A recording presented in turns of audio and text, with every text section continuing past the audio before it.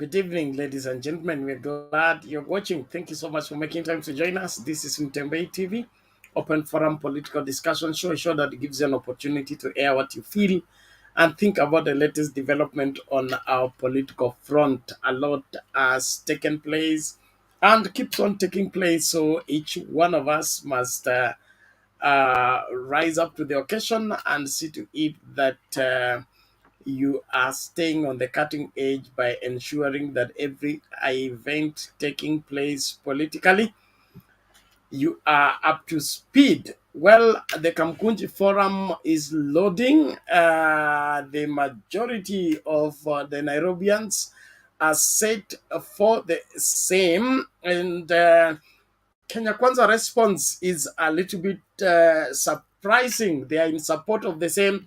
Kindiki is supporting promises to give full security to the entire forum. What do you take of the Kenya Kwanza response to the Kamkunji Forum led by Raila Odinga? Suspicious, or that is how things should be done? Karibu kila moja. And of course, Kenyans are experiencing the Hustler Fund. Some are happy, others are sad, others are indifferent. What is your experience with the Hustler Fund? One of my friends posted on Facebook, he said, I just received the Hustler Fund and Fuliza has taken it. What is your experience? You can please share with us and see how far you are going with this. We are glad you're out there. Please, let's keep it clean. Let's ensure that we do the right thing kwa kuhakikisha kwamba hakuna Mkenya anasalia nyuma kwa masuala yanayotendeka na hakuna Mkenya anahujumiwa na serikali yake. Lazima serikali hii wajibike katika kulinda kila Mkenya na kusiwe na yeyote atakayelia.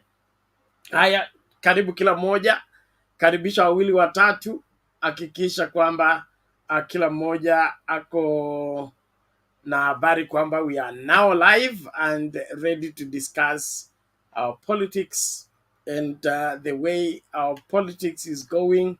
Is it helping or not helping? Thank you Mato Makandets, karibu sana kwa kuosha studio. Asante sana kwa kuhakikisha kwamba usafi unadumishwa. Asante sana kwa kujitolea kufanya kazi kama hiyo.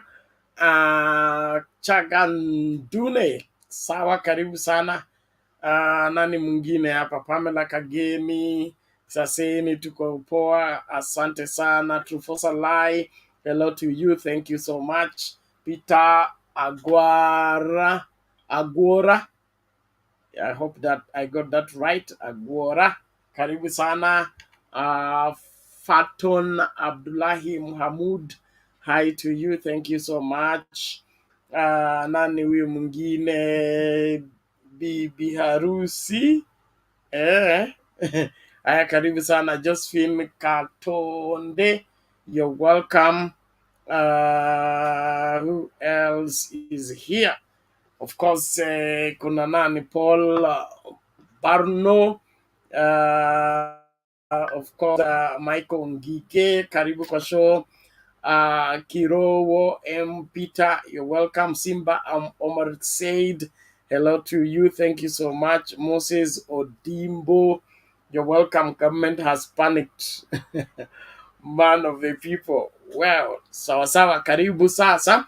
The link to use to get in the studio is now available in the comment section. Click on it.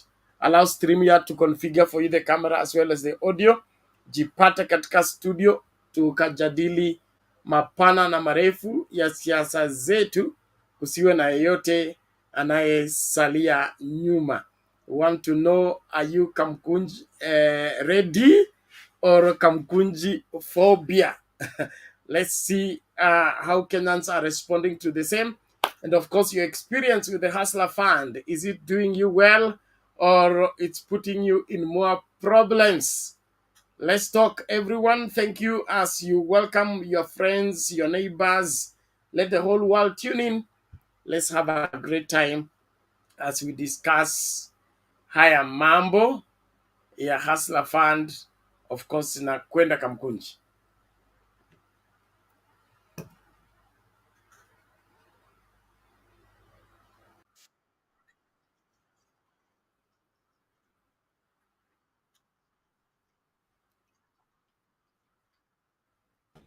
Mimi mwenyewe ni mkulima wa kuku huko nyumbani, huko Kitale, mahali mimi natoka. Na nimenunua kuku mmoja wa shilingi 700. Na hiyo kuku najua itaanza kutega mayai kwa muda mfupi ujao. Kama siku 3-4 kwa sababu nilinunua shilingi 700. So si kupewa 900, shilingi nadhani 35 ilikatwa kwa hiyo pesa. So nilipewa 865. So kwa muda wa siku 3-4 ndauliza mama huko nyumbani, mama mzazi, kwa sababu nimeweka kwake yako na zingine, aniambie kama imeanza kutaga, na piganga simu nikiuliza kama imeanza kutaga ama ndaambiwa. Kwa hivyo ina maana lishe yeye anatoa lishe nitanunua. Nimenunua na hiyo 200 kwa sababu layers mash ni shilingi 100 kama kilo 3-4. Inachukua kama muda gani? Itachukua kama muda wa siku 14. Itatega mayai moja ya kienyeji ni shilingi 20. So shilingi 20 kwa muda wa siku 14, kwa ikitega mayai 14 ni shilingi 280. So hiyo kuku ikiangua najua nitakuwa na vifaranga 10 kwa sababu watauza 4 kwa muda wa siku 21 zijazo. So mimi nitajikaza nijikakamue nione jinsi nitalipa nikingoja vifaranga vikue kubwa. Kwa hivyo una siku 14 kulipa ama imeshapungua? Niko na siku 14 kulipa, lakini mayai zote kuku haitalalia. Nadhani nitalipa na zile zingine ambayo ni kama mayai kama 4 ama 5. So zitalalia mayai 10. So mayai ile wengine 100 nitalipa. Si lazima ulipe yote kwa safari moja. Unaweza lipa kidogo kidogo. Lakini nitajikaza nitajikakamua hadi nilipe, kwa sababu najua nitakuwa na vifaranga 10 kwa muda wa miezi 21 zijazo, siku 21 zijazo. Na hizo kifaranga moja ya kienyeji ni shilingi 100. Kifaranga moja ni shilingi 100, vifaranga 10 ni shilingi 1000. Yani na bado nitakuwa na kuku yangu. Una uhakika utapata vifaranga hao 10 kamili na watakuwa wakubwa vizuri na watafugwa vizuri? Kabisa. Uendelee kuchukua Hustler Fund. Niendelee kuchukua Hustler Fund. Nikigrow limit yangu pia. Tabu, tumemsikiza hapo Kiro akizungumza kuhusiana na shilingi 900 ambazo amepata.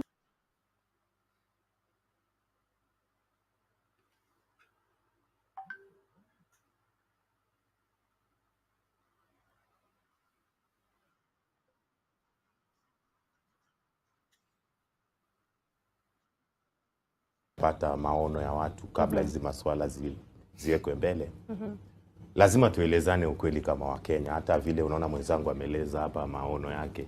Amepata 900, sijui amenunua kuku 700. Anatarajia kuku izae, kuku itazaa kwa wiki 2.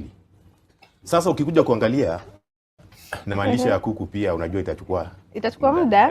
Sasa kuna vitu zingine tukiongea kwa vyombo za habari, sasa zingine tuangalie kulingana na ustadi ya kila kitu. Na ukiangalia hii kupeana watu pesa si mbaya. Kweli. Kitu ambacho tunaangalia kwamba ni kiwango. Na nani alitoa hii kiwango ya 500? Manake sisi vile tunajua ilikuwa ni Hustler Fund, ni ile fedha ambayo unapewa kulingana na ile mradi ambao uko nayo. Ndipo utimize mradi wako. Ikiwa kwamba mabwenyenye fulani wanaweza kaa mahali watupangie vile wanatupatia, ile ni tone ya mate katika bahari. Ndipo hata ukiangalia wengi wa watu wanasema kwamba hiyo fedha wanapata wananunua unga, wengine wanalipa na nauli. Lakini ukiangalia kwamba kama wangekuja wachukue maono kwa hakika kwa ule maskini, atakuelezea kwamba mahitaji yangu ni haya. Ukiangalia hata malipo ya chini ya serikali, mtendakazi wa serikali si 500. Hata malipo kwa siku ya serikali ya chini waga ni 280 na kitu kwa siku. Na hiyo ni malipo ya chini sana, zile malipo simple labor kama labda gardeners wale wa chini kabisa. Lakini ukiniambia umenipatia 500 ndugu yangu, si mbaya, umenipatia 500. Ni pesa, ni angalau twashukuru, maana hamna dhamana na sisi, ndio kwa maana mnatupatia kiwango hicho. Nyinyi je, watoto wenu mnawapatia kiwango gani ya kuweka airtime? Nyinyi je, mkikaa pale sitting allowance kwa bunge ama mkikaa pale sitting allowance kwa ofisi za serikali mnakulaga pesa ngapi? Kwa nini tusikue na usawa kwa inchi? Mimi hata kwanza mgao wa hii Hustler Fund, utajua county, kwa kila county waligawa pesa ngapi. Hawezi sema tu hii ni pesa hivyo watu wachukue. Hapana, tunataka sisi kama mpangilio wetu kama bunge wa Zalendo,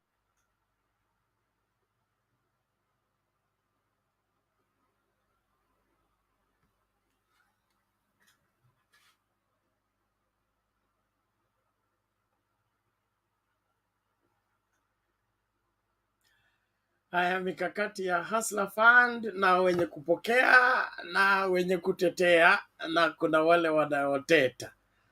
Sasa sijui uko vipi?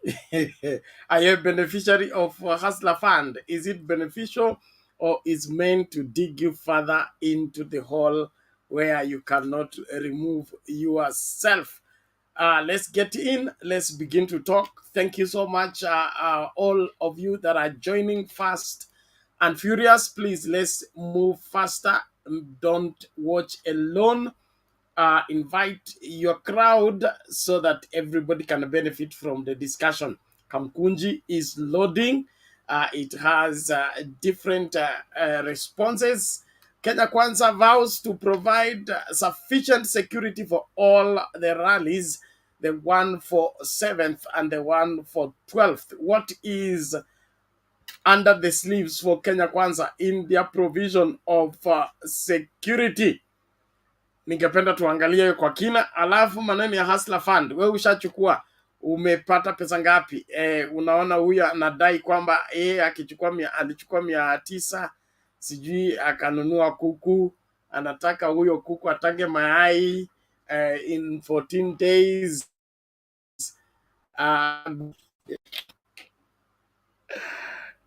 Watu wa Hustler Fund mtanitisha. Wacha nimlete bwana Mike anisaidie kwa hii maneno.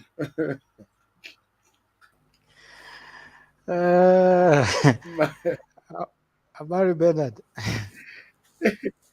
Niko salama, karibu. Vipi huko? I'm laughing. I'm really laughing at that young man trying to explain how he's going to use the Hustler Fund to generate wealth. From a very simplistic, of course, I know he's a UDA member, and he wanted to do everything possible to make it believable that the Hustler Fund is actually very, very useful. And his attempt to do that actually made him a laughing stock. I think everybody who watched that was left laughing. You need to do simple math unless he has never done business. There is a cost of doing business. When this guy went to the market to buy those layers or whatever they call them, there was transport.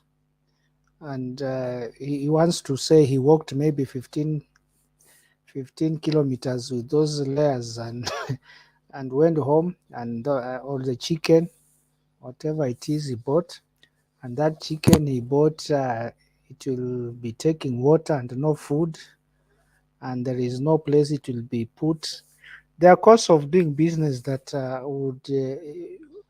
would make certain business viable. I know people who have started with chicken and have made it in life, but to use such an analogy or such an explanation is very simplistic. But on the fund, let me start with this fund. The fund was a promise by the UDA government, and the promise was made that it would be actualized within 6 months of the UDA government. And of course, the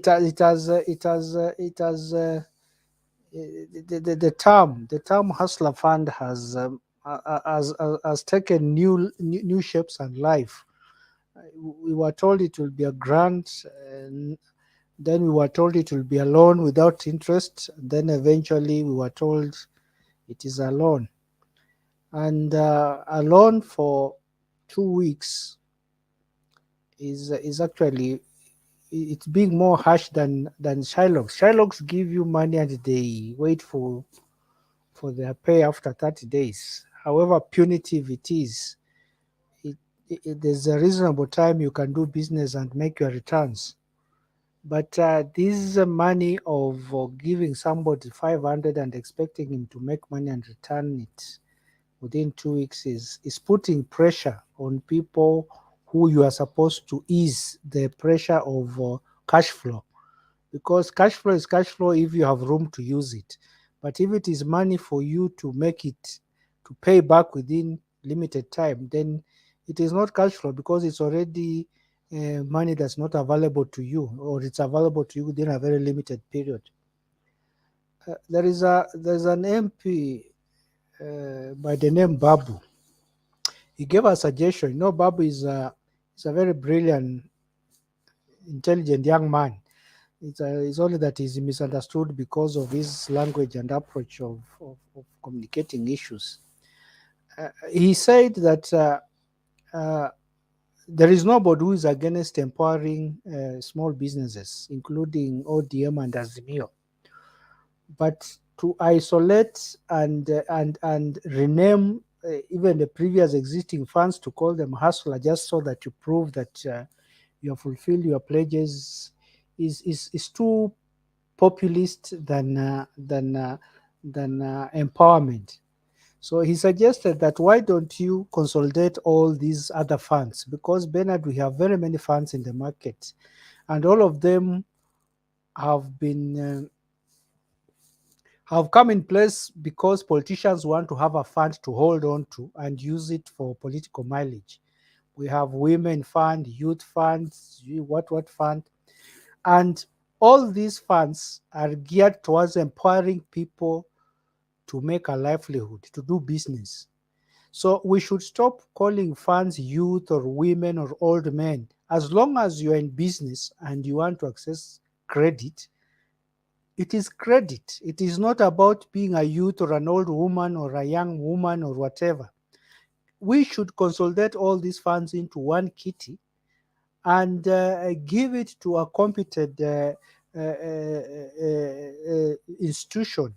I wouldn't mind even if it was a bank, and give them the terms or give them the guarantee, because you can put a government guarantee as collateral so that these people can use existing platform, even if it is the same Fuliza Safaricom, which already has a platform of 30 million people, as Ruto said, so that you don't create your own other platform just to score points, but use existing working platforms, but with a bigger budget to achieve what you want. Because hustlers or business people are not people who only sell roasted maize on the roadside, Bernard.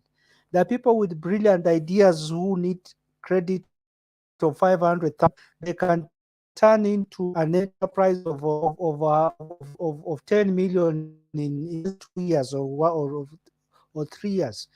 There are people who are very creative and want to start an industry to make things. 300, 500, 1,000, 2,000 cannot do that. But create a fund that really creates, one, wealth, and two, employment. Because if somebody can create an enterprise that can employ 5 people, these other 5 people will be employees. They will not everybody is a business person who has a business idea to do business. There's the assumption that all Kenyans, the 30 million elders, are business people, is also very simplistic. Not everybody has a business acumen or business mind. So some people will still be employees, even if you give them 10 million, Bernard. There are people, if you give them 10 million, there is nothing they can do with that money to create wealth or to create business. There are people you can give 1 million and they can turn around an economy because of their business ingenuity. So the simplistic approach of Kenya Kwanza to score political mileage by rushing a fund to the exclusion and isolation of all other existing frameworks and platforms is more political than economic, and that's where they fail. But having a fund to empower people is not a bad idea, and we should not call it hustler. We should just have a credit fund that every decent Kenya who wants to access credit can accredit can access it, because the idea the government had was cost of accessing credit, not necessarily the name or the age group or anything specific. But now when you craft a name that almost wants to identify with a political party and a certain segment of the population, you even psychologically chase away people who would have merited for that credit, but they feel they are not part of what you are calling them. So the Hustler Fund for me is an idea which was rushed purely to score political points, because 100 days are due. And as you'll read the speech and you'll see a very, very rosy picture. You'll be told 5 million Kenyans have applied, and 2 billion shillings has already been dispersed on the first day, and lives are being turned around. People are buying are buying a keg with that money. 50% of those people will not use that money for any profitable or useful work, because of the manner in which it was rushed. So I would want to leave the issue of the fund and move to the Kamukunji.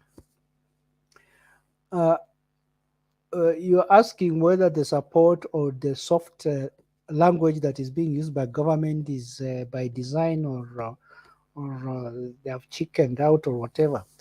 Bernard, the statement Raila gave Ruto was very, very strong worded. He told the president that I brought down a dictator during a one-party rule when other people could not raise their voices, and there is nothing or nobody I fear. So Raila has set the tone very clear for the president that he's out to go all the way, and there is nothing that is going to stop him from engaging with the public. So Ruto knows Raila, and he knows what he's able to do. And to avoid embarrassment and humiliation, he has to appear to be supportive of the freedom of association and movement, and to also appear democratic, because he has been telling us he will respect the rule of law and the constitution. So and on the flip side, on the other side, Bernard, you can see there is a rush to introduce the office of the leader of opposition, so that the engagement can be outside, or away from the street, and redirected to parliament, so that we can have what they call a civil engagement. But it doesn't matter which approach the government uses to tame Raila. Engagements that will not result to any fruitful results, that is, Kenyans always have that option to take back power in their hands, because power belongs, this constitution says all power belongs to the people, the executive, the judiciary, and the legislature. It is just given to delegated to those arms for purpose of proper functioning of any government. But ultimately, when these other institutions are not able to work, whether Raila is the leader of opposition in parliament or in whatever office is given, it will not stop him from going back to engage with the public in the manner he knows best. So the Kamukunji Forum is one that will give us a postmortem of what this government promised and what it has delivered, and all the other lies it has been telling Kenyans. Raila is able to see things from a bird's view eye. He has a bird's view eye of what is happening, and he'll be telling Kenyans exactly what he has seen, because he's been here long. He knows how government is run, and he knows what is deliverable and what has not been delivered. And Kenyans are being prepared to start judging the government as early as possible. We don't want to wait for 5 years for us to start saying you should have done this. We want to ask them to do what they promised to do as early as now. So without boring you, Bernard, let me leave it at that, so that I allow other people to contribute. Sawa sana, asante for the mic for that good start. We are looking at Kamukunji Forum led by Raila Odinga, and now the suspicious Kenya Kwanza support of the same, vowing to provide full security for the same. Is this how it's going to be? And why do you think Kenya Kwanza is playing nice guy on a matter that they are sure that the public is going to support? They are being ousted out of office, if we will not put it not in a polite language. All the same, I want to appreciate all of you on the comment section, especially. Asante sana. Kuna Flora anauliza, what does hustler mean? And does it suit the name when it's given to the money that is to be borrowed by the so-called hustlers? And if we use the dictionary, meaning of hustler means swindler, crook. So are we going to take crew money to run away with it, or what is it going to be? Well, let's look at it keenly and be able to analyze matters accurately. Alafu kuna wale ambao wanasema ni maskini ambao wataenda Kamukunji. Kamukunji ni wito ambao umepeanwa kwa kila Mkenya anayependa Kenya na hapendi Kenya ikiongozwa vibaya. So if you are part of that, you are part of the Kamukunji. It's not for poor Kenyans. It's not for those who have nothing else to do. If you think like that, you are sick. You need to be taken to Madare for quick attention. Well, let's move on as we continue with the conversation. Leo, namna gani? Salama. Or maybe just a quick one. If I have a comment on the Hustler Fund, I believe this Hustler Fund is a good idea, but a wrong time. It is an idea that the Kenya Kwanza would have used during the campaign to ensure that every hustler receive their a part of the bribe for elections. They would have initiated it long time ago, instead of maybe concentrating the 500 and 300 in one area during the campaigns. To save them time, they would have initiated this star 254 to ensure that at the comfort of your home, you get your 500 shillings before elections, or as your part of your bribe. Because if you look at this money, today I was surprised to see a former UDA aspirant saying the way he managed to borrow 900 shillings and bought a chicken or a hen that is going to lay in the next, 3 to 4 days, and he is supposed to pay this money after 2 weeks.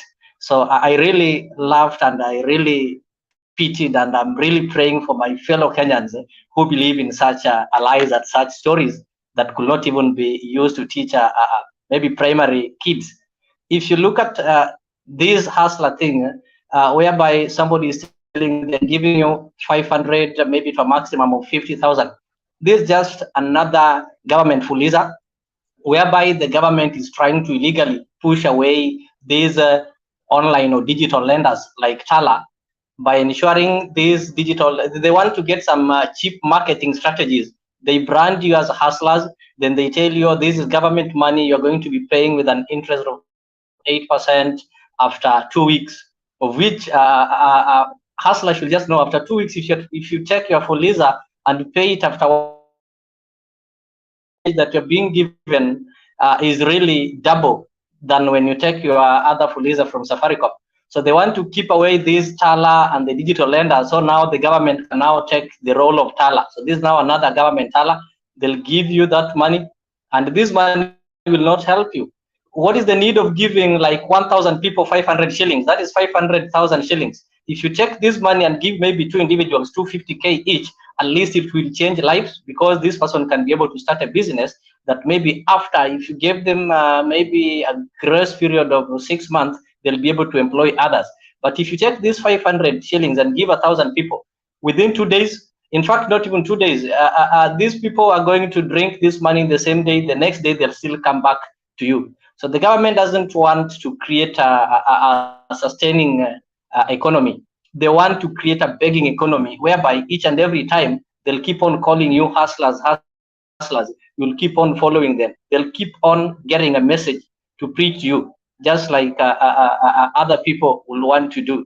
So we had the things like Uwezo Fund, we had the Youth Fund, we had the Women Fund, whereby citizens were not paying any interest. But still, I don't know, it is because of the way it was managed. It is not changed lives of many as such. So I'm really not aware of any miracle, though we are in a government nation, a country that is having a government that is appointed by God. Maybe God is going to do some miracles to see these 500 shillings multiplying the way Jesus multiplied the 5 loaves and the fish, and changing the lives of these hustlers. To wind up with the issue of tomorrow's Kamukunji, I think Kamukunji is long overdue. Remember, Raila is leading 6.9 million votes versus Ruto, who is leading 7.1 million votes. Ruto is maybe having these government offices and departments whereby he can be able to reach out to his 7.1 million voters and address their issues, and also listen to them through the PS and the cabinet secretaries have appointed. But Raila doesn't have that platform. So the only platform he has is to reach his people directly, engage them, and get their views. So I've not heard him talk of a mandamano the way the government is trying to portray it, and even the way the media is going to trying to portray it. And they try to divert attention from the noble meeting that has been called, so that people can think it is a mandamano. And I would encourage anybody who buys the idea of Raila and thinks that is the right time that the country needs to talk before things go astray, that they attend the meeting. It will be a peaceful meeting. People are going to listen, they're going to engage, they're going to see where the country should be directed. And maybe the government is just panicking, because I know very well Raila is normally a man of the people when it comes to gatherings. In fact, he's the one who is pro-hustlers, because he listens to them directly and they listen to him directly. And the only difference between the 7.1 million of Raila and the 6.9 million, 7.9 million of Ruto and 6.9 is that these 6.9 are loyal followers who are able to do anything to protect themselves and protect their leader, unlike the 7.1 million. So I'm just praying for my country that at least may the God who gave this country the leadership intervene, so that these people can be able to know that this hustler fund is not going to change any life. I'm sure those people who took it, apart from the stories that you're going to get, I heard yesterday there's somebody who already took the money and gave a grade 6 daughter, who will now, instead of joining the junior secondary in the primary school, is started doing some egg businesses. So I don't know how such stories are. Maybe those are the kind of the people they are trying to show us how this thing is not serious, because it is now meant for CBC practicals. Maybe that is the only way it can work. For the CBC practical business, it will work. But when it comes to real life, there's nothing that is going to change. Thank you. Okay. Okay, thank you, Leo, for that. We appreciate it. And there is a protest against the 7.1. The 7.1 are non-existent. Okay, it could be 3.2. After they fed on GMO, they expanded to 7.1. And that is part of the discussions we're going to have in Kamukunji to get the really results from the last elections. And also, somebody gave me another angle of the Hustler Fund. It said, don't you think the Hustler Fund is an avenue by Kenya Kwanza to collect data from Kenyans? Vile mlikataa huduma namba. Mkuje na Hustler Fund, tuchukue majina yenu kamili, nyumba zenu, ndio tukuje kukusanya ushuru nyumba kwa nyumba. Sasa sijui kama ni ukweli, but probably that could be the case. Because why should we have a fund and then the fund is supposed to boost businesses, and then now it has become a growth fund where you need to grow into how much you can borrow, and then in your borrowing there is a limit to how much you can borrow. I believe getting a loan is supposed to be a decision based on how your business is doing and what your business need, so that you will be able to make your business stay afloat by boosting it using a loan. So if all you have to get is 500, then 500 become 1,000, then 1,000 become 1,500. How many years will it take you before you get to 50,000? Hustler Fund to me is a joke, and I think it's not geared towards helping people multiply their capacity to generate funds, but it's just a cosmetic garnishing program to sweet talk Kenyans, for them to see that at least Kenya Kwanza have done one thing among the many they promised that they did not deliver. All the same, tuendelee kuongea kwa kina. Kila Mkenya una haki ya kusema ukweli unaouona, na lazima tuthibitishe tunayasema kulingana na sheria zilizoko na watu wengine. Lakini hii maneno ya Hustler Fund kwangu mimi haileti shangwe kabisa, kwa sababu kama ni hela ni ya wafanyabiashara, wangesajili biashara alafu pesa zitolewe kwa mfanyabiashara kulingana na mahitaji ya mfanyabiashara. Kama fund inafunguliwa kwa kila Mkenya yeyote anahitaji pesa, alafu akue katika hiyo hali ya kuchukua 500 leo, lipe after 14 days, akue considered aongezewe 200. Those things kinatala walifanya. They are now ahead. Kina, what are they called? Oka, is it Oka? Yes. Oka walishafanya hizo vitu zote. Why are you taking us back when people have moved on in terms of how they secure their loans in their businesses? Why are you bringing competition on an already established system of issuing out loans? The government is only supposed to go to parliament and streamline policies that will protect the consumers from the credit that they are receiving from business people, not for them to get into business and begin to issue unnecessary competition whereby they say their loan is 8 months, 8% in a year, and they don't split it in 14 days. So if it is 8% in a year, okay, what is the percentage in 14 days? If we really want to do business with this government properly, let's split the 8% into 14 days, so that now whatever you pay in 14 days is not 8%, but it is what? The percentage of 8% as divided in 12 months. Will they be able to sustain that? Naona kuna game fulani inachezwa, lakini tutasonga tu, tukutane Kamukunji. Christopher, vipi lakini?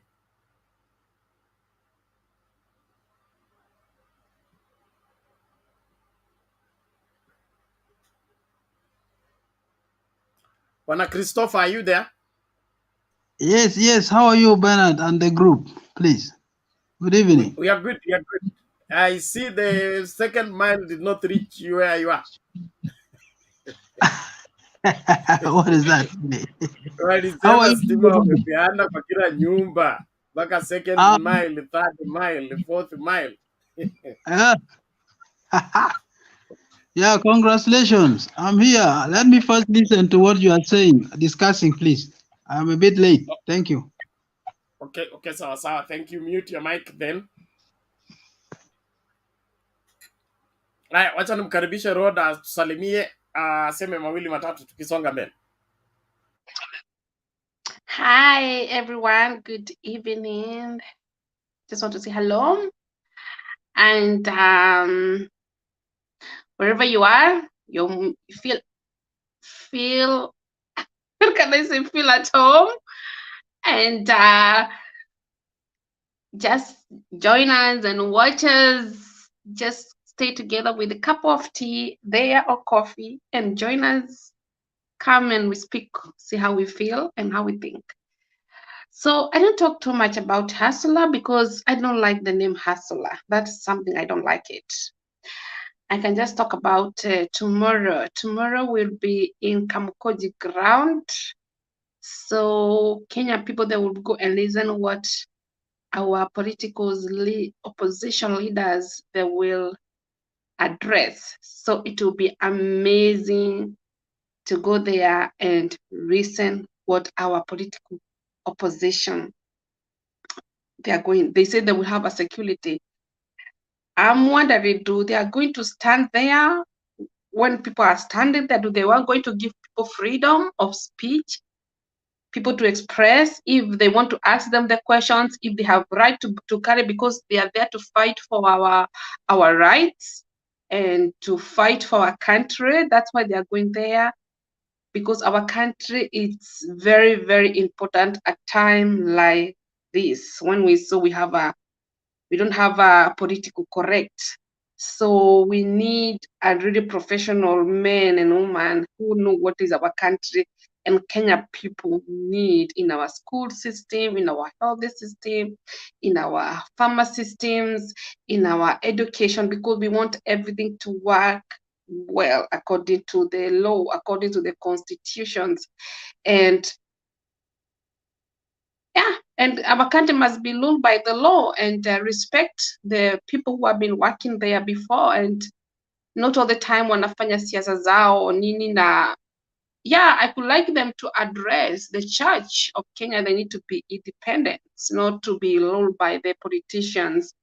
You know, because Kenya is a democracy country, and I believe it's ruled by the law. Everything is a law. When you come for the president, you respect the law of the church.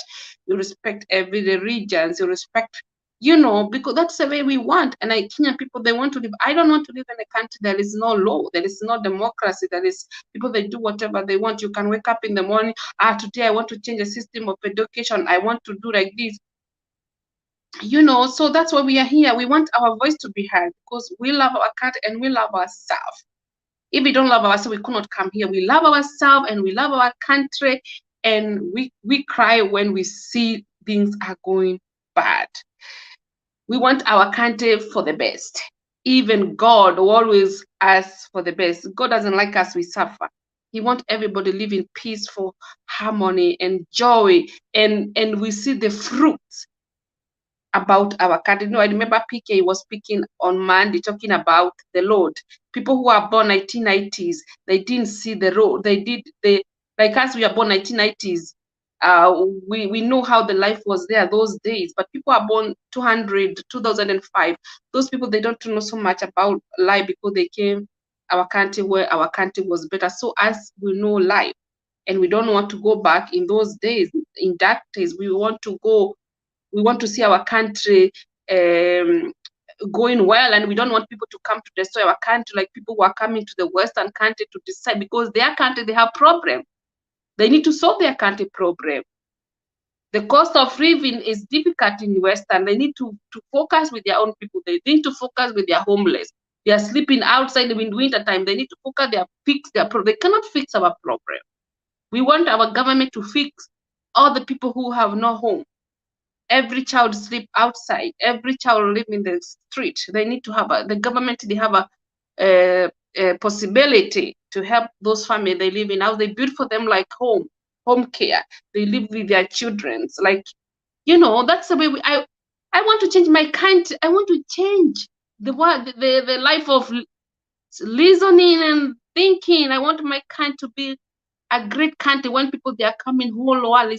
wow, everybody in Kenya getting money, social welfare, every families, every children. Yes, I believe everything is impossible if we focus and we speak it here and we tell our politicians they do wrong, we tell them. They told us if they do wrong, we criticize. If they do wrong, we tell them.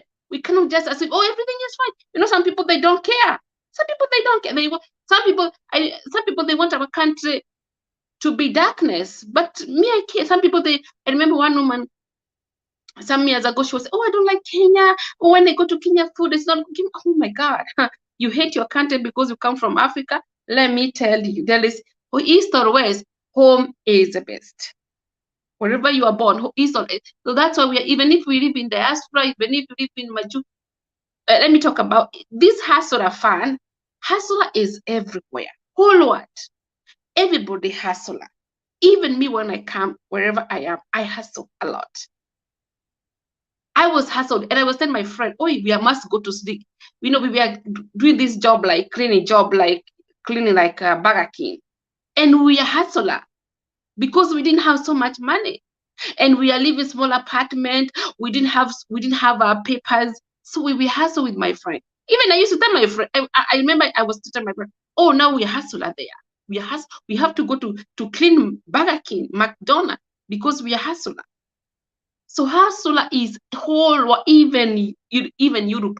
People, they hustle. There's some people in European countries, they don't have job. They hustler there and there. They are looking job. They are taking the papers to go to the company where they employ people. Every day they stand there. They are looking for the job.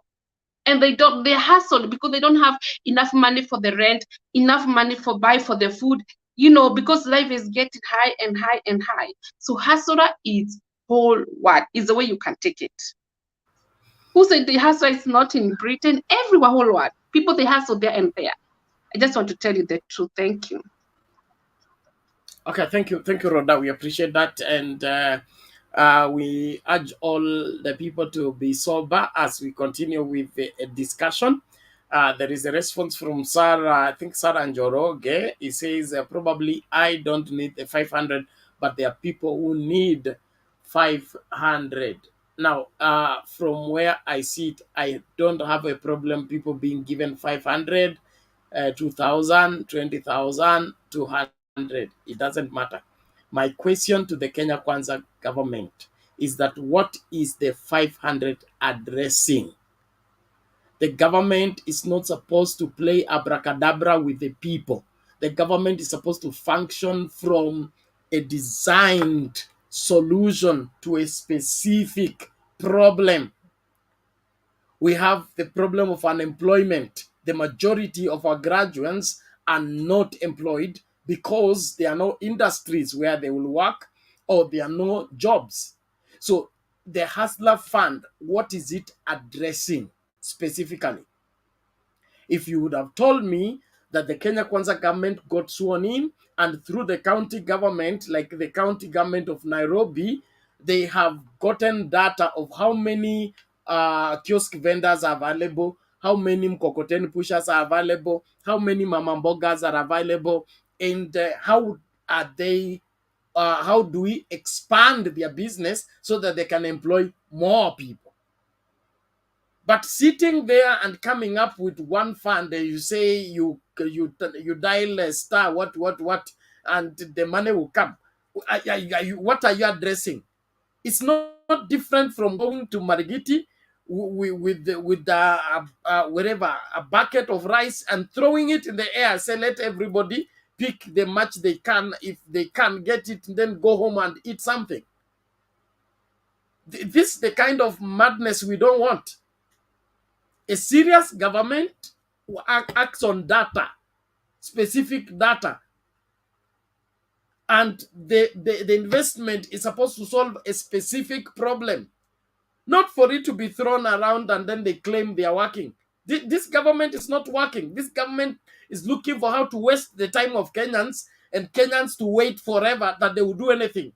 If you let Kenya Kwanza operate the way they're operating, they will not do anything. And in 5 years, they will be telling us, Makesi, yule mtu wa maandamano yule mtu wa Kamukunji ndo amefanya, hatujafanya chochote. They are lazy, they have no agenda for this country. Let it be bare. Because what is Hustler Fund? William Ruto and team should have gone to parliament, streamlined the credit business. They complained that they are asking for too much in terms of payment. That is what the government does. Go and streamline, come up with policies and say, if you are lending money through the app or online, it must not go beyond this. And on that money, you will pay tax of this much. And then every person borrowing the money is supposed to be placed under this and that, so that they become productive and are able to solve problems.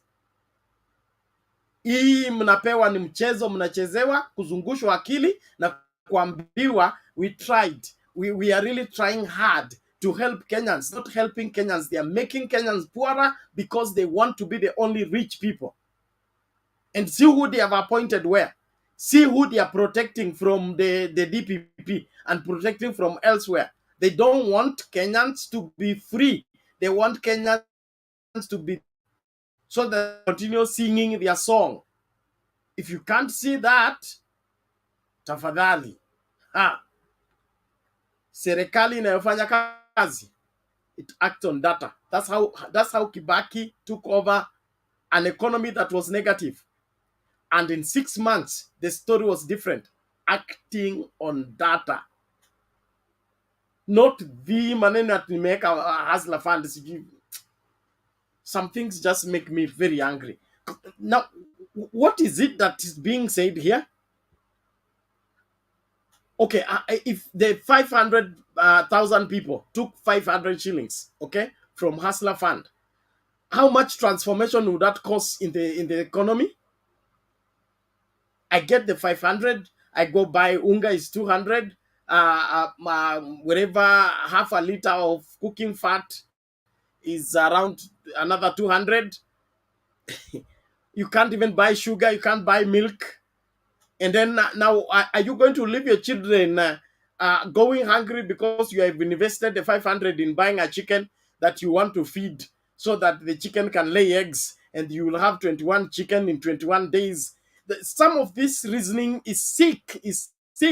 God, chicken can contract sickness and all of them die. In the guarantee that 21 days you will have 21 chicks. Watu wengine, I support Kivitu. Kivitu alisema kuna watu karibu na rais, Mungu angewaumba. There are some people who would not have hit this earth because the way they are playing with masses is sickening. Unachezea tu watu akili hivi kana kwamba ni watoto. Hata watoto wachezewi hivyo. I'll be sharing the link shortly. Mama Mary, karibu. There is a video I'm working on. When it's ready, we'll play it.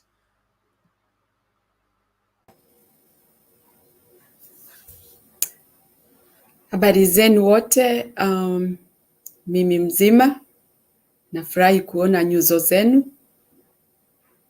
Najua furaha sio kila siku, lakini kwa sisi ni kila siku hatuna furaha, sababu kunatokea jambo ambalo ni la huzuni.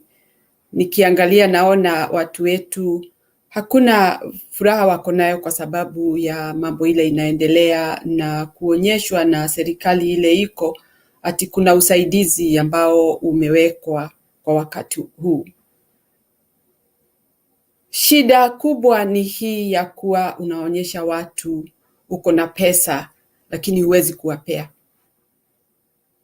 Unanibenyulia kiasi fulani cha kunisumbua ati ndio niwe na siku 2-3 ninakufikiri, alafu siku 100 ninalia.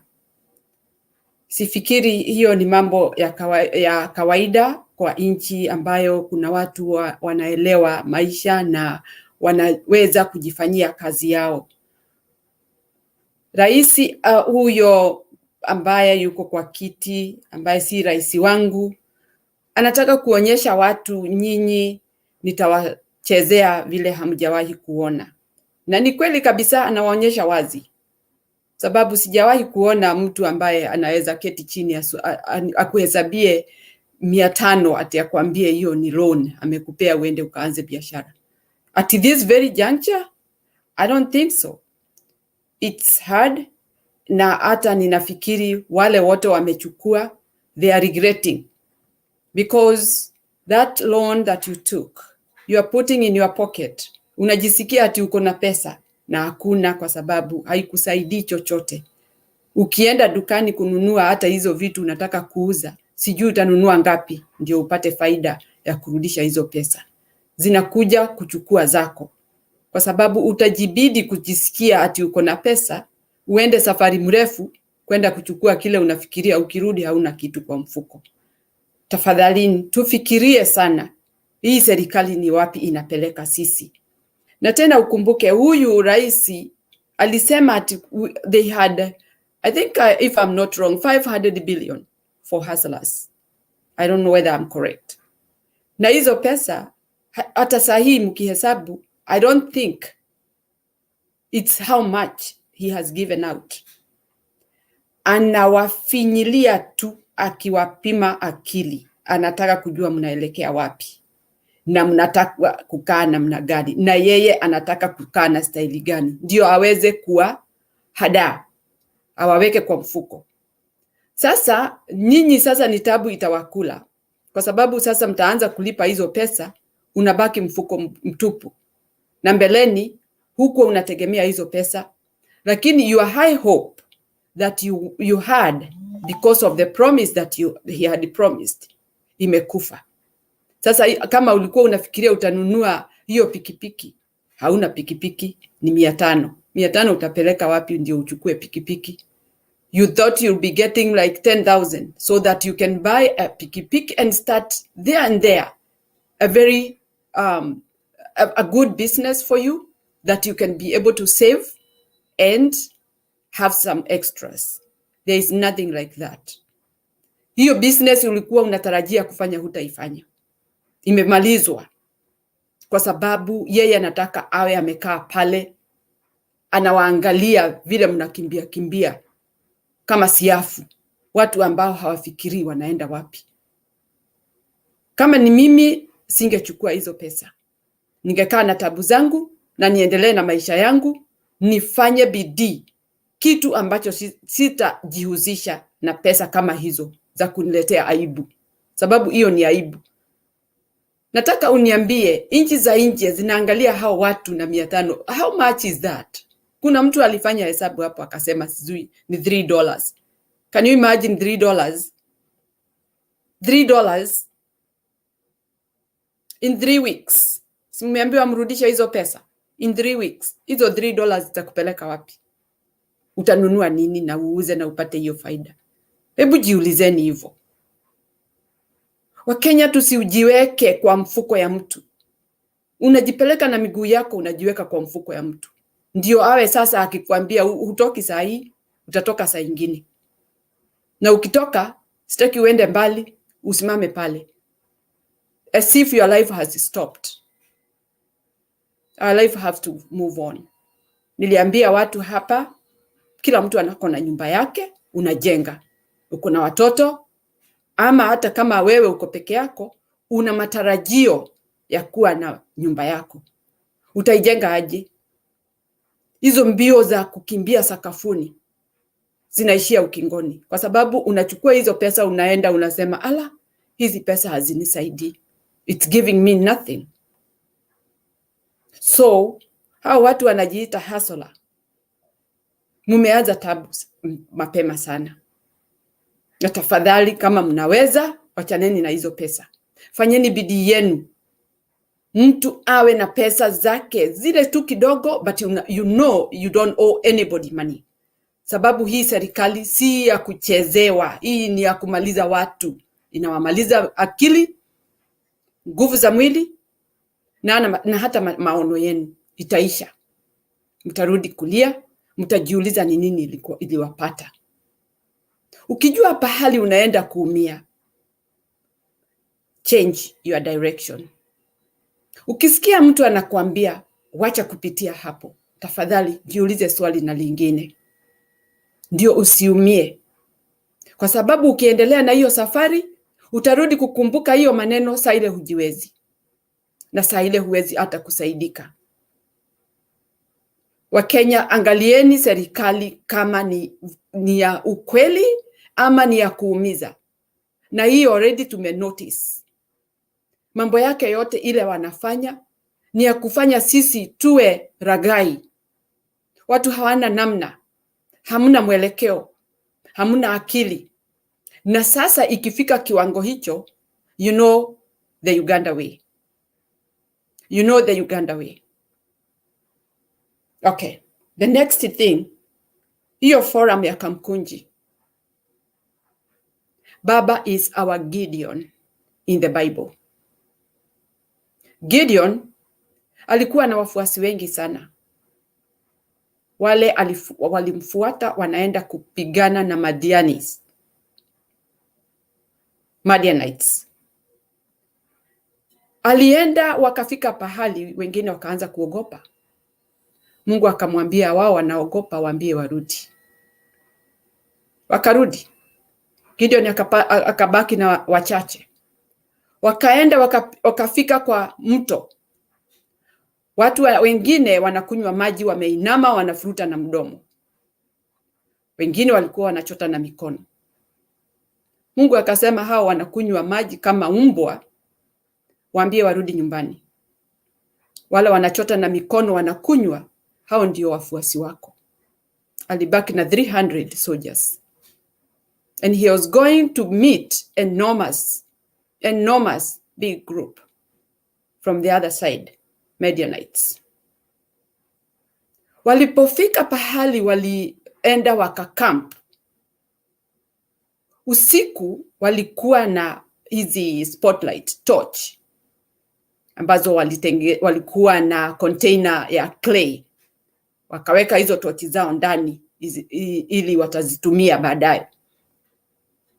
Walikuwa na trumpet ambayo walikuwa na amri watapewa na Gideon. Usiku Gideon akaamka na askari wake 300, just 300 men.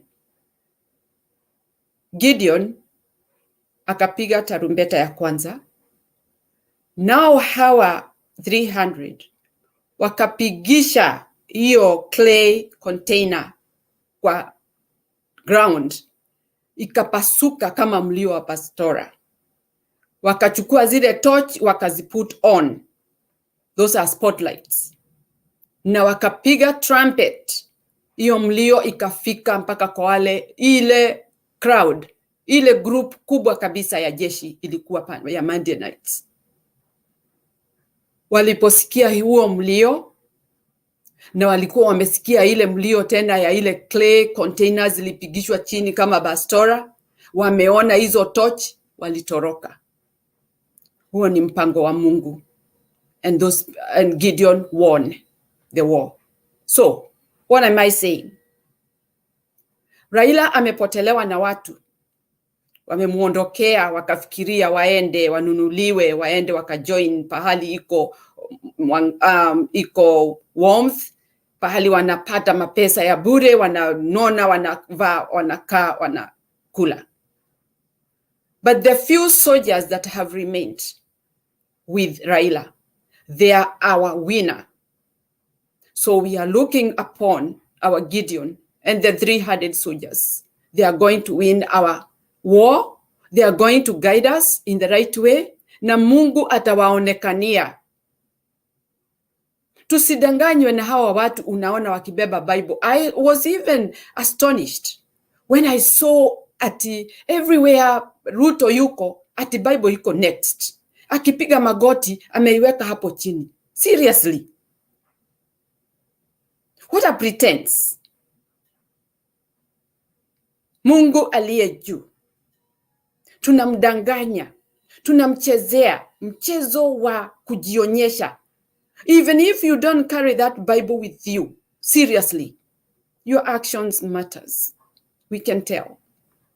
And we can understand you.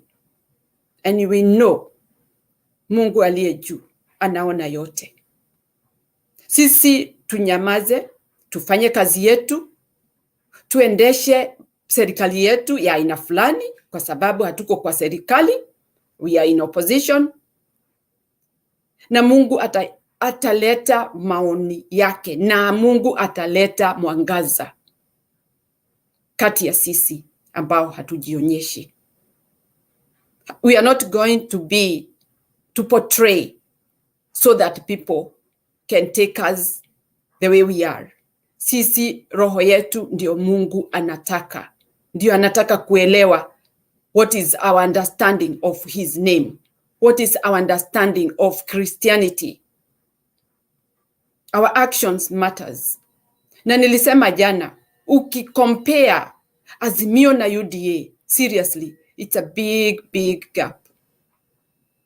Azimio, they have integrity, they have decency, they have words of that matters, they have all what matters for a human being. They don't bribe, they don't steal, except some. They don't want anything for free. They want people to live in peace, and they want people to have their country comfortably, whereby they can enjoy with their family, whereby a father or a mother goes home smiling and meeting her children or his children well kept. Kwa sababu kuna freedom, kuna peace, kuna mambo ambayo unafanya ni ya heshima. Ukitoka kazini unasikia umeheshimiwa. Na kwa hivyo Raila kazi yake tunaiona na tunaielewa. Tunamheshimu kwa hiyo miaka yote amefanya. Angekuwa amefanya makosa tukaona, hajawahi kufanya makosa. The only thing he is doing, he is fighting for that innocent person who don't want free things, from handouts from the government. They want to have their country comfortable so that they can take care of themselves. For now, I ear back. I'll be listening. Thank you, Bernard. Bernard.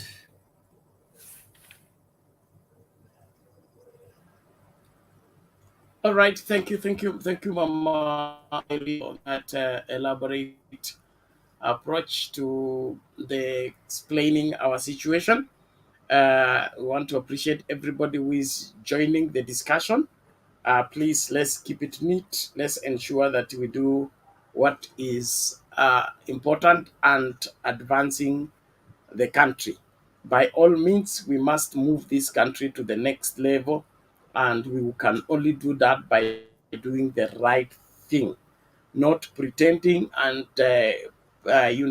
hypocritically displaying our appearance as if we care when we don't, as if we hold the country dear when we don't. There has to be a turn around in the sense of responsibility on the leaders, especially those elected leaders. Don't get into office just to consume what the office provides. What are you doing in safeguarding the lives of innocent Kenyans and ensuring that we will not have Kenyans going to bed without food? We will not have a country that is made of beggars, education system that doesn't add value anywhere. Now, all those supposed to be a concern for each and every person, especially the elected leaders. And those of you who feel that you won the elections and you have 5 years guarantee of earning your salary, you will be worried about the elections again after 4 years. We may just have a snap election any moment from now, so beware. And when that takes place, tutakuuliza ulifanya nini? Ulipoingia bunge mwezi wa kwanza ulifanya nini? Mwezi wa pili ulifanya nini? Mwezi wa tatu ulifanya nini? Sababu ya sisi kuchagua tena ni nini? So those of you are being bought over so that you join Kenya Kwanza and then be in the so-called government, and then when you're in government, your side of the bread is better buttered, the rest can suffer while you are enjoying.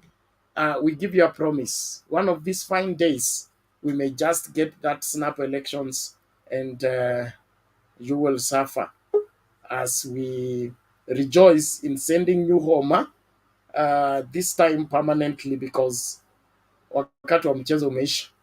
Wakati wa mchezo umeisha, lazima tujue mbivu na mbichi na nani anasimamia wapi kwa nini. Kwa hivyo tuendelee na mjadala wetu. Karibu kila mmoja. I have sent the link once again. Send the link.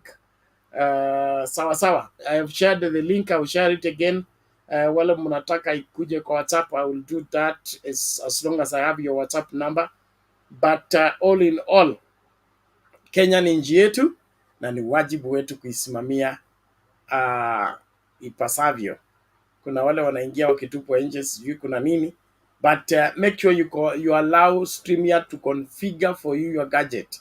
Don't deny it the right to control your phone or control your gadget. The moment you deny it one place, you will be unable to communicate even if we add you to the studio. Leo ulikuwa unasemaje? Oh, I just wanted to acknowledge and appreciate Mama Mary Wainaina. You know, it has been long since I listened to some preachings or some sound words of religion. It has always been my nature to pray before I sleep, but I can say, as people normally say when they attend the church services, that her words have really blessed me, and they've really made me to think and have that empathetic feeling about my country. How I wish she was the one preaching on these Sunday political meetings, or she had a church. I would really attend.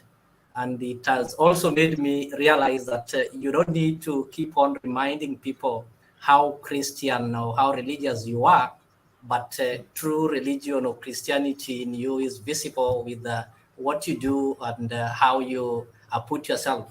So she really talked as a parent, and she made me really think, and she made me realize that really there are people that we need to give platform in this country so that they can explain where we came from and where we are going to. Maybe somebody might see the 500 shillings that are being given today and think of that short-term enjoyment that I've received, some 500 ya serikali nimekula, forgetting that these 500 shillings, number one, is going to interfere with your credit rating. Maybe in future you might not be able to borrow in some organized banks like Equity and those other banks, simply because of the 500 shillings that the government is trapping you. You know, most people who are taking that money, they didn't have in their plan to borrow. They didn't plan maybe that I want to start a business with the 500 or 700, but the kind of the advert that the government is giving it, and the kind of some awareness that the government keeps on selling some perception about it, drives most youths or most people into borrowing this money simply because the government has said this money is important, go and take it, it will help you. You will only come to realize that after the 14 days. And to be factual, in Kenya, we don't borrow money to save. Nobody borrows money to save. For you to borrow money, it means you don't have it. People save what they have in excess. But if I don't have anything in excess, I don't think I can go and borrow money to save. When you borrow money, it simply means you didn't have that money, and there's a pressing issue that you need to sort with that money.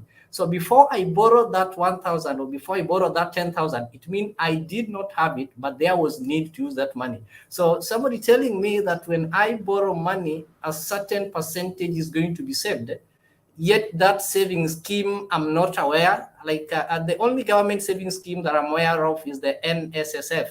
And in NSSF, you need to get registered. Your documents and your biometrics must be placed there. In case anything happens, for example, if you've saved something, there is a clear way in which your next of kin or somebody will be able to get what you saved. But in this case, you're just told that a certain amount has been deducted, and it has been saved. You are not aware of the account where it has been saved. You cannot be able to explain it. If something happens, maybe you die and you borrowed like 200,000 and they saved you 50,000. So how is your family or your next of kin going to access this money? How will they determine that this person is the person who is supposed to maybe get that benefit from that savings? So this kind of saving, I think there is another account, somebody's account who is benefiting, whereby somebody wants to benefit from the public coffer. I put aside some 50 billion. I convince some disparate Kenyans, not disparate, but people who are poor and are really in need of this money. After convincing them, they come and pick this money, and in every 1,000 that is borrowed, 100 is mine. So at the end of the day, somebody is benefiting somewhere. So Kenyans are not seeing, apart from paying this money with the interest that you're going to give, there's also part of it that has been kept somewhere. So the interest that is earned, we don't know how it is going to be managed. So this hustler thing is all about keeping us in one corner, whereby somebody can just be checking on you. Just like you can have your flies and you lock them inside a bottle, so you can control their movement. You can be able to open. You say, today I want you to breathe. Today I don't want you to breathe. I want you to grow weak, so that when I just put a small hole, you'll feel as if I've done a lot in your life. So Kenyans, and specifically youths who are majority, what I would encourage my fellow youth is that we need to see this world in a different angle. We need to believe in ourselves, and it is the right time that we need to tell this government that they should not use us as tools of trade. Because even if you look at the promises okay, Neo, thank you. I like your line of thoughts, but you're out of the standing orders. You only had a minute to say something. Now you are taking other people's time. You will get another opportunity to continue with your submission. But I just wanted to respond to your claim of borrowing to save. When you borrow money, you get in debt. You're owing. So even if you save, you are still owing. You borrowed 1,000, which you did not have, so you have a debt of 1,000. Then they tell you that 50 bob of the 1,000 has been saved. For where? You're still owing the 1,000. So your 1,000 shillings poorer. You are richer before you borrowed. Okay. Now after you borrow, you are a liability. Okay, you have incurred a liability which you will need to pay. So there is no saving from borrowing. Saving is done from earning. And the responsible government should make Kenyans earn money, not borrow money. That is why I'm angry with the fallacy of Kenya Kwanza. Wanachezea akili ya Wakenya. You don't borrow money and save. You earn money. Government should make Kenyans able to earn by providing job opportunities, building industries, attracting investors to come and run whatever factories within the country, so that Kenyans can be employed and earn their decent salary. From their salary they save. Which one is this that you borrow to save? Hata kama jaenda shule, we may not be doctors, but we don't reason like that. If a doctor reasons the way they are reasoning, mimi naona hii nchi tumefika mahali ambapo na nini alisema, alikuwa anaitwa Timothy. Timothy was one of our people here. He said, hii nchi tuuze tu, tugawane pesa tuende, kila mtu ajipange, kwa sababu ujinga kama utaendelea magalini. A whole government is doing a state function to preside over borrowing money in the name of borrow money to save. Where do people borrow money to save? In which world? Kibaki said we want a working nation. Now Kenya Kwanza has brought you a borrowing nation. We borrow to eat, we borrow to save, we borrow to grow, we borrow to live. Mungu saidia Kenya. Naomba tusonge mbele. Let's just get this video and then we can bring in Mr. Guru to speak. Tunakutana Kamukunji kesho. Hii mambo mchezo kesho tena ni leo already. It's already past midnight in Nairobi. Oh God. Let's listen to this shortly.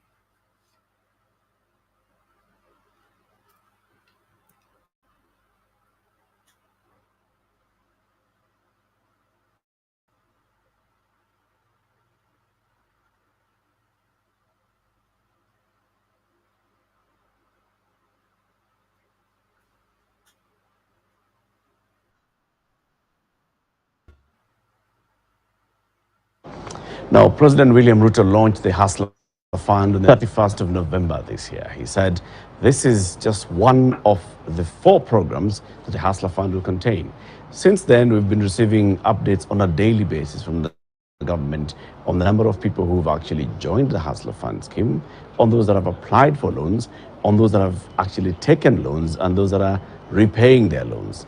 And as the numbers are showing, we have billions of shillings already disbursed under the Hustler Fund scheme. We also have hundreds of millions of shillings already saved in the scheme.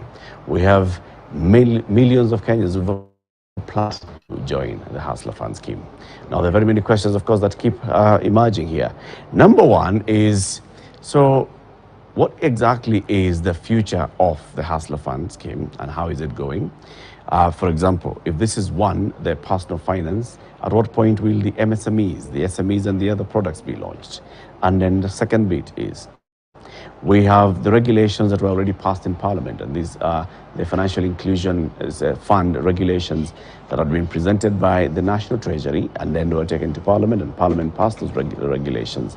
Those regulations set up the fund, and they said that the fund shall be managed by a board, a chairman to be appointed by the president. Some of the members include appointees of the CS in charge of cooperatives and MSMEs, and also others from the public.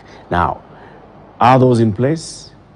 Well, clearly not. We haven't seen the gazettement of the members of this Hustler Fund board. Number two, where is the money that is being borrowed currently coming from?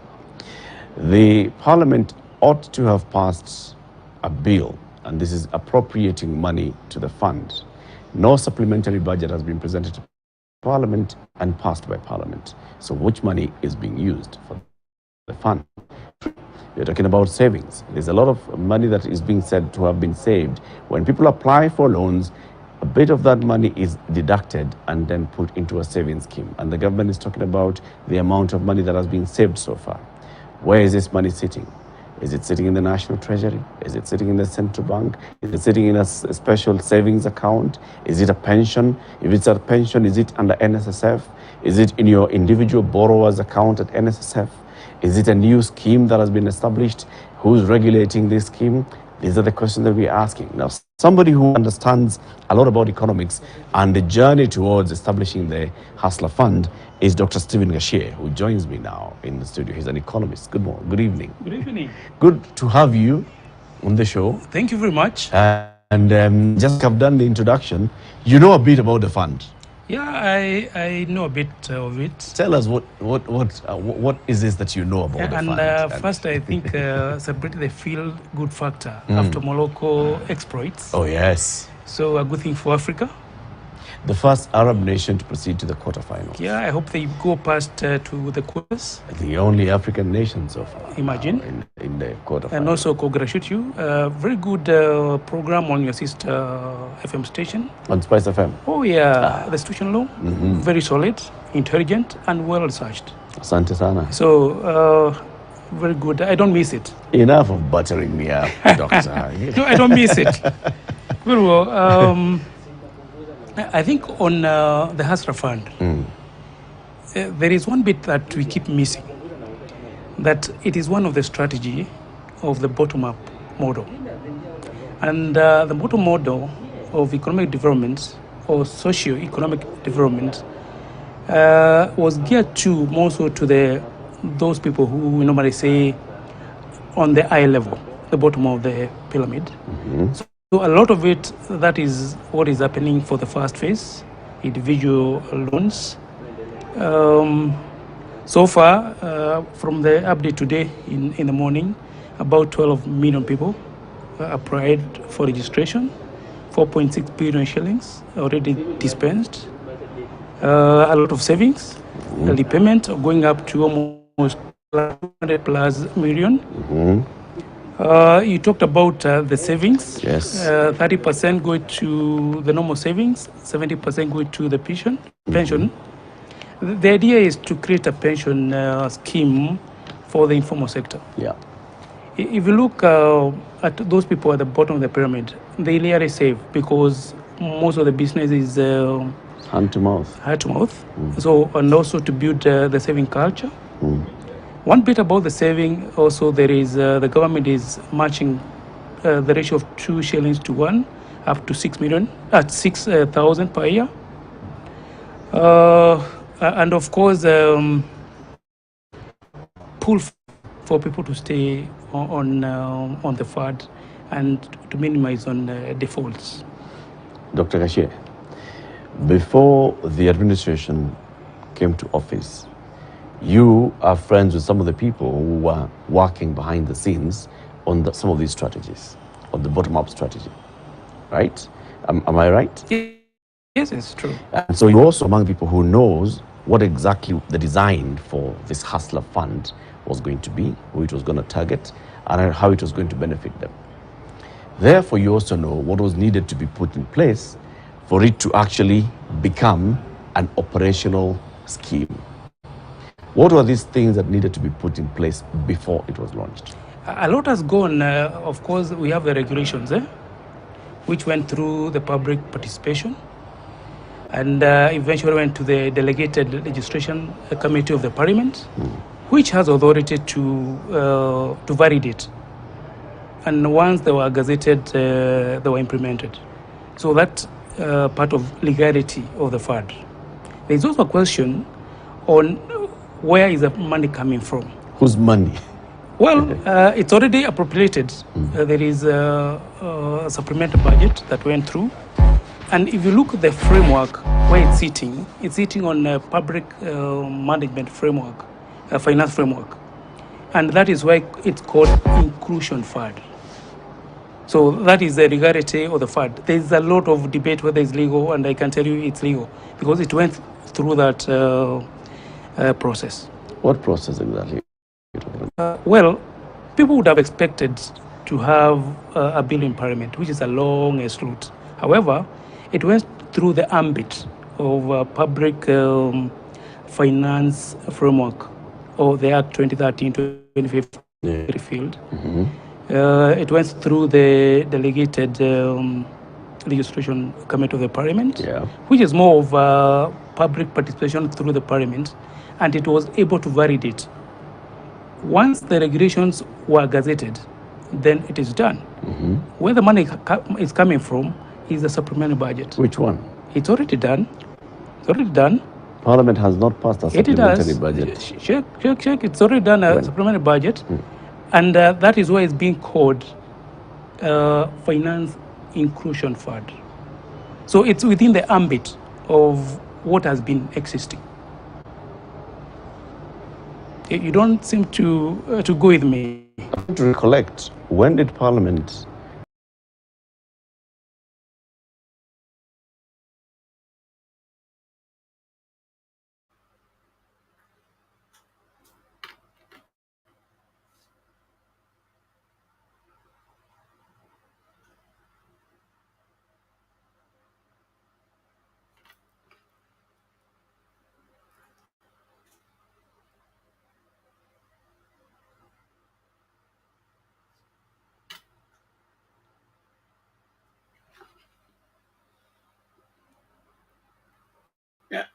Ladies and gentlemen, that happens to be the expert of bottom up and the Hustler Fund.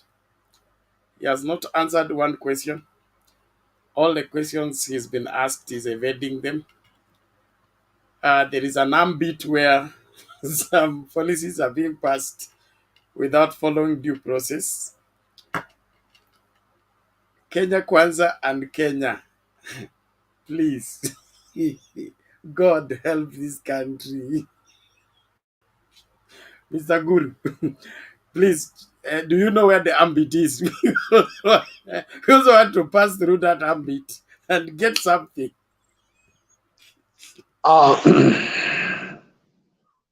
Habari yenu.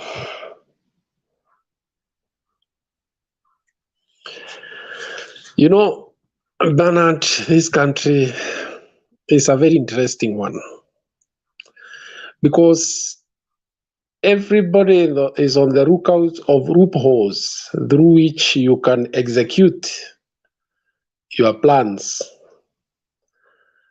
So I'm surprised that there is an armpit.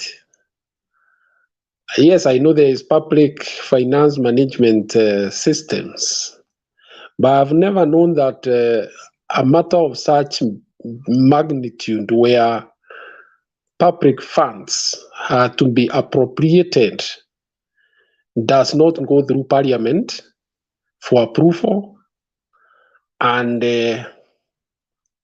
oversight. And therefore, what we are waiting for is the first big scandal. I've said in this forum that the next Auditor General's report will not have very kind ones for the implementers of this project. Up to yesterday, they had dispersed over 4.6 billion with a savings of about 140 million, which consists only 5% of the people who had borrowed and who had returned or repaid the 500 or so amounts of money that they had borrowed. Already those are clear signs of a fund that could end up in a drain. This is not a joke. Somebody asked today, what will happen when these experiments fail after so much money has been pumped into them? Bernard, right now we would be hearing of thousands of jobs created, thousands of businesses created across the country. How many businesses have you had created? What essentially this money has been for is consumption. The fund is funding consumption, and there are companies that are going to smile all the way to the bank at the end of the financial year.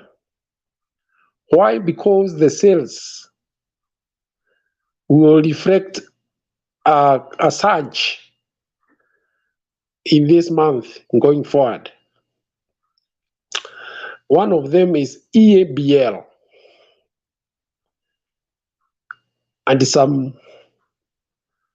people who are a bit established maybe in SMEs. Essentially, this is serious. You are aware that the first fund that was released to the Ministry of Youth and which was managed by the current governor of Kirinyaga, Mobi Waiguru, ended up in a big scandal. I do not see any different thing. What we are staring at is a scandal of monumental proportions, because there are many things that are yet to be clarified, including where these savings are going. Of course, I saw they have mentioned the KCB and the Family Bank. But there are issues there that are not very clear, especially on individual savings. Do you open a bank account on the basis of a mobile phone? And how secure is that? Tuseme tu ukweli, hii pesa kuna kitu fiche ambayo watu elefu wametumia nafasi hii kuitekeleza. Unajua in finance management systems in the world have been tightening how funds flow to the financial institutions. And you are aware that the central bank has been extremely sensitive to monies that are coming to the bank accounts and their sources cannot be accounted for. How sure are we that this is not an avenue to eject funds whose sources cannot be accounted for? Or is Al-Maki, you are aware there is human trafficking, drug trading, gun running, prostitution, and so many things, which are crimes. And even, unfortunately, some things that even touch on the very security of nations. And that's why the world systems have been tightened. How sure are you, those who are borrowing, some of them are good characters, and they purport to borrow and pay, yet essentially they are not in clean business. It's just a way of ejecting money into the system. These are serious matters. It is something you cannot understand because the systems are such that you can't understand. Only a few people seem to understand what it is. And by the end of the day, the youths are the ones that are said to be the target of this fund so that they can increase their businesses. But what we are not being told is that what kind of business can you bring forth with only $5 or equivalent of about, it's even less than $5 anyway, with 500 shillings, Kenyan money. You can neither sell cabbage, peanuts. I don't know what business you can keep, honestly. But those who have conceived this fad, this loan scheme, if you may call it so, will hardly tell you what kind of businesses or category of businesses they are targeting. All what you hear is Mama Boga, na boda boda. Now, even if you are to borrow 500 shillings, 25 shillings is deducted, okay? Then you pay some rate to a county council, or is it county revenue office. By the end of the day, you got almost nothing. You can hardly buy 2 or 3 liters of fuel from border.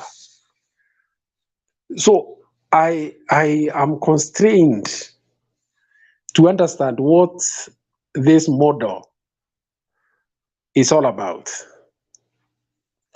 I have said this before, that this to me is state-sanctioned handout, similar to the monies that were being dished to the youth during the campaigns. It's money that you can do nothing with, except maybe a few sodas, snack, or something like that. It's consumption money. And that is why the repayment will be a problem, because you got to look for another source to pay. It's not that the 500 shillings will produce other money to be able to pay. It is kind of a stand-in fund for those times when you don't have money to pay for a service or some goods. And therefore, the people to benefit most are those already in business, because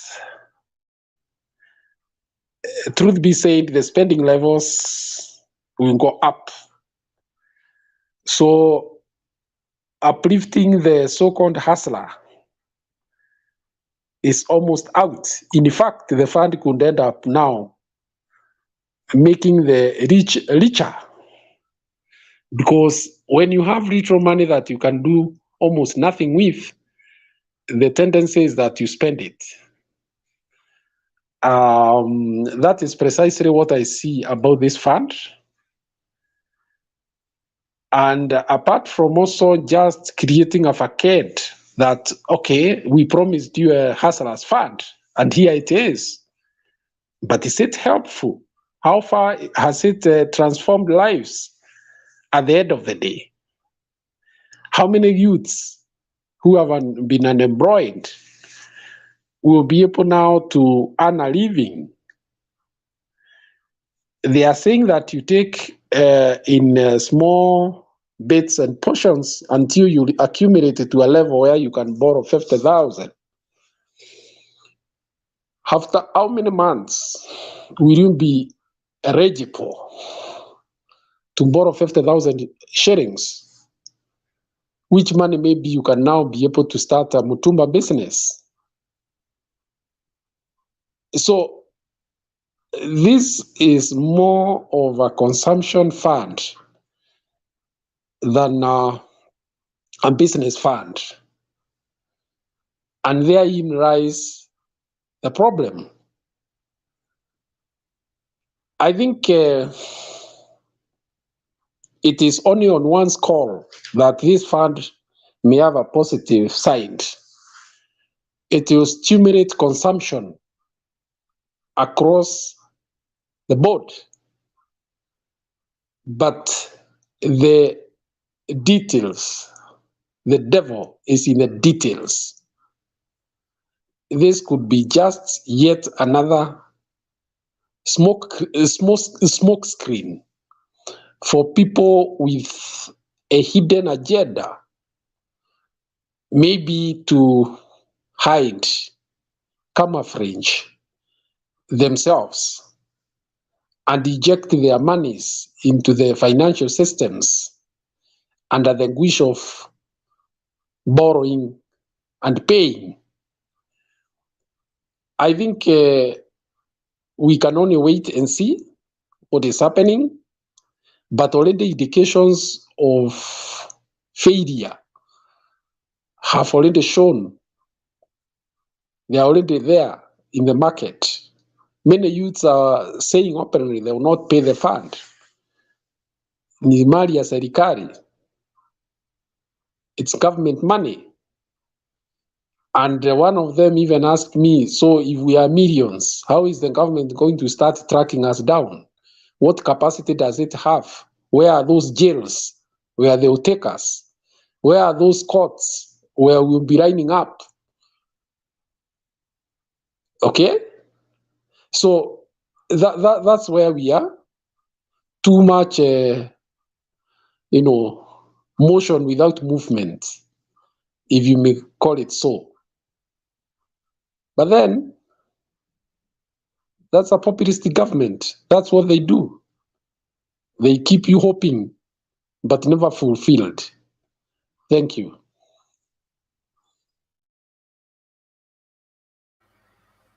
Yeah, thank you, Mr. Guru, for that insight. I think I'm beginning to put together some figures.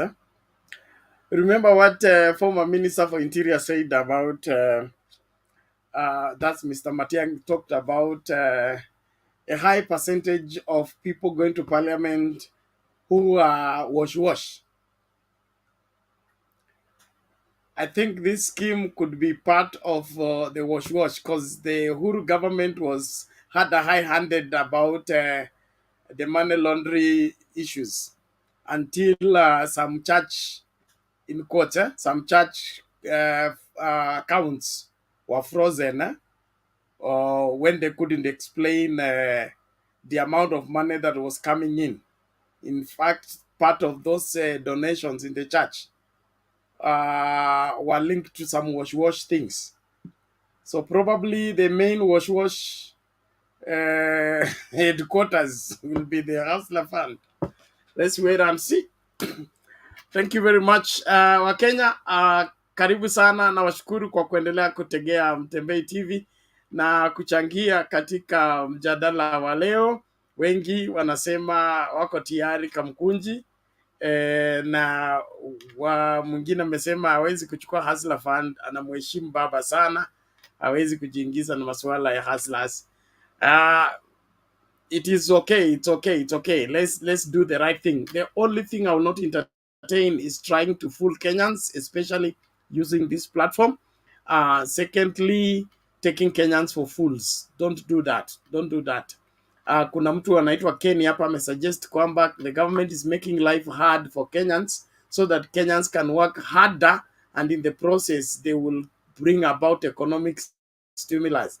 Yani sijui which economic class ulienda, but if that is the approach, tuonane baada ya Kamukunji.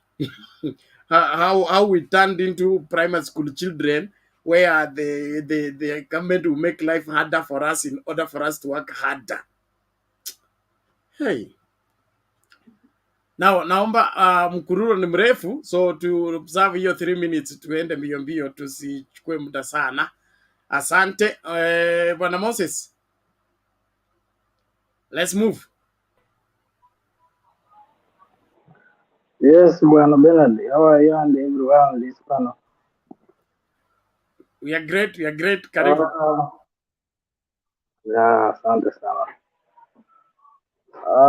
You had it. One of the organizers, one of the planners told you that there are things going through what? Ambit. I don't know what does it mean. But no wonder why things are being messed up left, right, and center. You see how they are planning and which process are they going through. So I'm one of those who believes that Ruto and his government has no good intention for this country called Kenya.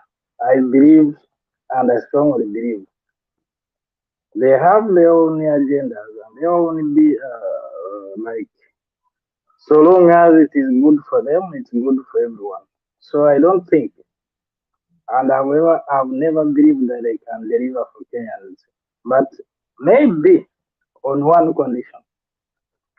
And I believe the day is tomorrow.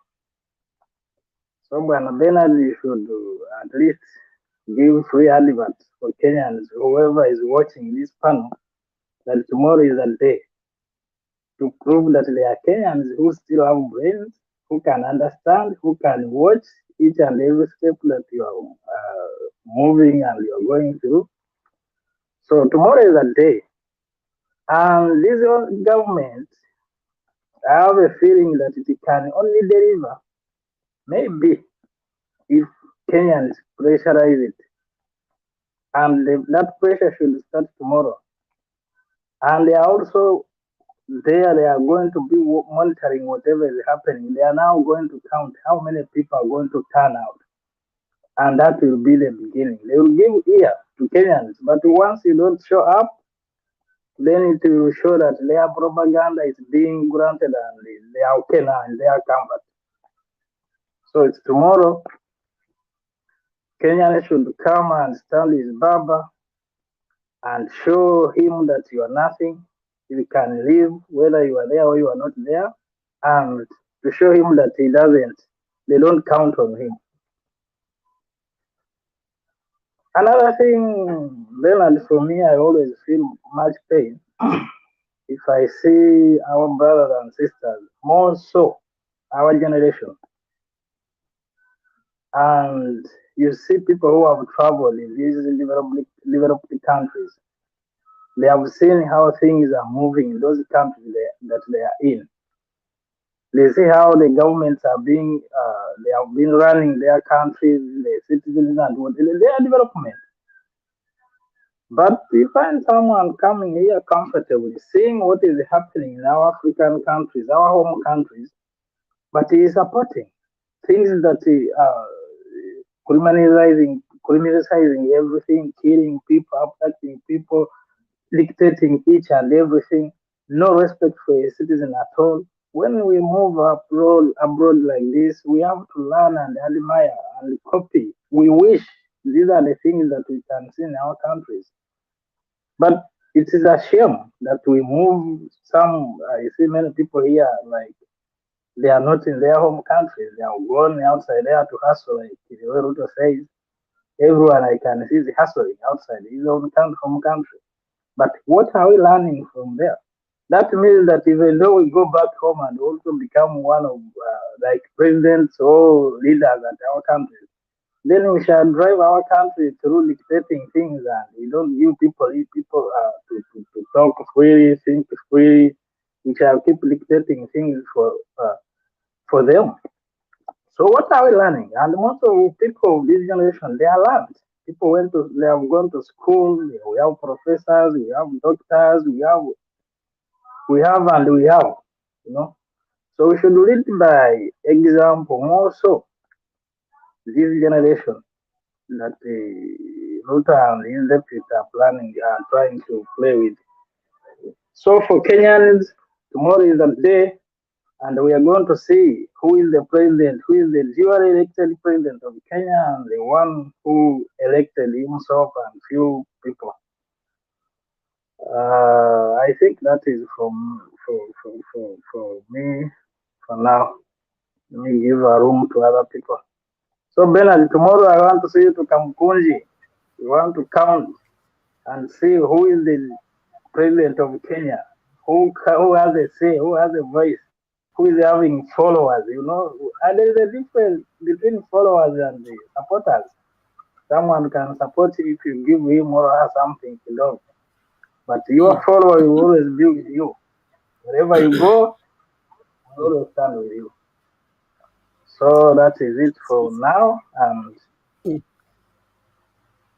thank you. Okay, thank you, Moses. Thank you, Moses. That's clear enough. And Kenyans are taking the move very seriously, and we're sure you're going to tell where the heart of Kenya is in terms of the leadership they can rely on and the leadership they will forever suspect in terms of what is their intention with the lives of Kenyans. So I am meant to understand there are people already in Kamkunji and setting up the ground and making sure that they are staying until Baba arrives. Ondiek here he has already yes, Ondiek, Dennis Ondiek said ashafika huko na uwanja iko nusu ishaja. But of course, you're going to get the live feed from on Tembei TV, those of you who are away. So you can be sure of following the proceedings from wherever you are. We promise will not disappoint. Just make sure that Kindiki and his soprano will not come to mess up the smooth flow of events. Asante sana. Naomba sasa tuende mbio mbio ili watu wamekaa sana kwa mkururo wapate nafasi ya kutoa mchango wao. Tuende moja kwa moja kwa Bwana Wangira.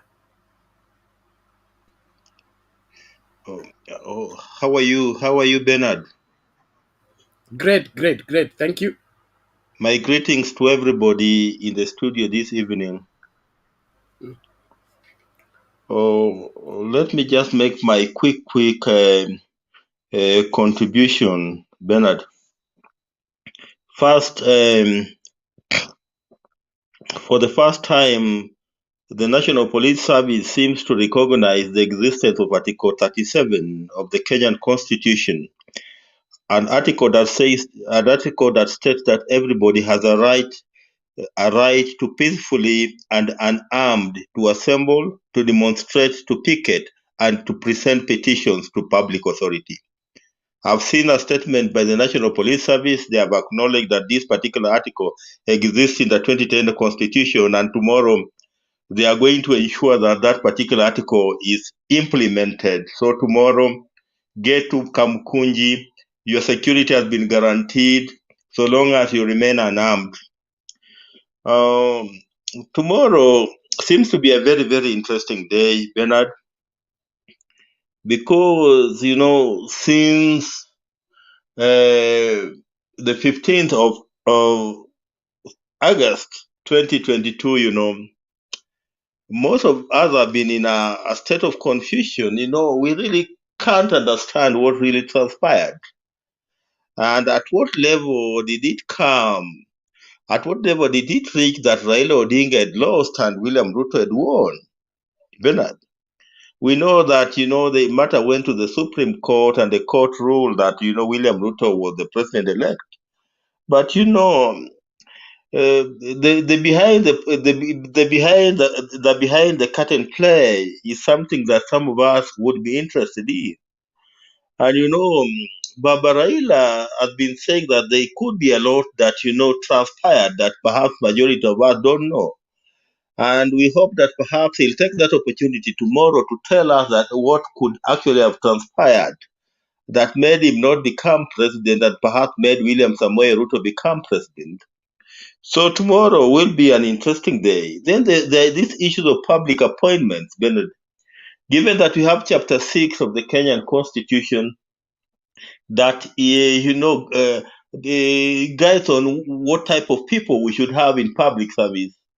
For the first time, we are seeing people with cases in courts, people who have been impeached, being appointed to public offices, are not small public offices, big public offices. Then we are seeing a near state of what we call state capture, where the executive seems to be capturing everything.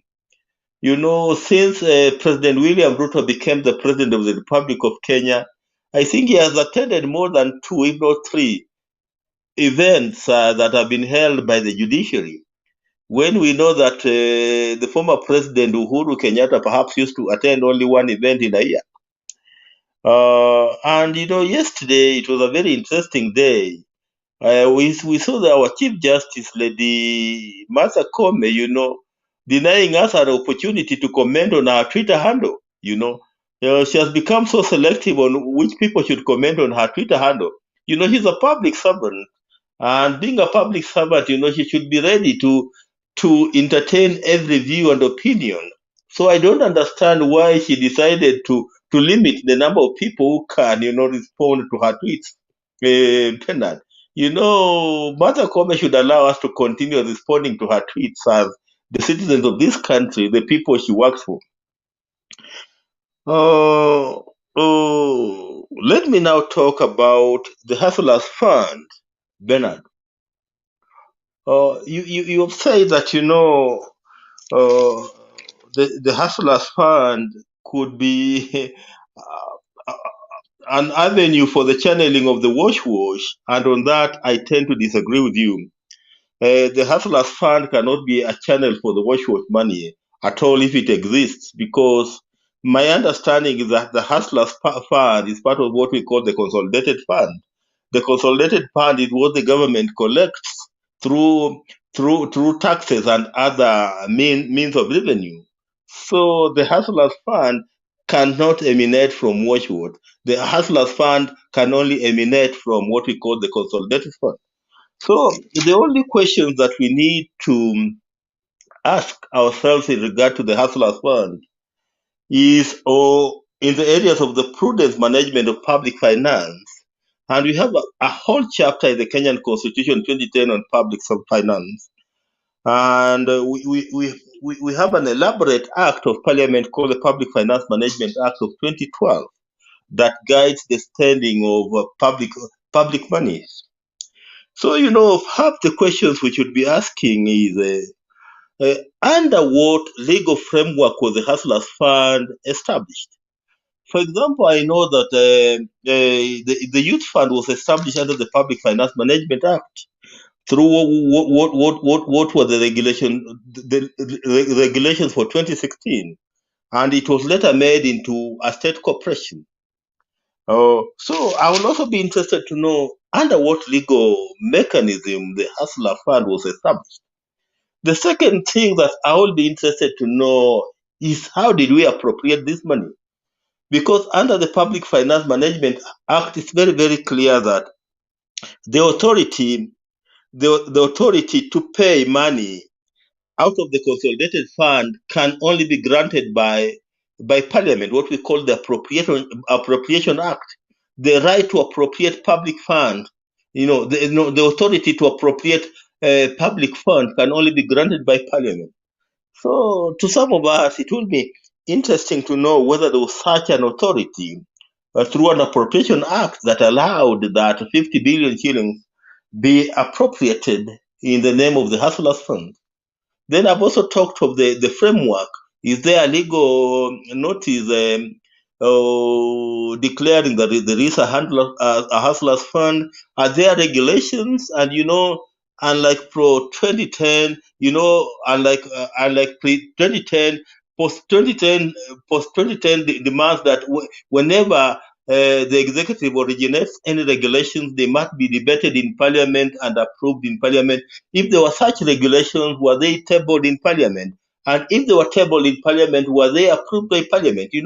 Those are issues that we need to understand. Then there are issues around the prudent management of this particular fund as part of the public resources that we have. Then my brother there, I think it was Guru, who raised even the issue of the repayments. Bernard, I think President William Samoei Ruto was trying to copy the West model. In the West model, they allow you to borrow. Even when you are buying a mobile phone, they will allow you to borrow. But they know that you not run away. Eventually, you must just pay, because every avenue for you every avenue for you to try to run away without paying has been sealed. But in this country, are we sure that we have sealed the entire avenue to ensure that everybody that borrows must pay? The avenue has not been sealed. So there are guys who are likely to borrow, and they might end up not paying. Like I was looking at the amount of money that have been disbursed over the last 1 week, and the amount of money that has been repaid. You discover that what has been given out and what has been repaid, there's a big contradiction. It's a paradox, Bernard. Then the issue of the savings, they have brought a very, very, I think it was still Guru who raised the issue of the savings. We are being told that we are saving, I think 5% of whatever amount of money people are borrowing goes into a particular saving. If we are saving under, for example, under NHIF. I'm still a member of NHIF because I still have my small money there. I know I have an HIF number where my money lies.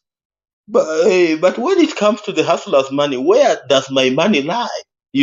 For example, today, if I wanted to make a follow-up, how do I make a follow-up in regard to my savings, with the hustler's fund? Again, the beneficiary of all this saving discovery is likely to be what we call the unclaimed asset authority. Because, Bernard, assuming that you have only saved let us say 1,000 bob. Chances that you'll go around chasing 1,000 bob in the name of your savings, the chances that you'll go chasing about your 1,000 bob are very limited. So most of these small savings will end up to the will end up getting into the account of the unclaimed asset authority. And the unclaimed asset authority, the controller is the government. So at the end of the day, if you end up not claiming your asset, the government will be enjoying that money and it will be using that money to carry out its own business.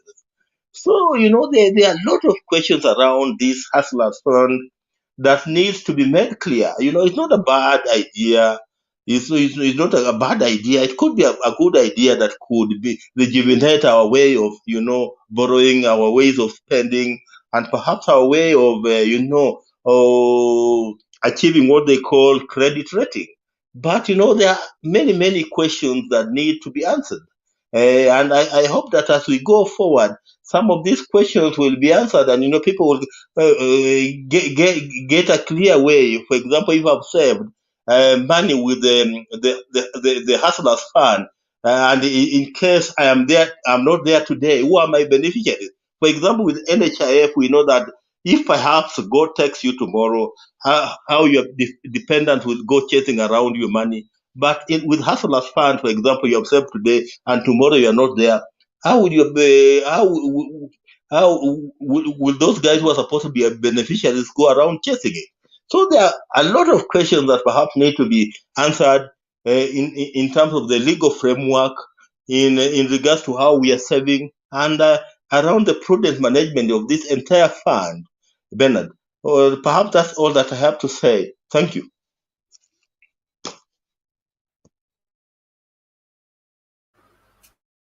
Okay, thank you for helping us unravel the mystery of the Hustler Fund. You said that there is no way the wash money can end up into the Hustler Fund. Help me, unless there's a way, help me, because I know that the Hustlers Fund, is part of what you call the consolidated fund. Unless there's a way, that it can get there, tell me. Okay, when you get foreign aid, in terms of foreign currency, who approves its assimilation into the whatever the economy? Is Central Bank of Kenya. You know, it is illegal if you get foreign currency and don't submit to Central Bank of Kenya. You'll be arrested and for it, or even if the money is yours. And so, if the money that gets to the consolidated bank, wherever fund, it's all generated and organized by central bank, and central bank is the doorway of the money coming into the country or leaving the country.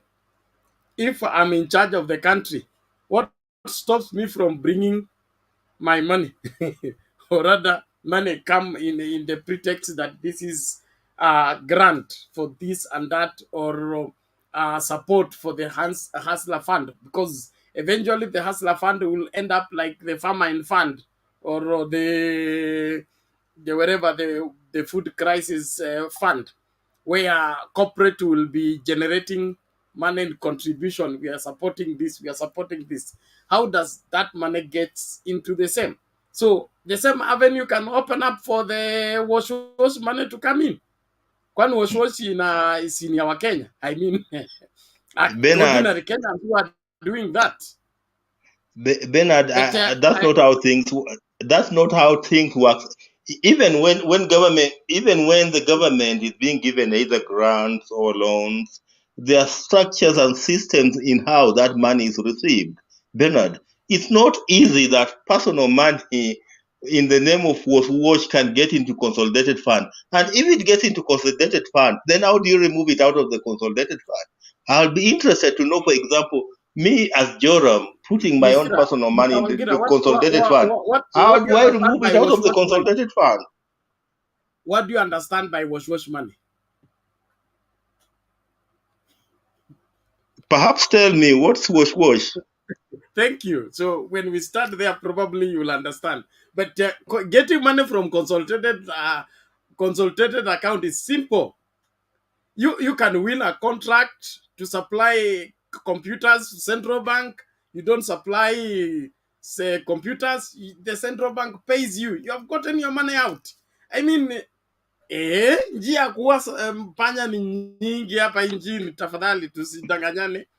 Bernard, When it comes to you are getting being very money from, you are being very simplistic in how you are looking at this. because I In want you this to understand, I'm being very simplistic so that you understand very there are many simplistic.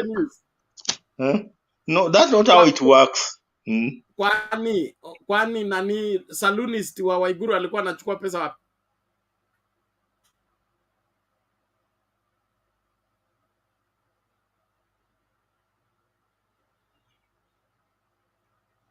The lady in question who was a hairdresser for Waiguru alikuwa anabeba pesa kwa gunia.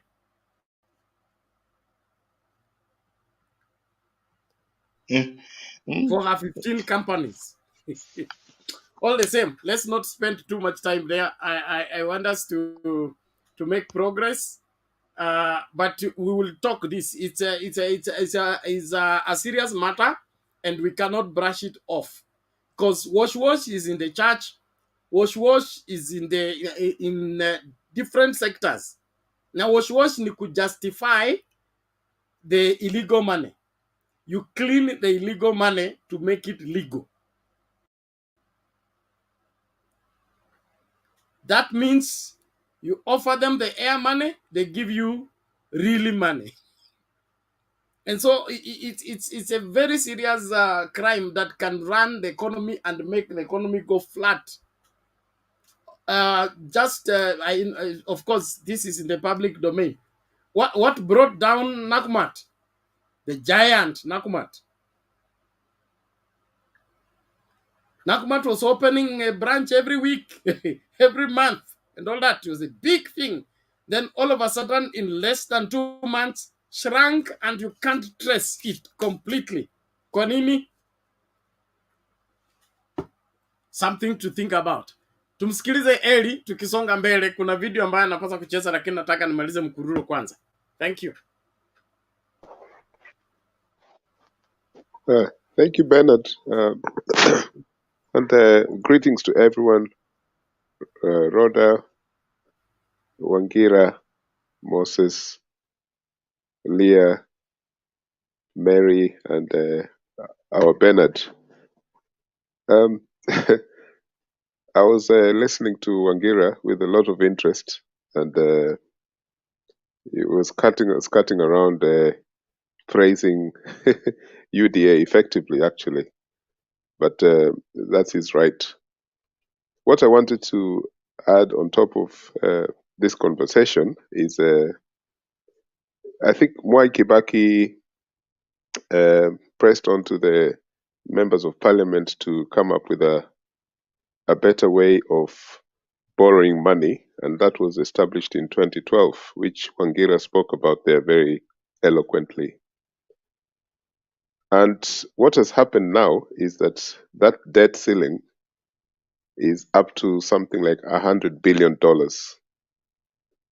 which Kenyans cannot afford. This money is Kenyan money, which Kenyans will pay back, right? They cannot afford. I know that we are asking what is the source of this Hustlers Fund. Personally, I don't know, but I can make some kind of conspiracy theories. There's more than enough. And one of them is money that government borrows. And what way to fool people than tell them that here we are, we have some money for you, and you can only pay X amounts of a little percentage, and it's happy days for all of us. This $100 billion debt ceiling is not practical for a country on its knees like Kenya. It's just not practical.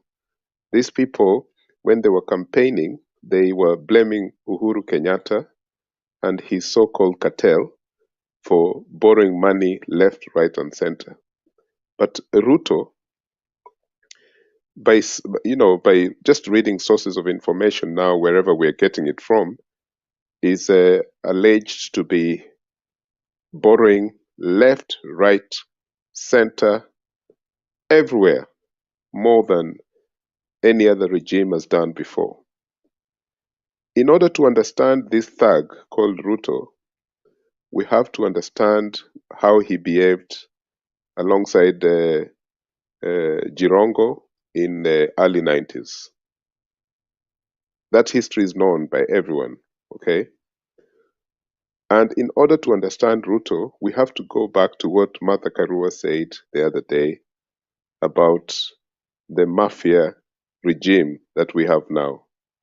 We have people who have cases in court, alleged shooting and all that, but we also have so many people who should be paying the citizens back from the corrupt dealings they've done in all these years. When you look at this hustler fund, this so-called hustler fund, there's a game they're playing. There is a big game they're playing. Because, number one, they say the country is broke. They're borrowing money, okay? And that is part of the money they're using to lend money to people. They're competing with the private sector as well. The central bank is okayed all this thing that is going on.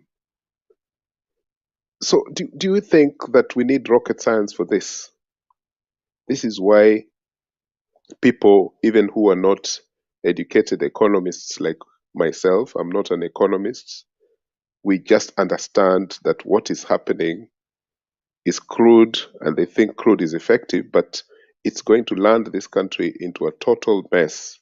I can't see how this country can get out of this when, for example, the county governments start demanding the bills to be paid, because the debt ceiling is out of government activities, what government spends on, including in the county governments. How are they going to afford all that? This is the second week since the so-called Hustler Fund, right? And they're already thumping their chests saying how they have finally made the poorest of the poor get into a better place. I can tell you, all of you here, especially those in the diaspora, who always send money, and even if you don't, I'm sure you have had conversations with people back home where you have chatted with them about this Hustler Fund, and they have told you what they have done or not done.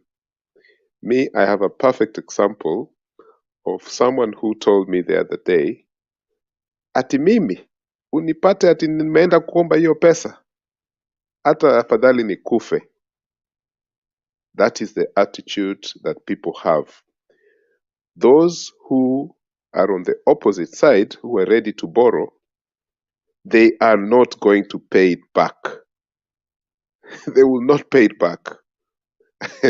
It's not going to happen. You know, I keep on saying that Kenya, we are living in a post-conflict society. The conflict is just under the carpet. Where I am is a post-conflict society after 30, 40 years of conflict. This is the only place in the UK, Northern Ireland, where bailiffs are not legally allowed to knock on anyone's door demanding for what you call defaulted debts and so on and so forth. Bailiffs are not allowed in Northern Ireland because of the legacy of the conflict. But bailiffs can go to people's door in England, Wales, and Scotland and demand whatever court, a conclusion of a case in regard to repayments. The bailiffs have that power in those other nations of the UK, but not in Northern Ireland, which is a post-conflict society. I can see, in the same way Wangira said, which is the what is the process for getting the money back for the government? There's no legal framework for that, and that in itself is a source of big conflict between a government and the citizens. So I find that if this is not one of the things that, for example, is going to be uh, talked about in the rally tomorrow. For us, we say tomorrow. For some people, it's already now, today. This is one of the key things that should be addressed, because the poorest of the poor are being insulted by this illegal regime. And I heard someone saying in the chat there, I think it's Black, some ridiculous comments. Let me not go into that, but to say that we're here in this forum wasting time is not accurate, because this is part of change. We're here because the digital social media system is part of conversations. This is not like 30 years back. We're sitting here, we're having a conversation, which we were not supposed to be able to do this in the way we're doing it now 30 years back. So we must continue doing this, because what is happening here is influencing a lot of thought. People are thinking differently. We don't have to agree with each other, but we are saying things that are affecting our lives. Me, personally, I would rather be in Kenya, right? I'm not even joking about this. I'd rather be in Kenya than being here, because I find that if just one person can be part of the change, that's enough. Even if tomorrow there are only 5 or 10 people attending the rally, those 10 people are a statement. So what I'm saying is, good job, well done to Kenyans, especially in this forum, that we are doing things every day, every night here that is creating change in the country. Thank you very much. I'm sorry for my waffle.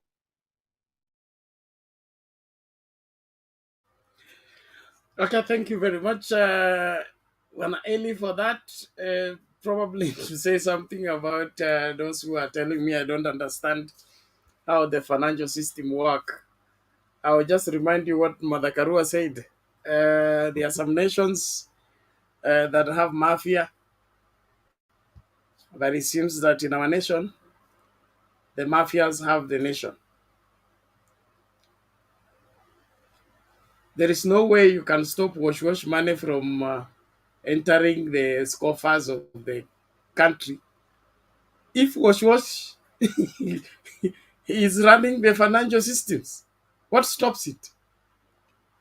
Those are probabilities and possibilities that you can't rule out, especially when a government is desperate, like this one is desperate. It needs all the money it can get to remain afloat. Their number one outcry is that they got into their coffers and they found nothing. So they need any money they can lay on hands. That's why they are taking a fund for relief from the army. Of all governments in the world, ushaona army na ikitoa mchango ya chakula.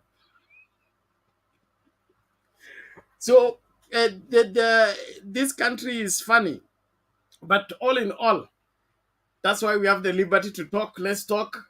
But I understand. I understand how central bank controls the economy and is able to maintain a particular flow. Like the former governor, the other governor before this one came in, then Juguna, the governor was there during Kibaki's time. He was very hands-on, and he kept us telling us the economy is growing when all he was doing is regulating how much money goes into circulation.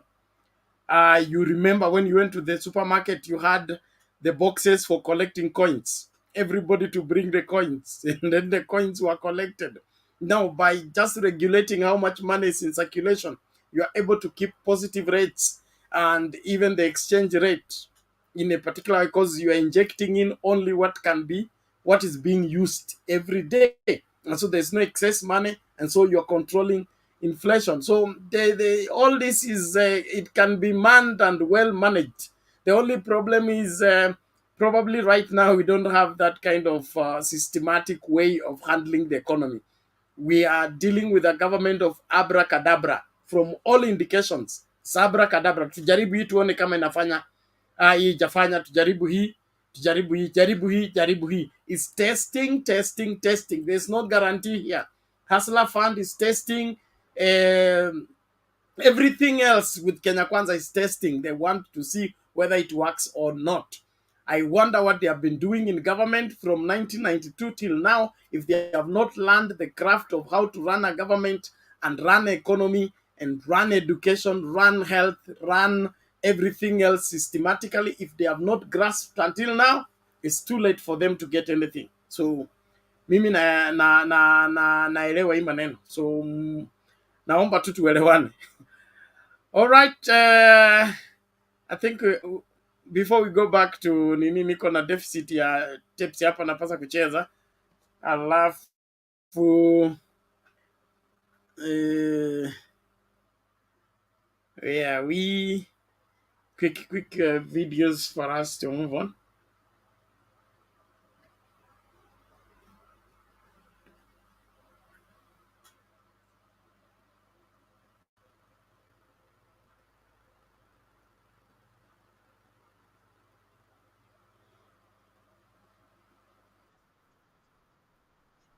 In this bursary can create market for the West.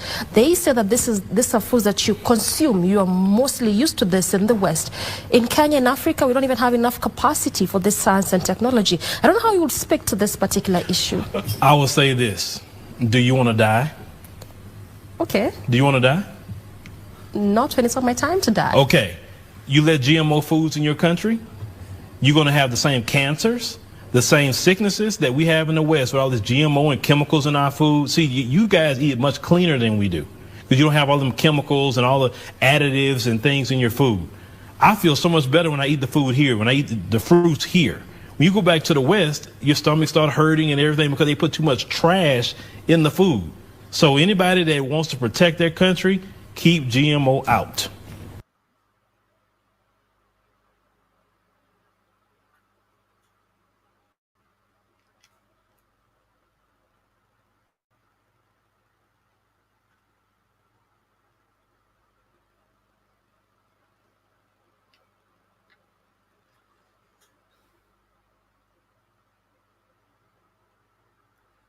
Okay, let's speak from there. Back to, is it Mama Mary?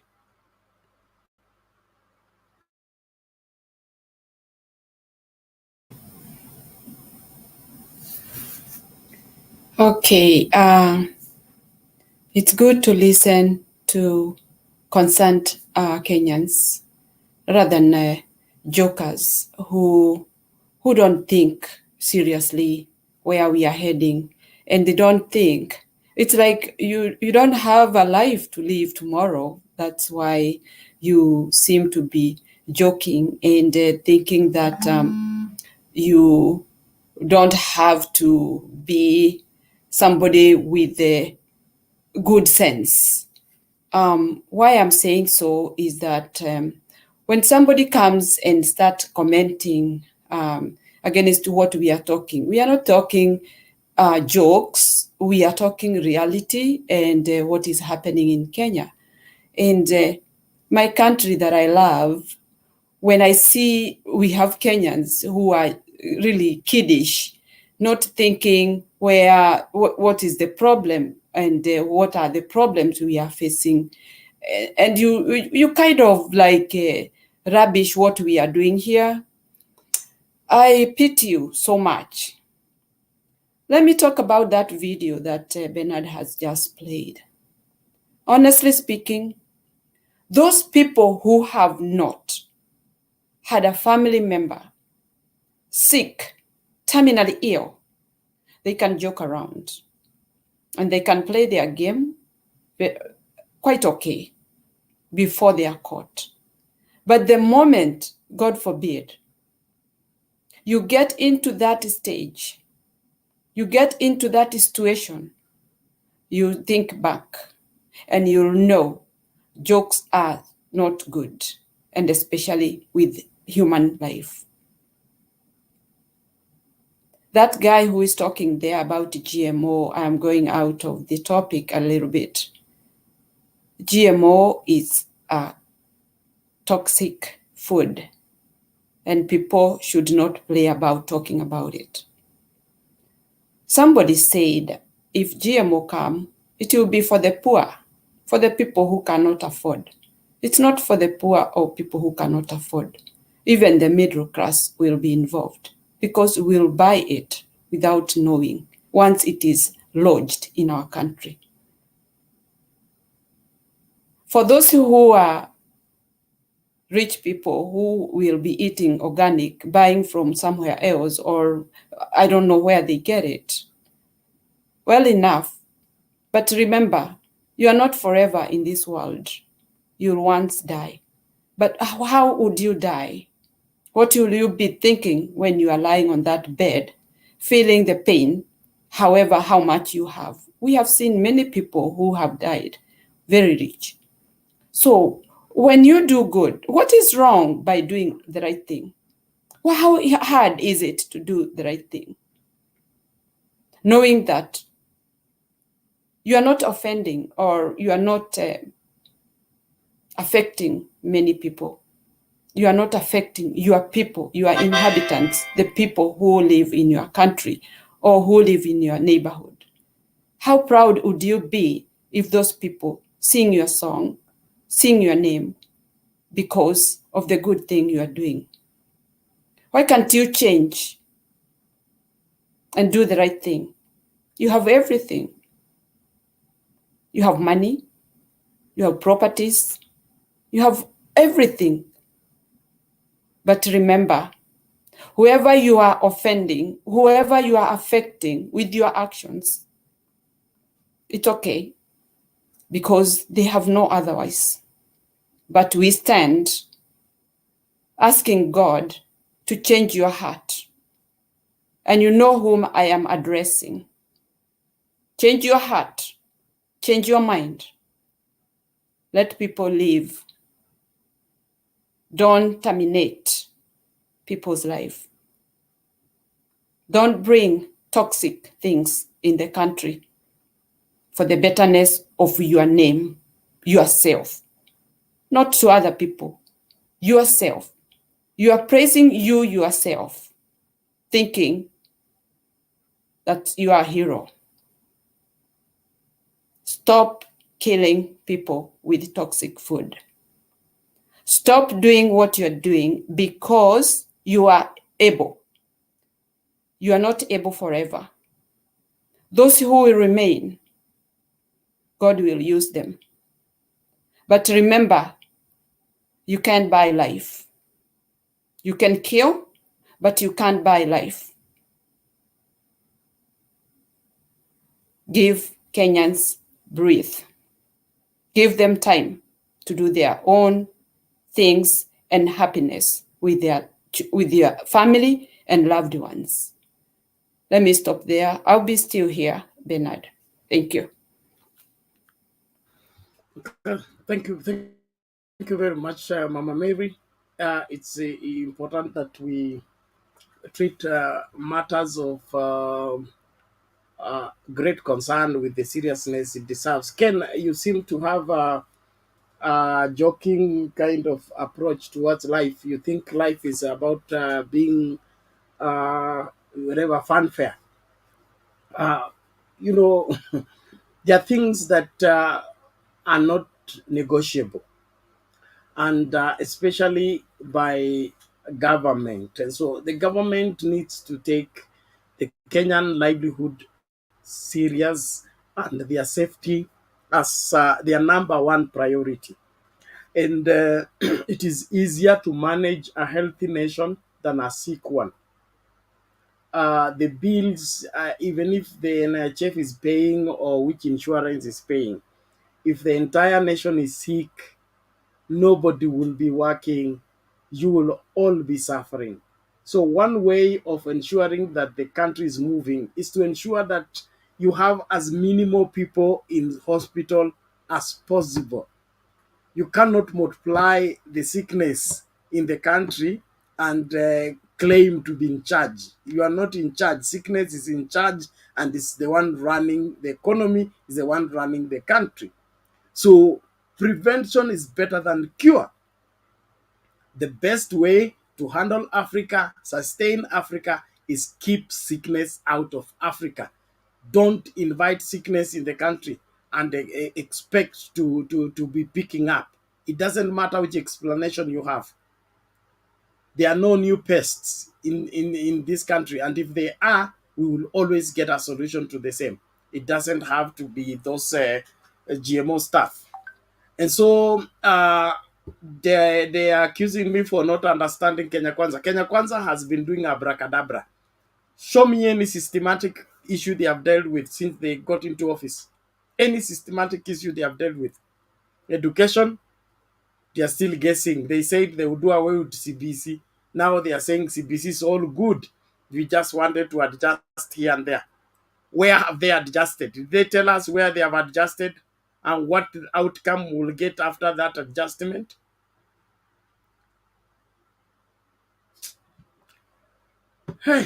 And 3 months. If you cannot tell your direction after 3 months, you have no direction for 7 years.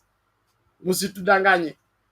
Huwezi kwenda kwa shule ukae in school for 3 months. You don't know your classroom. You don't know your class teacher. You don't know where your textbooks are. And you tell us we give you more time? No. Kenya Kwanza has already given us their direction, and their direction is create confusion, keep giving Kenyans hope, and hope that they will believe you, and you will eventually confuse them. 5 years, you will have somebody to blame, either famine, drought, rain, ama mtu wa kitendawili, or maandamano, anything, but you want to stay in power by all means. That is what we are protesting against, and so let the protest deliver the required results. And the required result is Kenyans to get angry enough and demand leadership from this government. And if they cannot provide leadership, watimuliwe. Let them be shown the door. And we can have election at any time. It doesn't have to be after every 5 years. When a seat falls vacant, we replace the people in the office at any time. It is not after 5 years. So Wakenya msijifunge na story ya 5 years. Wakati wowote serikali ifanye kazi, itimuliwe, tupate serikali mpya ambayo itaendesha masuala ya nchi ipasavyo. Priority, the health of the people, the education of the people, the progress of the economy, the job security of the people. That is what's supposed to be making William Ruto and team to scratch their head. Not which political association have they formed. I understand he told his Kenya Kwanza MPs not to be tempted to join the opposition. So the opposition has become a temptation to Kenya Kwanza. Wacha maandamano yashike mkondo ndio tutaona nani ni nani na wapi, because the parliamentarians are not going to risk being re-elected by remaining loyal to a government that is oppressing its people. Mbivu na mbichi inakwenda kujulikana hivi karibuni. Naomba tumsikilize leo tukisonga hivyo mbio mbio. There is a video that is getting ready. I will play it later.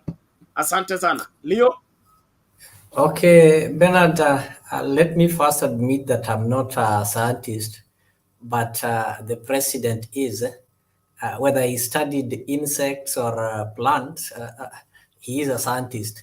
So when I talk of the GMO, I saw some update that really attracted my attention about horticulture, whereby for you to make your supplies, you'll have a certificate to prove or to show that the product you are supplying or exporting doesn't have any traces of GMO. So I don't know how this one makes sense to Kenya Kwanza government if they want to bring GMO, but the people they are getting GMO products from doesn't want GMO from us. So I don't know how fair this one will be. We are bringing GMO, but with us, we cannot take out anything with the GMO traces. Then the question we should be asking ourselves is, why are we bringing GMO? Is it because we don't have enough?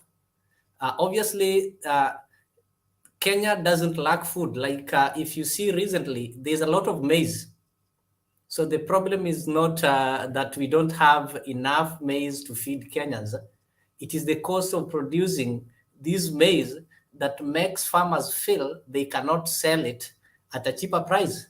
So the best thing the government can do is to lower the cost of production so that the Kenyan farmers can be able to compete fairly with those other external farmers who are going to bring their GMO products.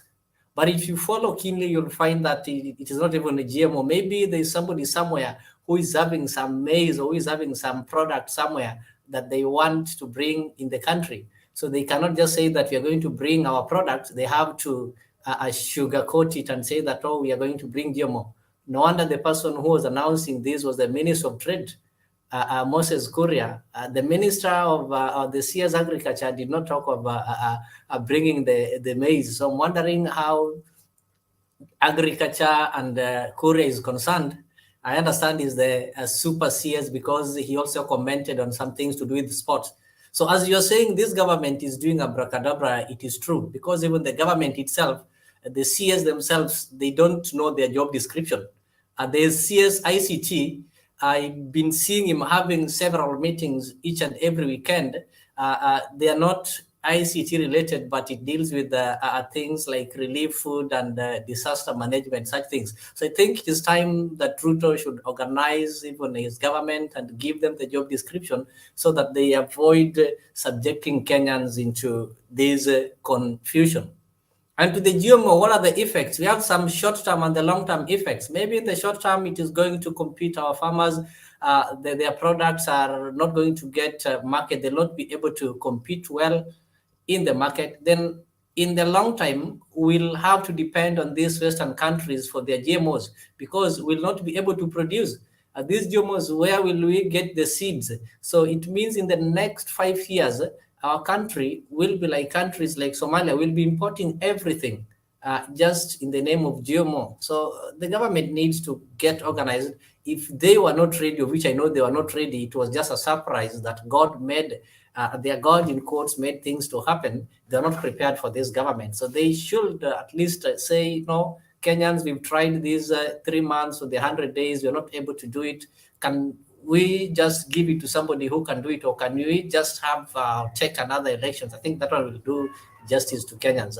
But this one, they can only do it if Kenyans keep on giving them pressure and asking them questions based on their manifesto, and they'll have to realize they have nothing to offer. Then if they have nothing to offer, then we have to move on and get somebody who can do get the work done.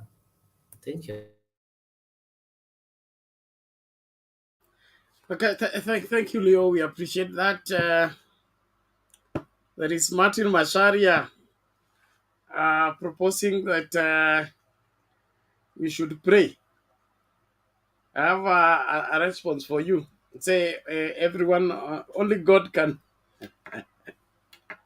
has solution to all the problems Kenya might be going through. It is time for Kenyans to rise in unity and pray for the Kenyan economy.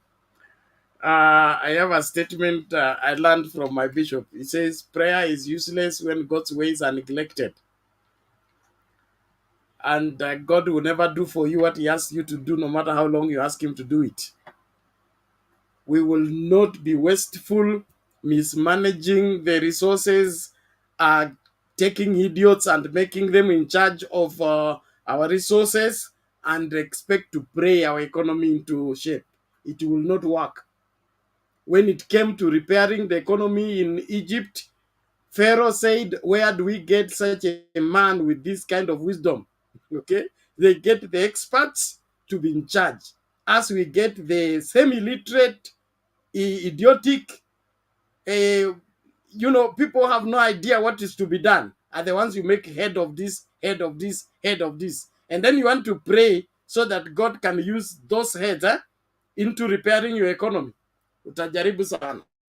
Kutana mkimaliza Uhuru Park, teremkeni Jacaranda muombe. You know, prayer has been abused in this country, and it's almost being used as an excuse. People embrace laziness. They don't do what they are required to do, and then they say they will pray about it. Prayer has a place. I'm a believer. I'm a minister of the church. Prayer has a very important place in any life, but it is never a substitute of responsibility. It's never a substitute of planning. It's never a substitute of working. You can never pray until your utensils get washed. You can never pray until your children get cleaned up and dressed. You can never pray until your husband's food gets ready and served on the table. After prayer, you go to the kitchen, wash utensils, cook the food, wash the children, arrange them, cook for your husband the best food, then you will retain your marriage.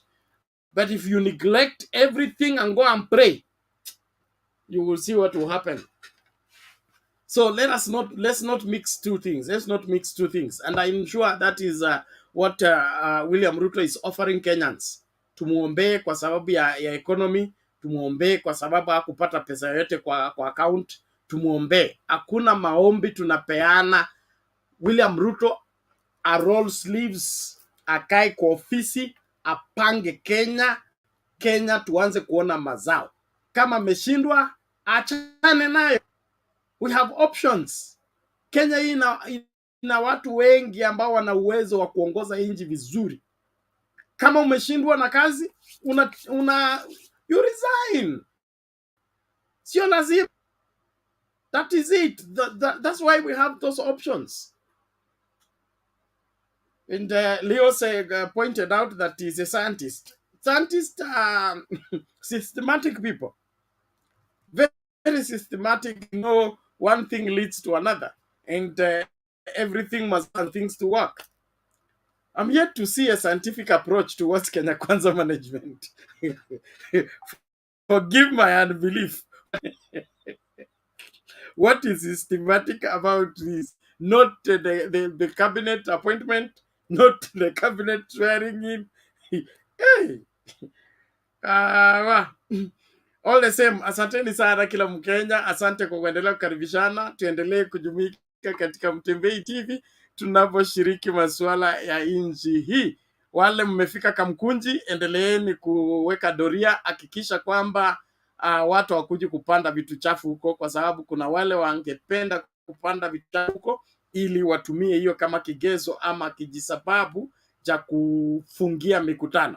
Okay? So ile jeshi letu, our voter protection wing, ile ilifanya kazi,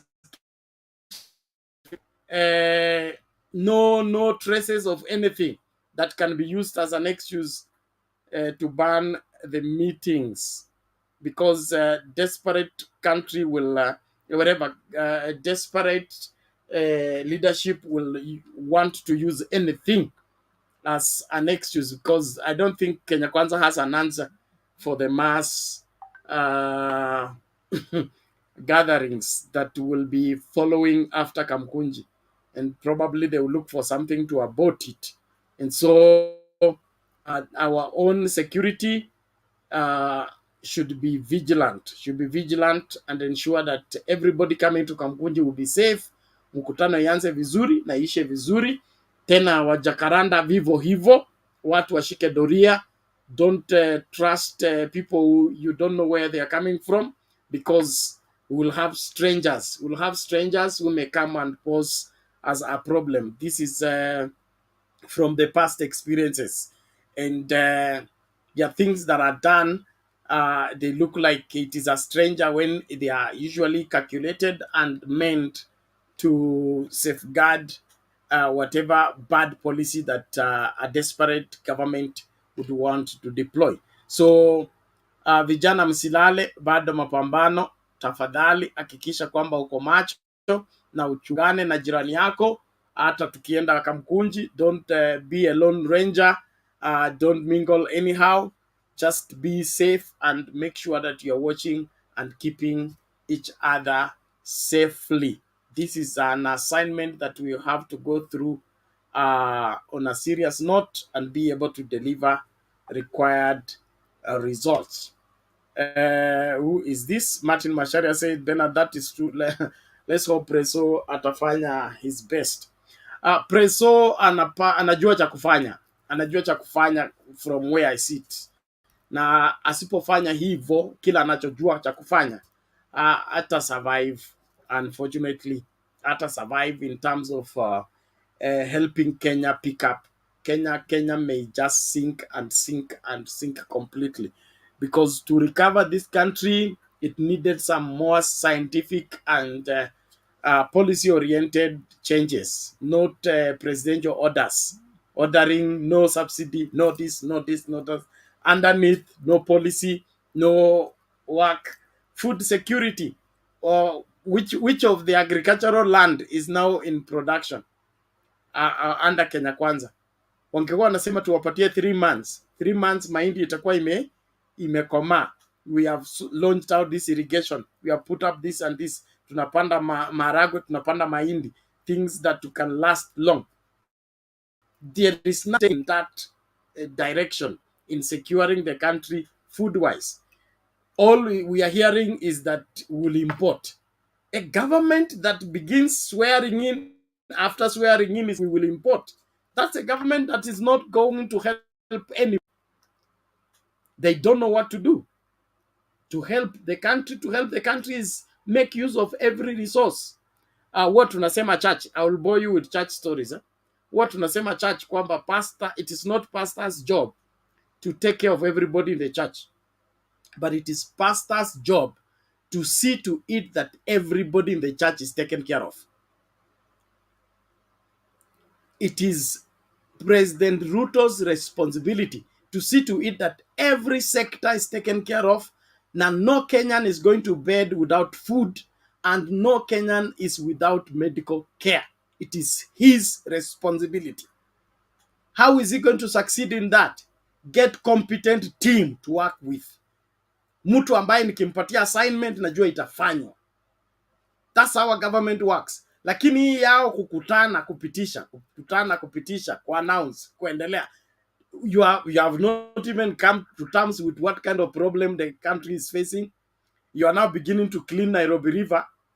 You don't begin by cleaning Nairobi River. You begin as are offloading their waste in Nairobi River. Ninyi mnataka kuweka Omo power form, the source of the river, to clean the river when the pollution of the river is still taking place. Ninyi mtatafuta watu wa kudanganya. Mimi nishatoka hiyo class. Roda, sema mawili matatu tuendelee.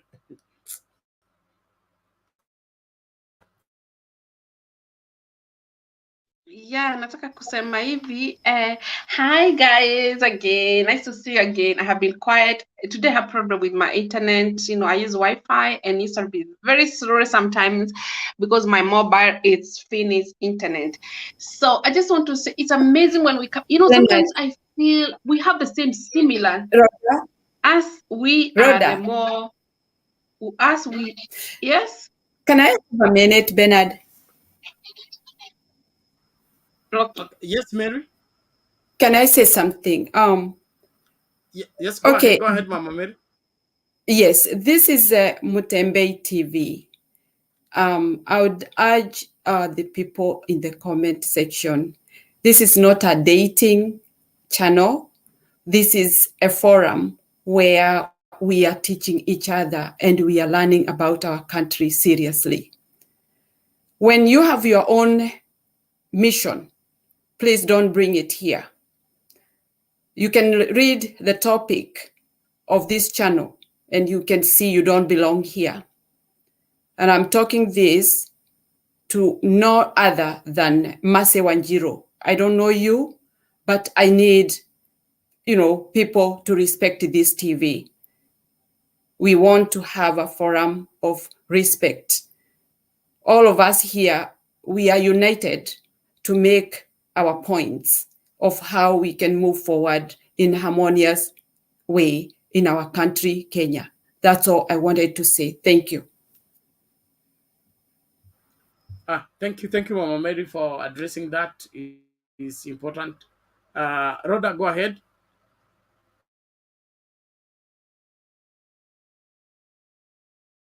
It's sad. Some people, they come here to attack other people because they feel jealousy. You feel jealousy because you know, as we come here, we have the same similar, we understand each other, we have the same, you know, work of the enemy. The enemy hates when people, they have freedom. As me, we have freedom. We see 18, we see there, and you cannot see. Why do you feel jealous when we come here? We will come here and we will be together. Do you know, as me, we are community, one community. If you want to kill yourself, kill yourself. I wish we can live together. Huh? We are family. Family is not the one you come the same mother stomach. Even you can see somebody is here as me. We are here. This forum is more better than even your own biological brother. Yes. Why not? Even there's people you come the same community. So we are here because we love one another. We understand each other. We understand the Kenyan problem. We have a soul of our country. We have a heart of our country. They don't know how we feel when things are going bad way. They don't know how we hurt when we hear the education system is not working well. When we hear the health care, when we hear things are not going the way we want, we don't feel happy because we love our country and we are here. We are one community. Understand problem. In fact, we are the same, similar. We are the same. Even I feel more security than even, oh my God, I don't know. Anyway, tomorrow, I just want to give you tomorrow. If you know you want to go tomorrow, today, what I'm in Kenya, in our motherland is midnight, 12 midnight, and here is 2 o'clock because we are 2 hours behind in Europe and some countries. So anyway, tomorrow, remember to take a bottle of water. I don't know how is the weather in Kenya. Here is winter time. Take a bottle of water and you wear a t-shirt. If you have the t-shirt in Kenya flag, wear. And if you have opportunity, right, you can unaandika kitu kama carton, unaandika no GMO. No GMO. GMO must go. Okay? You stand with that. That's what I give you homework tomorrow. Thank you. Thank you, Rhoda, for that one. We appreciate it, and let the campaign against GMO continue, and then also all the people going to Kamukunji, let's be peaceful, and let us respect the authorities, even as we are coming together to pass some resolutions of what next to be done as far as salvaging this country is concerned. It is important that we remain within the law. Our pursuit for justice requires us to have clean hands. So you don't go to dirtify your hands and still be asking for justice. And this is the beginning of a journey for our pursuit of our electoral justice and every other justices that must be delivered by the government in power. And of course, the perpetual meddling with our elections year in, year out. That needs to come to an end.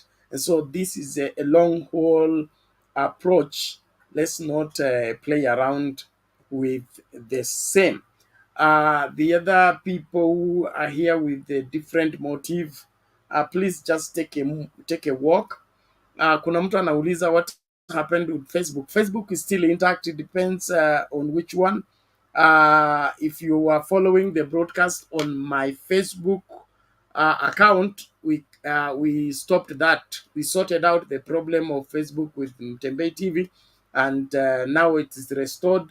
So follow the Mtembei TV Facebook profile and Facebook page. You will be able to get the broadcast. Unless there is a problem there, utuambie. But from my end here, everything looks fine. Everything looks fine. We're on YouTube. We're on Mtembei TV profile on Facebook and Mtembei TV page on Facebook. So if you have followed, please follow and then turn on the notification wherever sign so that anytime we are on air, you will be notified.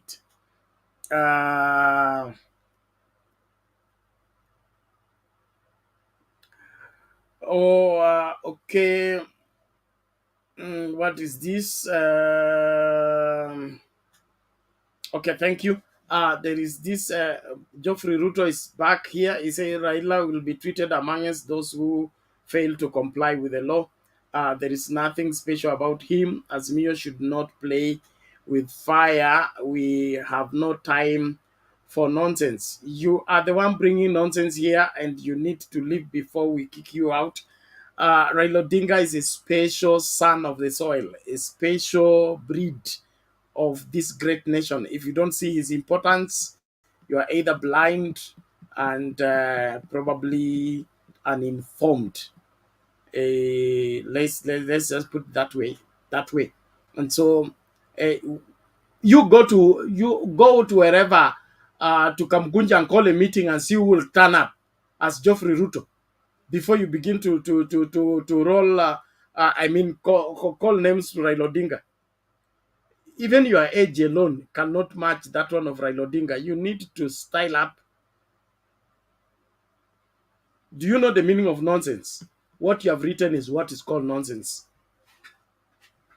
Let me help you understand it. Mr. Wangira.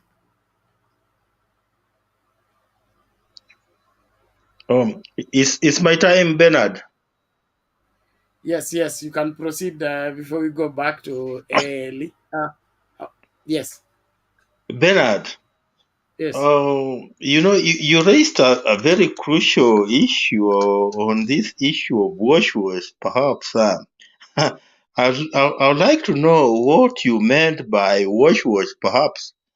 And perhaps before you respond to what you meant by wash, I just try to articulate what perhaps I understand by my own understanding of what public finance management is, Bernard.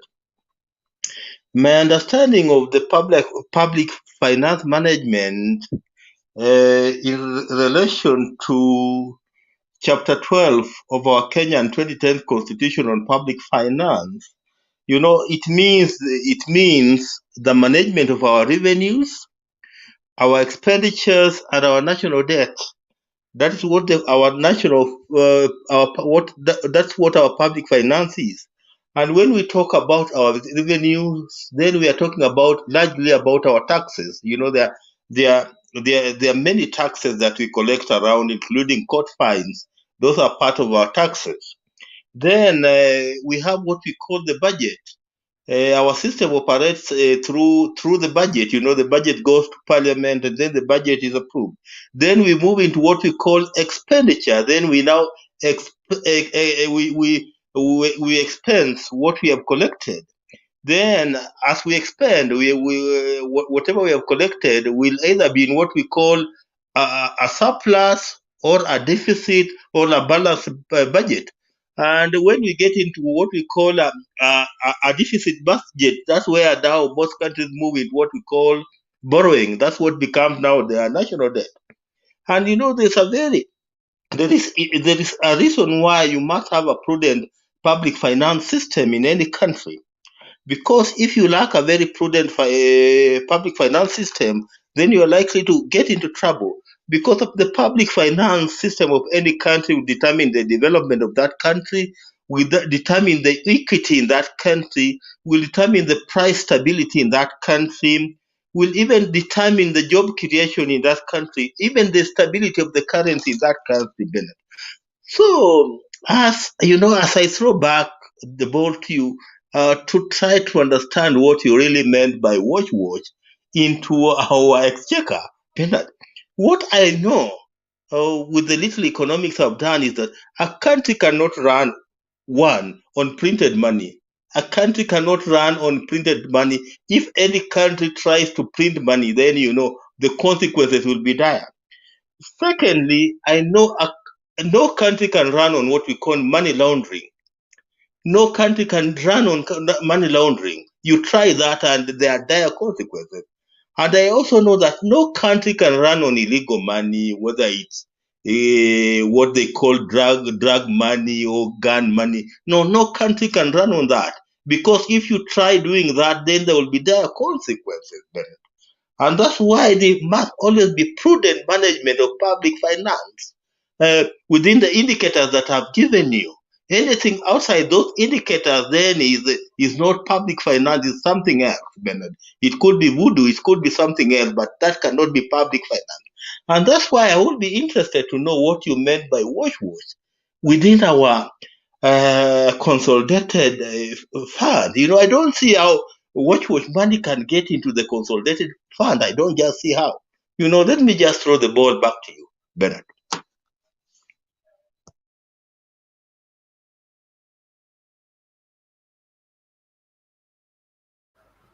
Let's see. Okay, yes, thank you, Mr. Wangira. You know, you are talking from the ideal situation. Ideal situation following that particular clause in the constitution and the policies. That is how public wherever finance is supposed to be managed in an ideal situation. But when we have what Martha Karua calls mafia having the country, then some of those checks and balances you're talking about are abused. Abused in the sense that they can either be neglected or ignored. And in the process, we will end up having wrong money in wrong places. Like the questions being raised about the whatever the how the Hustler Fund has come into effect. And the other guy was talking about there is an ambit where the money was ratified in the parliament and was gazetted. And so it is within the requirement of the law. Now look at that kind of short circuiting the process whereby the fund is supposed to be debated in parliament and the parliament need to pass it and then be established according to the requirement of the law. Now, if people are circumventing the law or finding a way around the law, then they will do anything, especially in desperate moment. We are dealing with people who know how to use the government to enrich themselves. Okay? Wash money is bad money. All right? It only gets value when it has been exchanged with real money. And I don't want to get into the too much explanation of the same. Now, if the government has real money, all right, then I supply them with wrong money. They give me real money.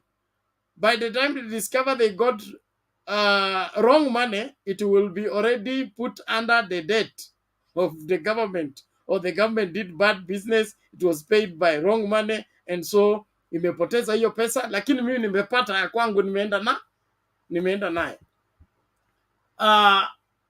There is taxes, yes. There are grants. There are this special fundraising. Is that not part of how the government gets wherever their revenue? Like now there is a fund for famine that is being run by Gachagua. People, different bodies, different corporates will make their contribution towards that. How does it now leave that fund? Can I explain something about? Can I explain something about that particular fund, Bernard? Yes. That fund is not part of the consolidated fund, and that's why if you look at the trustees of that particular fund, they are members of the private sector. It's not part of the consolidated fund. The fund, the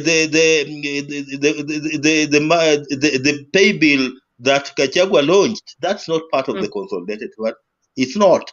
And that's why look at the trustees. They are, this is a private initiative, a private initiative It's not part of the consolidated fund. But you know, when we talk about consolidated fund, we are talking about consolidated fund within the principles of the public finance, and where there are taxes, where there is a budget, where there's expenditure, you know, where there's national debt. That's how public finance works. I agree with you, and that is in the ideal situation. In the unideal situation, anything goes. And unfortunately, in this country, the unideal situation works better. I mean, has an upper hand against the ideal situation. I've given you the example on how Kinacherera have been kicked out of office, and how the Hustler Fund has been established in disregard of the law, or finding the weak point of the law and using it, capitalizing on the same to ratify what will will eventually become a problem. And eventually, for example, after now billions have been injected into this Hustler Fund. When it collapses, okay, how will that be handled?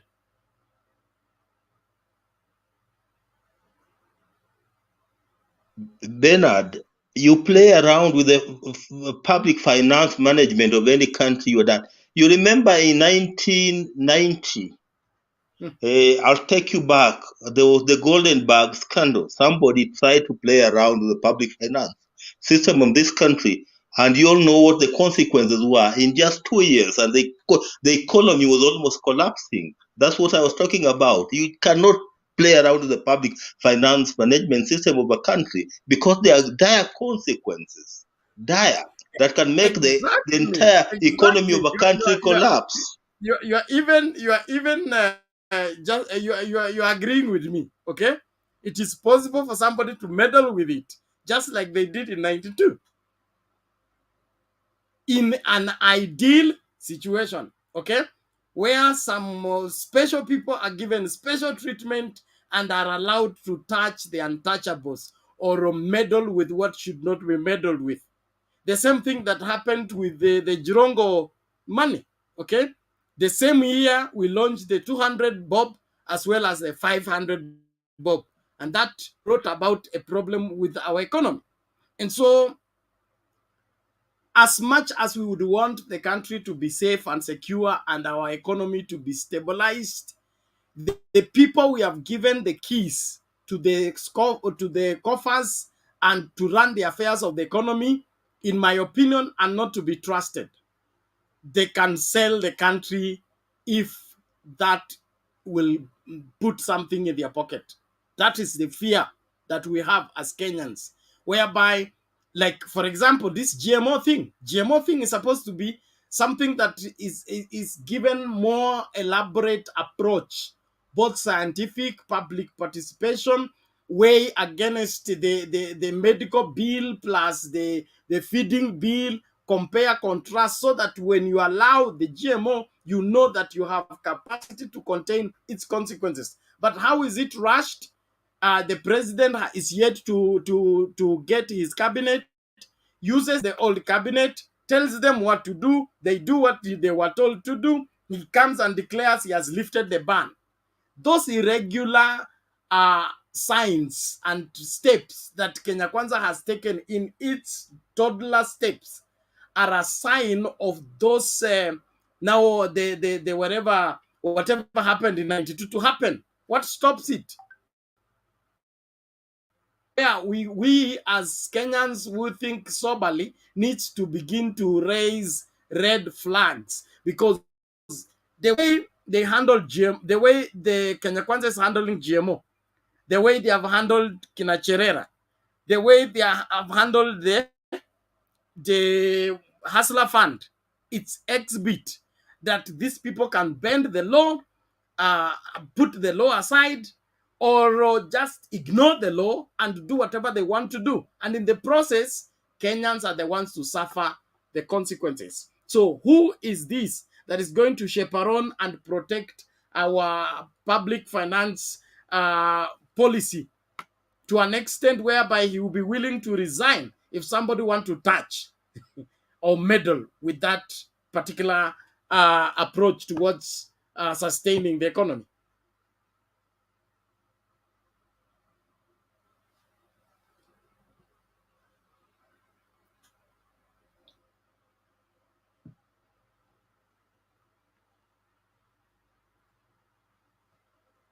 Did I lose Mr. Wangira? Eli, you can respond. No, no, I am here. Yes, yes, I, yes. I think we have had fair debate on that particular issue. We can allow the next panelist to move on. Okay, Sawa, thank you. But we send you to research more, and then probably we'll revisit. Eli, go ahead. Thank you. I actually wanted to. I was trying to interrupt Wangira there earlier, and he actually saved me from saying whatever I wanted to say, because it was the Kamlesh Patni's golden bag. I wanted to give that as a prime example, and even how Moses Mudavadi, Musalia Mudavadi was involved in that, and he keeps saying that he's innocent and all that. Another example is the Kibaki era security tenders and Eurobond and things like that. I was astonished that Wangira, a man of your caliber, could say that money laundering, in effect, what was being described as wash, is not possible in any system. It's happening. That word would not exist if these things don't happen. So I think you're being very pedantic and very theoretical, which is allowed, but in the practical sense, what is hurting the people of Kenya is what you eventually alluded to. You even mentioned the golden bag. And I would like to congratulate you for doing that, because you have saved us. I wanted to just make a comment about, I keep thinking about the future, what is possible. So, for example, with this regime, is there a possibility that there will be dissidents, say, for example, in the judiciary, in the executive, and the political class, to the extent where these dissidents will walk out of government, for example, court judges, magistrates, or they will do some things like defy orders from their seniors, and eventually we have a situation where, like I had someone saying last night's discussion here, that William Ruto phones his Kenya Kwanza MPs nearly on a daily basis or on a nightly basis, just to find out if they're still with him. He has this kind of a paranoid state of affairs within himself. So, but I was just thinking, do you think, guys, that we will have some dissent, and these dissidents can do something, like they can defy this system, and then that would be like a pack of cards falling? My last comment is about this chat room. Some people are having fun there. Their job is to observe how we speak, and instead of making some mature contribution, and I just find them funny. But anyway, that's all I wanted to say. Thank you.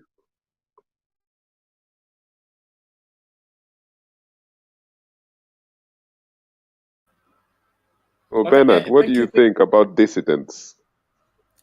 Sorry? What do you think about people in powerful positions or even mid-level positions in county governments or in national governments, that there is a possibility that they will defy William Ruto going forward? Even judges and things like, do you think this might happen, so that maybe things start unraveling? Yes, because when we have mutual relationships, and then we have manipulative relationships. When people are sharing a manipulative relationship, they remain slaves to the degree of to the degree or to the extent that that manipulation can work.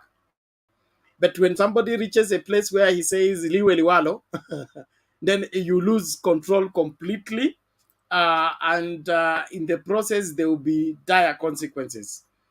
The foundation upon which Kenya Kwanza is formed is shaky.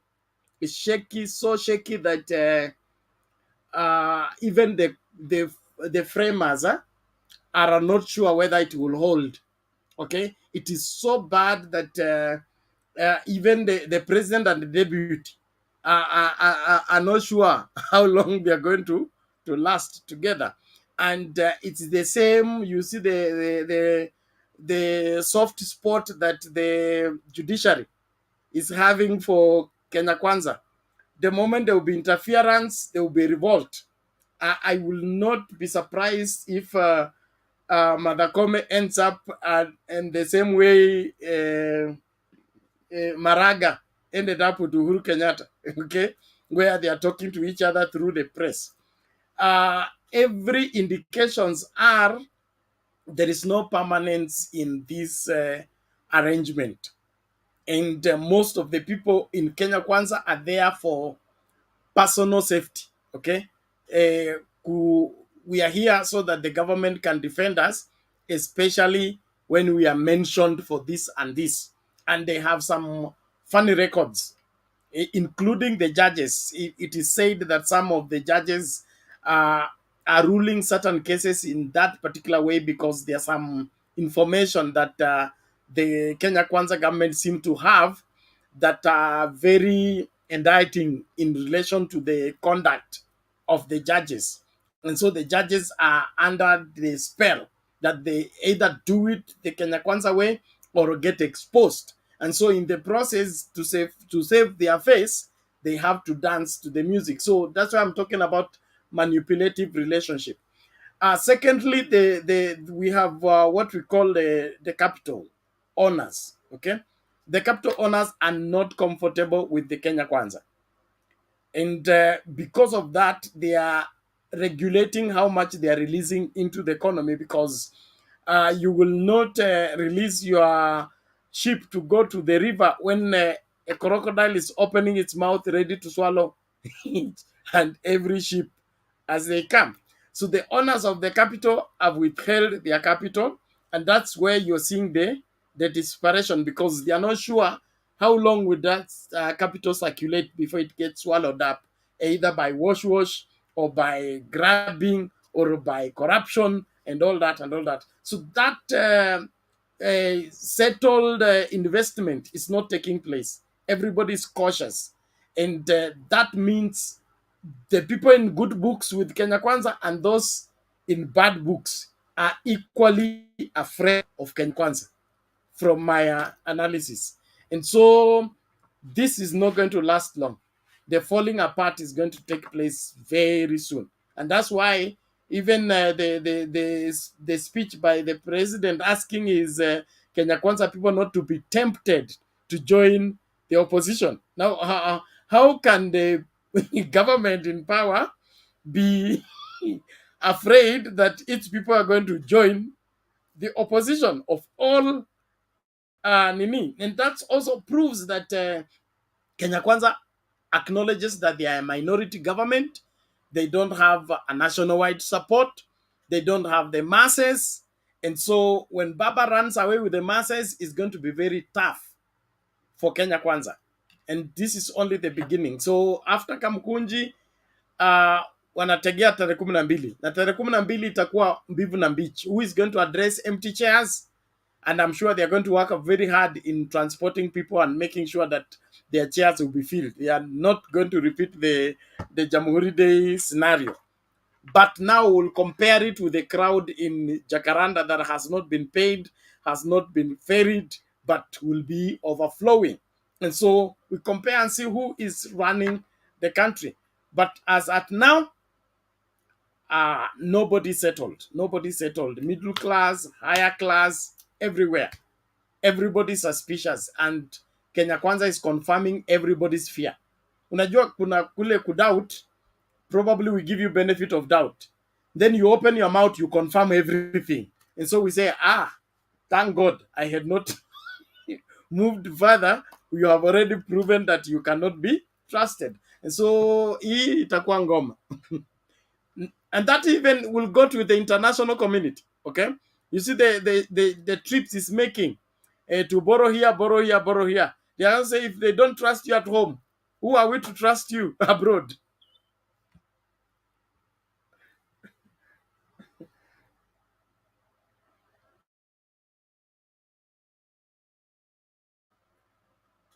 Okay, I think we can now play some videos before we move further.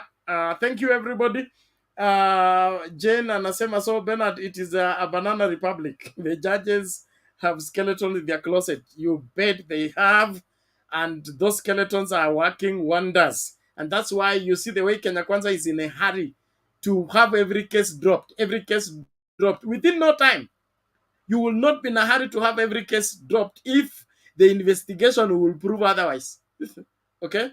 Due process will have proven otherwise. So you don't want due process, because if due process is followed, wote mnakuwa hanged. So let's use the DPP. DPP say there's no evidence. There's no evidence. We begin by getting rid of Kinoti, who brought the evidence. Okay? Then after that, we go to the DPP, say there is no evidence. Drop all the cases. Why can they go and argue the case before the judges and see the outcome of the same? Let the available evidence be induced and be placed before the judges, and let the judges say this evidence is not enough to crucify this person.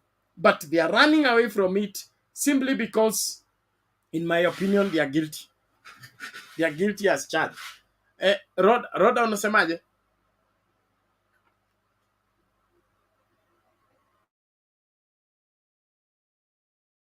Anataka kusema hivi, unajua kama Kenya Kwanza, unajua siku ya campaign waliita jina Kenya Kwanza. It means we'll be the first. Ndio maana waliita, that's why they call the Kenya Kwanza. That's why you always see they draw the case, they don't care how, they don't have a empathy to feel how we feel. And it's very dangerous. People doesn't have a empathy for Kenya citizen. You know, we want, like me, the country I'm living, the government, they have an empathy for us. They care about us. Like today, they were talking today, people are crying for electricity. It's getting expensive. Opposition, they are taking things to the parliament. How sisi tunalia? Chakula imeenda bei juu, electricity imekuwa very expensive. They have empathy. They can feel how why in Kenya Kwanza, I call Kenya Kwanza, they cannot have empathy to feel how we feel. And that's what we want. If they feel how we feel, we get happy. I don't know, when I came to this country, I was feel like I'm in paradise. You know why? No, and it's not like I don't like my country, because I feel empathy. They care about me. When I go to social to get money for social welfare, they understand me. They ask me, is it enough money for food? When I came here, because I didn't have work, I was getting money from social welfare. Everybody gets money social welfare. And understand what I mean. And then when you go there, they ask you, they give you money for food and to pay apartment. And every year the child gets money, and they ask, is it enough? And then they give me money to buy clothes for the winter. They have an empathy. They're the one who's asking me, you need the winter jacket, you need your jacket. They have this empathy to feel me how. Why can't this Kenya Kwanza? You can have an empathy for Kenyans. That's what we want. If you have empathy, that we will be proud of you. But you just speaking and you don't speak loud, and you are saying things in the campaign and you don't do. It's on the hustle. We don't know what you are doing. Kenya, you are saying like, you are Kenya Kwanza. That's why many people, they were voting for it, because they have another expectation. But when they understand it's not real, reality who you are, then they get sad. I mean, they get oppression, and it's very sad to give people oppression. It's dangerous. Give people peace. Give Kenya people what they want. Hey, don't play with the human being. Thank you. God bless you all. Okay, sawa. Thank you, Rhoda. We believe your message has reached, and probably it will be responded to by doing the right thing. Let's get these videos as we also, our time is running out. Nabii, sijakuona leo, sijui uko wapi. Tomorrow I still have that my show. Escape the era of error, so I will need to get my 2 hours.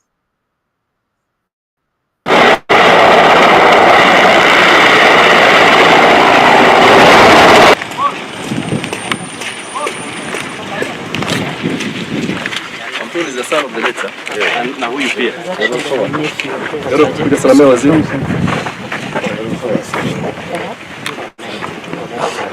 So tutaingia kwa nyumba hizi wachache tafadhali. Pole kijana. Pole. Wachache tafadhali. Hebu nenda baruti. Mwanaume pole. Tuingie wachache. Ni jambo ambayo imekuwa ikifanyika eneo hili. Ilianza mnamo saa 9 mchana ambao wakora wawili walikuja wakaingia kwa boma na wakafukuza watoto pale nje, wakakuja wakaingia ndani, wakapata marehemu chief akiwa na watoto wake.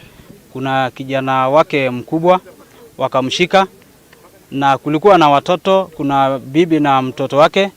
Huyo bibi akapata kuingia chini ya kitanda na wakamuua chief na wakatoka wakaenda. Hiyo ni muda ya dakika 15 hadi dakika 20.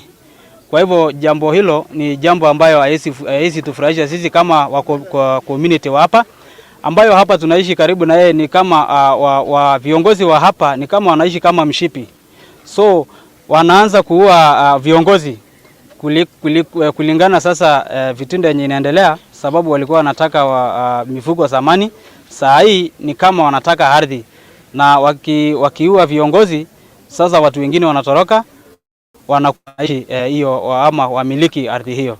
So tunahofia kwamba akiua huyo chief wataua pia assistant na watakuja kuniua mimi kama chairman, na uwe pia chairman mwingine ama kiongozi mwingine, ndio wapate ndio raia wapate kutoroka.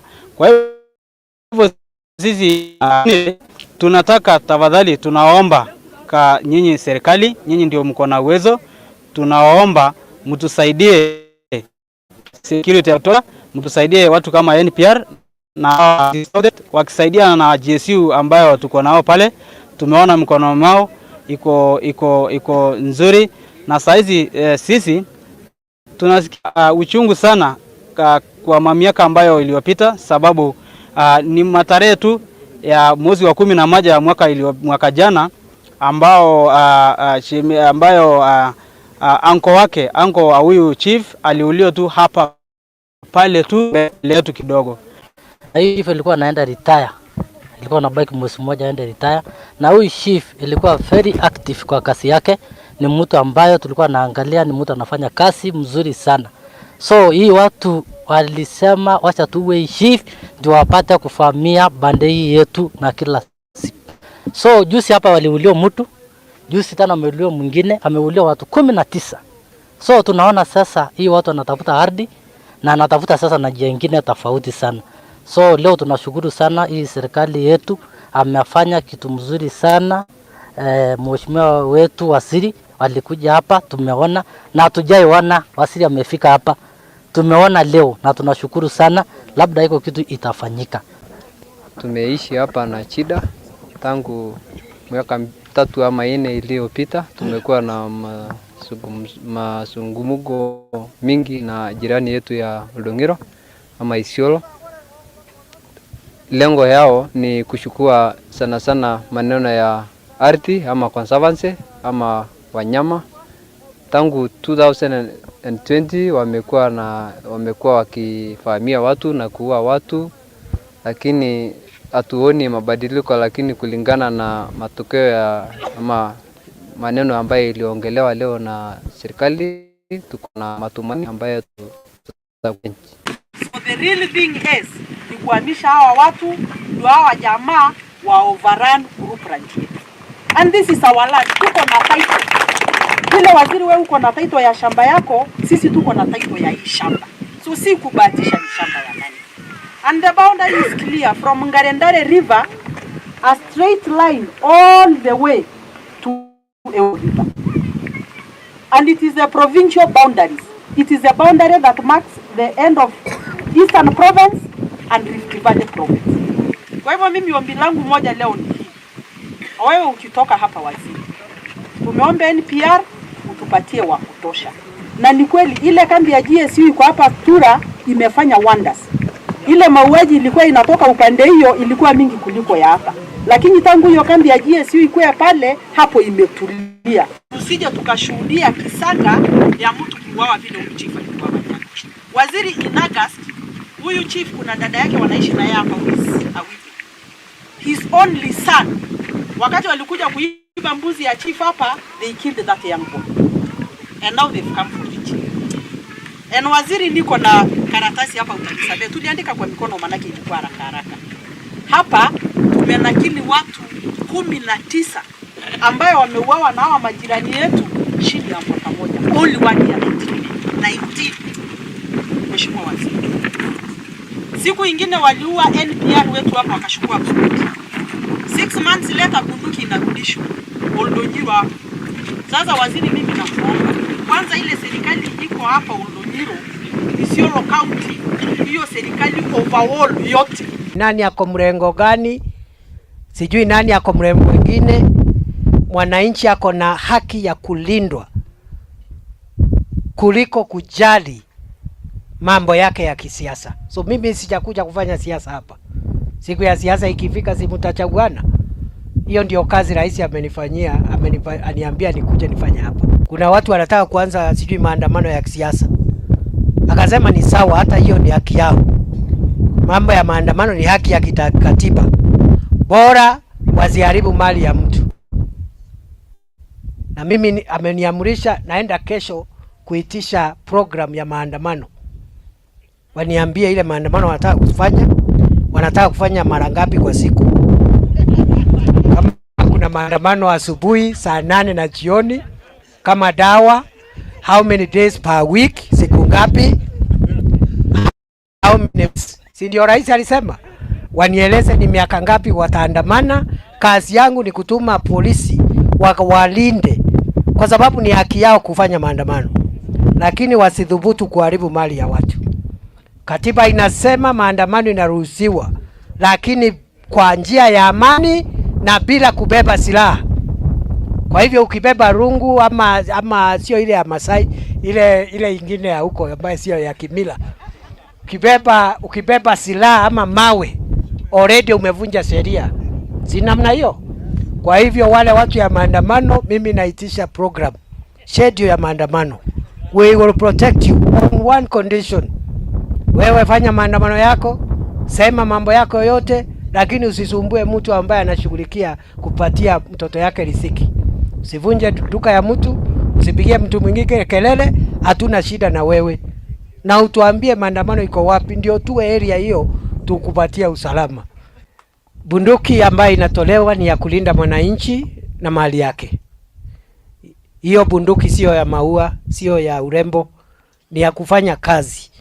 Na sisi kama serikali tutalinda ofisa wote wa serikali. Ofisa wa usalama, awe ni askari wa polisi ama awe ni askari wa polisi ya ziada, ambaye atatumia bunduki yake kulingana na katiba na sheria kulinda mwananchi na kujilinda yeye mwenyewe, asipate kuumizwa ama hata kujeruhiwa ama kuuawa na muuaji ambaye ni jangili ama mwizi wa ng'ombe.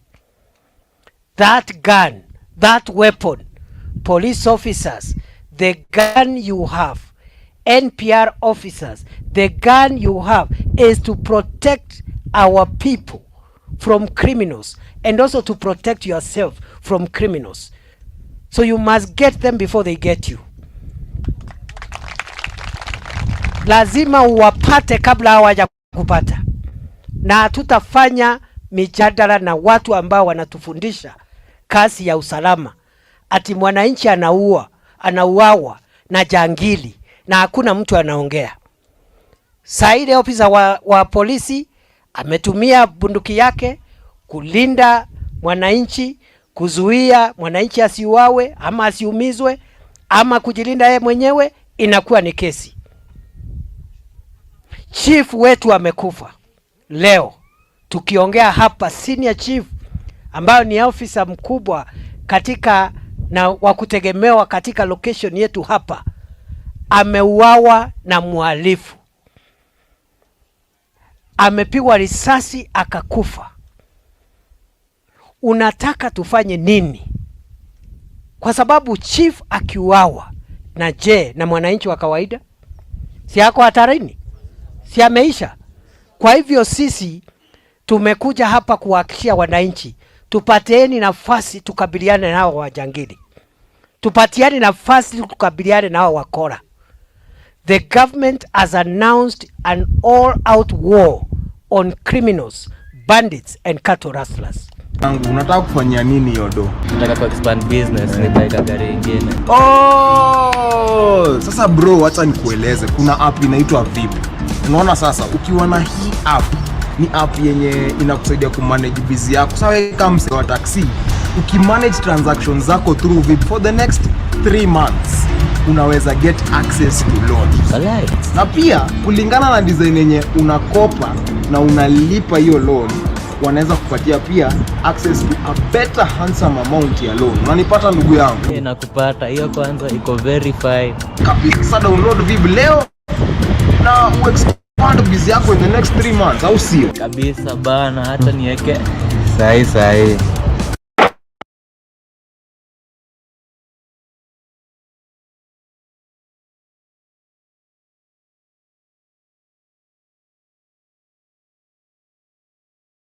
Ana kuona mzee mwenye hekima kusimama hapa na kuwapotosha vijana wadogo kama hawa.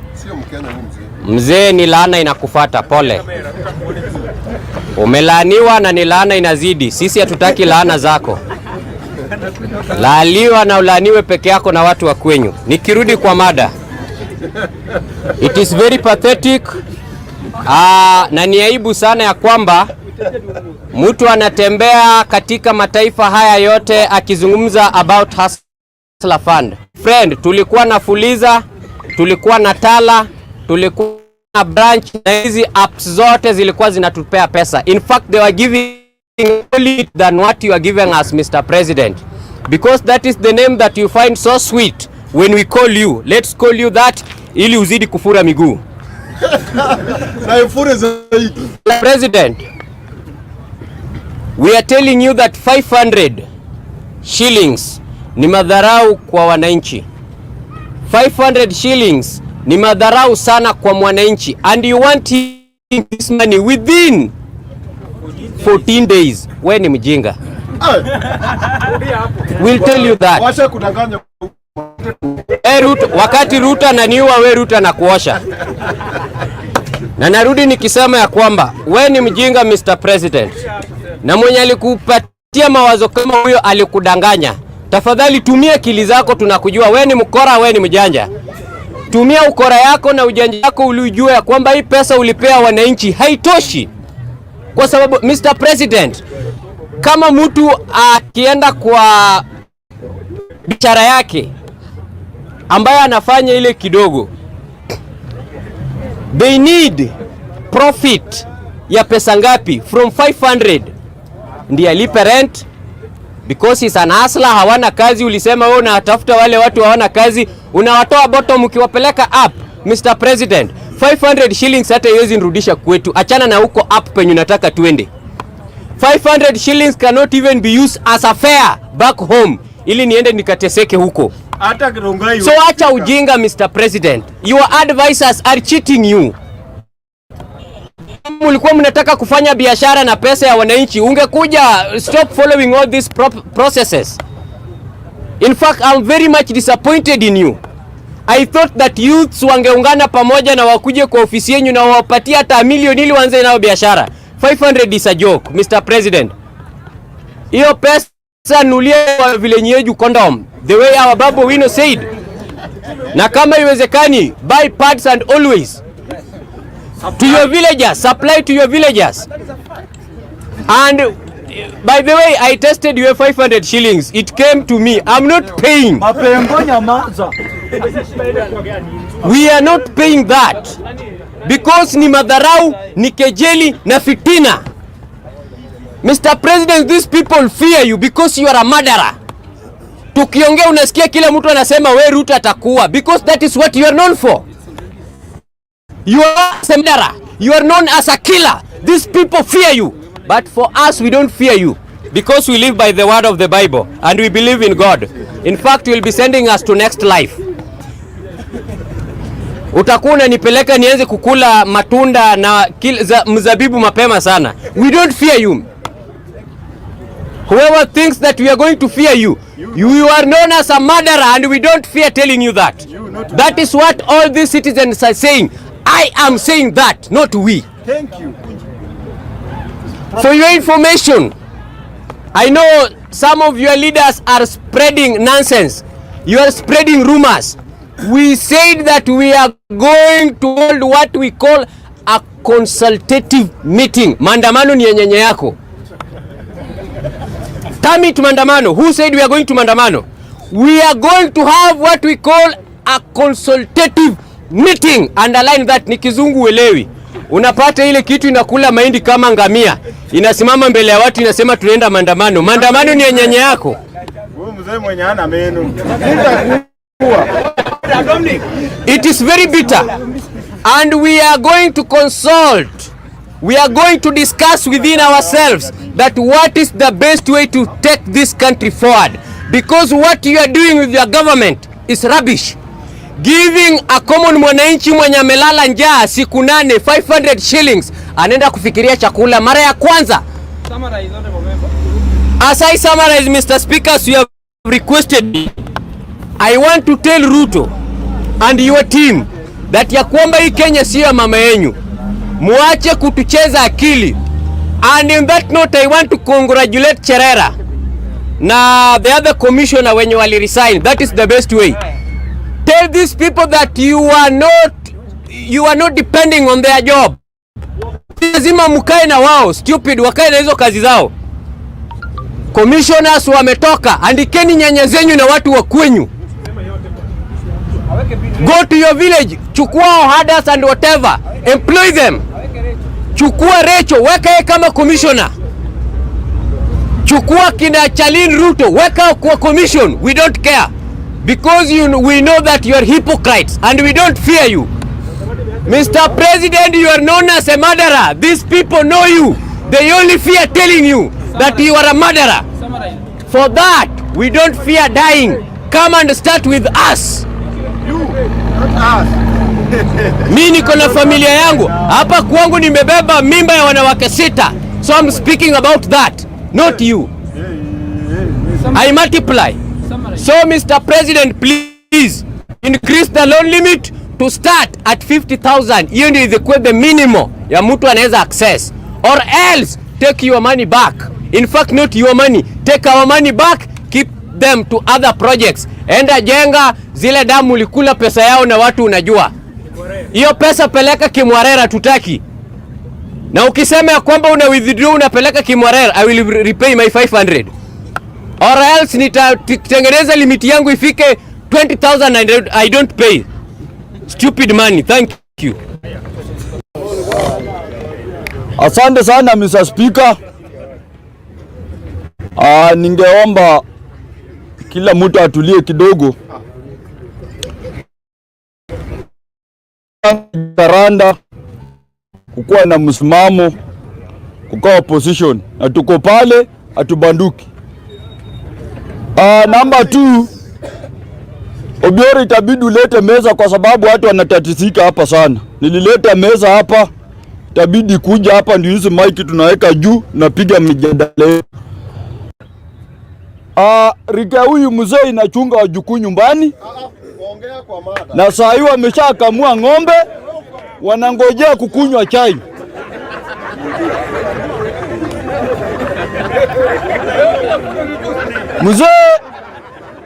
Mzee, nataka nikwambie Rika yako iko nyumbani, haibishani na wajukuu. Sisi ni wajukuu wako. Kaa nyumbani.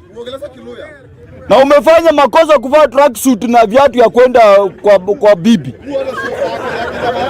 Haya, nataka niingie kwa mada, Mr. Speaker. Kesho tuko pale Kamukunji. Kesho tuko pale Kamukunji. Na sisi kama nyumba ya Azimio hatuendi furugu. Yule ambaye anatembea na porojo akisema ya kwamba Raila Odinga amepanga furugu, hiyo ni yako. Pale Kamukunji hatukuji furugu. Tunakuja kujipanga. Na Ruto, nataka nikwambie, usijaribu kuambia maaskari wakuje na furugu. Wakikuja furugu, town haitakalika. Hiyo haiwezi kalika. Mimi naomba maaskari wetu wa Kenya, wale ambao mnalipwa mshahara shilingi 2, sasa wao wanalipwa mamilioni ya pesa, na sasa zile nyinyi mnakaa kwa container na hao wanakaa kwa manyumba mazuri na mnatumika vibaya. Wacha kuongea, serikali itakuua nani. Wacha niue.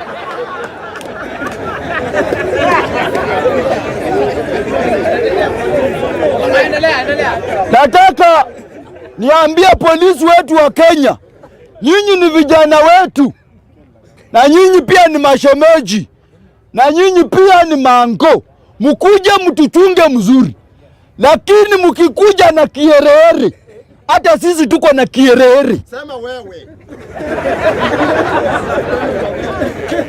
Sisi kama wana Azimio tumejipanga, tunataka tukuje pale Kamukunji tuongee kwa mambo ambayo inaendelea katika nchi yetu ya Kenya. Na sisi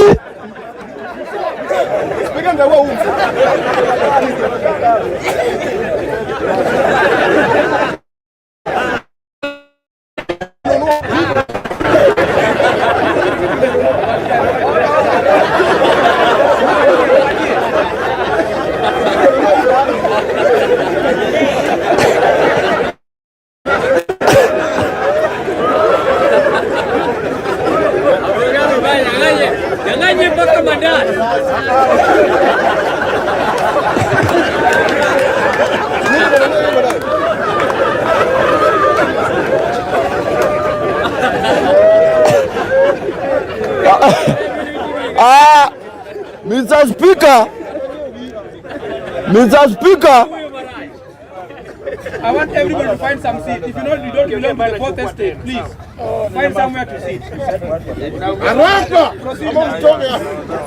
Mr. Speaker, Raila Odinga tunangoja kesho atuongeleshe, na tutaenda pale, na sisi na nia mbaya na serikali yetu ya Kenya. Na kesho tunataka kujua, ndio mkutano ya Raila Odinga ya kwanza, na kesho ndio tunataka kujua president wa Kenya ni nani, ni Raila ama ni Ruto? Kwa sababu Ruto last alikuwa na watu 300 people. Hii ni media gani? Na kesho ndio tunataka kujua baba Raila Odinga atajaza ile kiwanja kiwango gani, na watu wa nje wajue Raila Odinga ni the people president. The people president.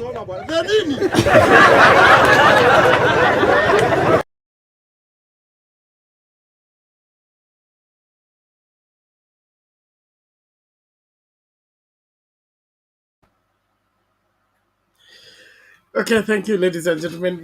You can follow the entire episode is on Mtembei TV. Just find it, Bunge la Wananchi, and you can get the whole story. I just wanted you to have a taste of what is happening at Jacaranda. That is the bunge la wananchi at Jacaranda, viongozi wao wakijadili masuala ya siasa zetu kama vile tunavyojadili hapa, na kama unataka kufuata hiyo yote, it is on Mtembei TV.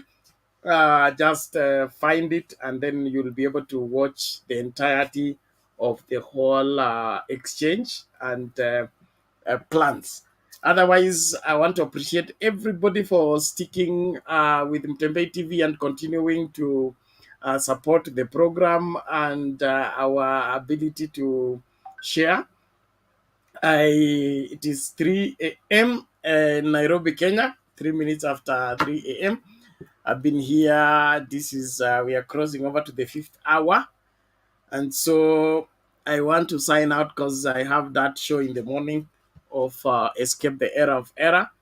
But I'm still looking for somebody to relieve me. So until that person arrives, I will continue the conversation unless wakatai kukuja kabisa, ndio tutafunga station kwa sababu I must get lepe la usingizi ili nikuwe soba wakati na address watu, na ile swala tunazungumzia la escape the era of error is a very serious matter, especially in the church world. So naomba tumsikilize Moses kwanza alafu tuendelee. Moses.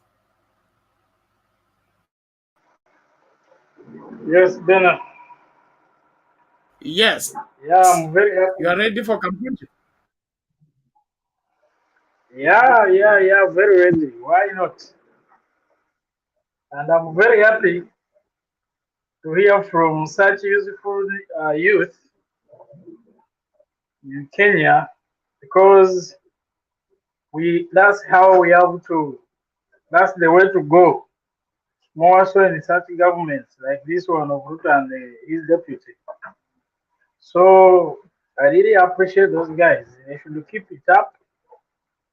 They know they are Kenyans. No one can scare them. They are not afraid of anyone. But I pity others. I don't know whether in Kenya they are there. You find someone, when you ask him or her, he will tell you that, from here, I'm not in politics. I don't know. I don't want to know. I'm not neither in this and that. I'm just a citizen. But people forget that everything in the world, whether it's all about politics, including the matchbox, the paraffin, whatever you buy is full of politics. When the politics of the country that you belong is good, everything will be good. So I really appreciate those guys, and I will keep watching them because they are like, they know that they are the real citizens. They have no other country to go to. So that is it. And also, another thing I will want to comment about, like last time I talked about that when someone is having that belief that he can become a dictator such that everything can run on his way, he will always create three things in the country. One, will create fear such that no one can stand in front of TV or cameras and talk about what they are doing or criticize them. Then second one, the person will be become like a bank, a mobile bank. When you bring your head out, he will buy you. When you bring your head out, like for example, those guys who were in Jacaranda, I don't know Jacaranda. Then they will say, who were those? Then they name them, they call them to come. Mobile banking, give everything anywhere. You get the envelope and what's that, you get fired. Then thirdly, he will make you poor. You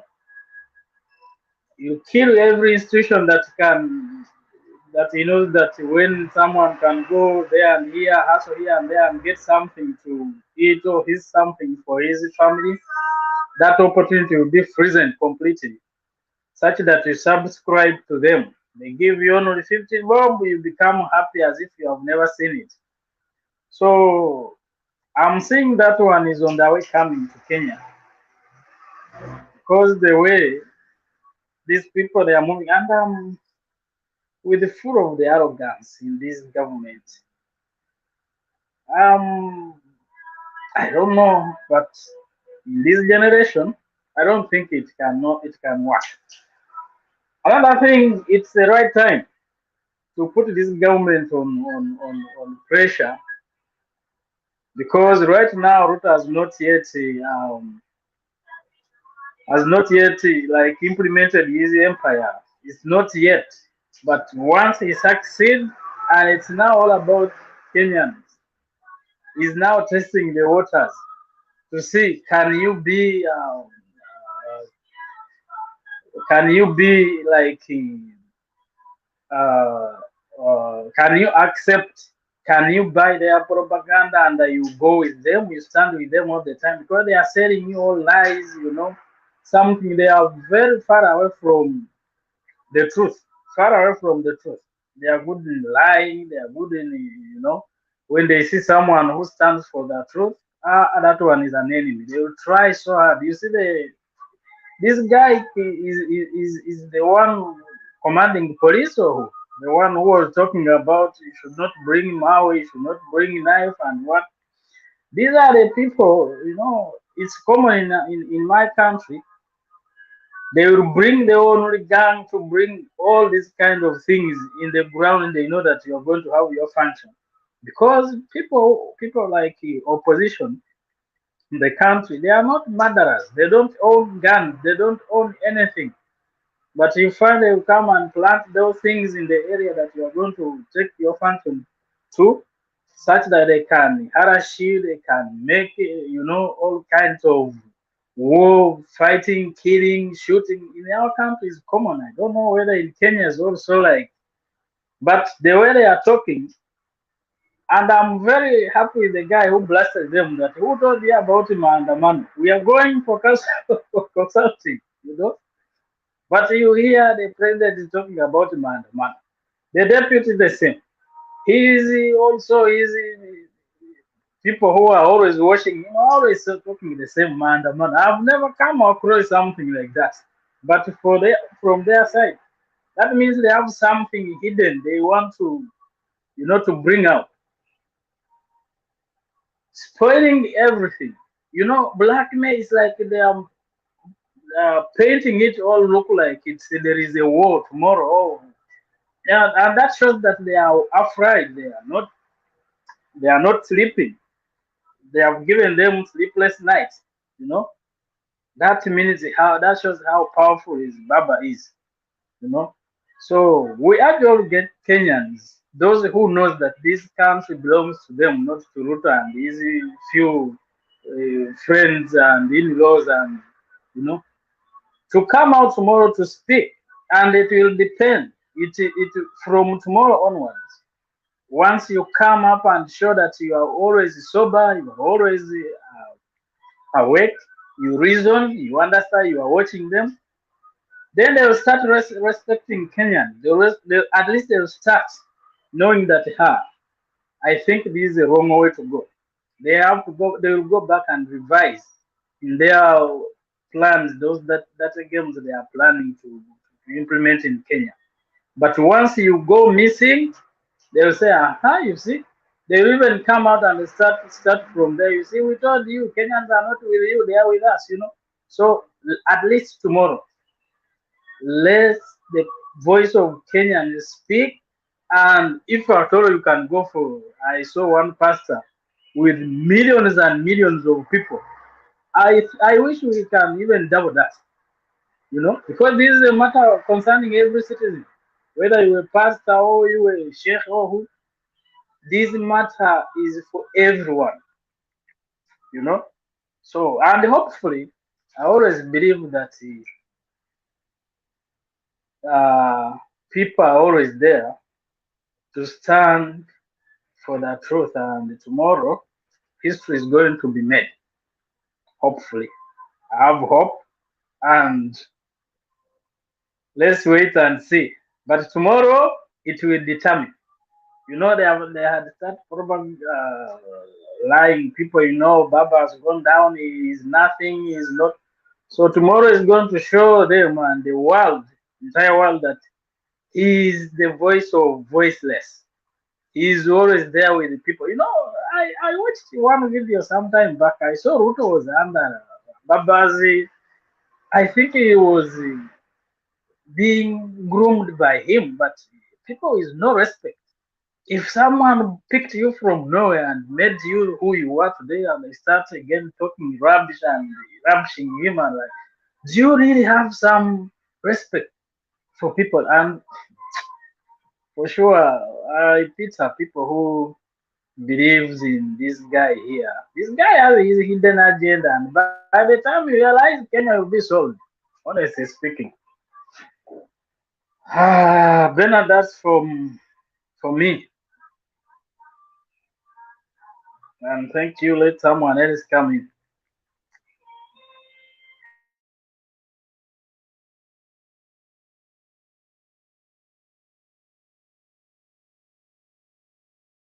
Thank you, Can I thank you, ask Moses. Moses a question, Bernard? Yes, Eli, what is the question? It's just on a light note, Moses, what do you think about the yellow ties that NRM has donated to UDA? Of course, as a Ugandan, I was against Ruto. Even I was, honestly speaking, I was even planning to shift from Uganda to Kenya once Baba was the president, because I knew everything is because Kenya was becoming like these European countries. But we lost, all of us, we lost, and I was the way and the people that should never be forgiven.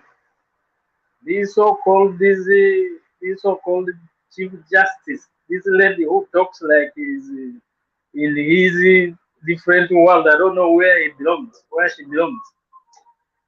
Ruto, Ruto is a good student of Ugandan president, honestly speaking, and that's why we were against him, because once that guy, I the court and the drama was happening, declared him as the president, we knew we have lost it as Ugandans. And he's now planting. Someone we are planning from this now is planning, is extending a hand to another neighboring country. So it's become difficult for us. But I was not happy, and that's why I will always be against Ruto, because I know he will contribute to to our own problems that we are going through, and they will become a team. Maybe it's a high time we also know where Ruto comes from. I don't believe, but there is rumors somewhere in the corner, but we are yet to find out.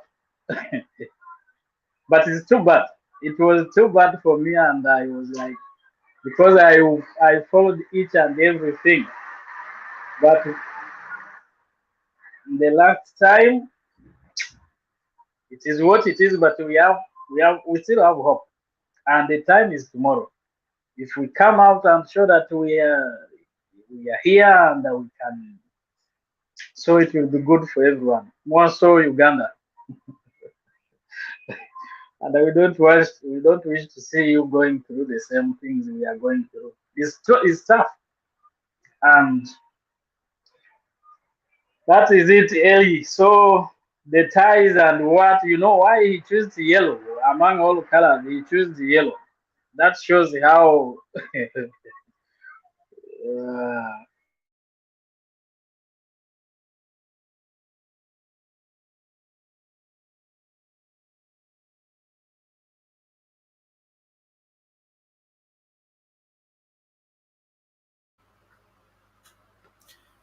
Okay, Eli, is your question answered?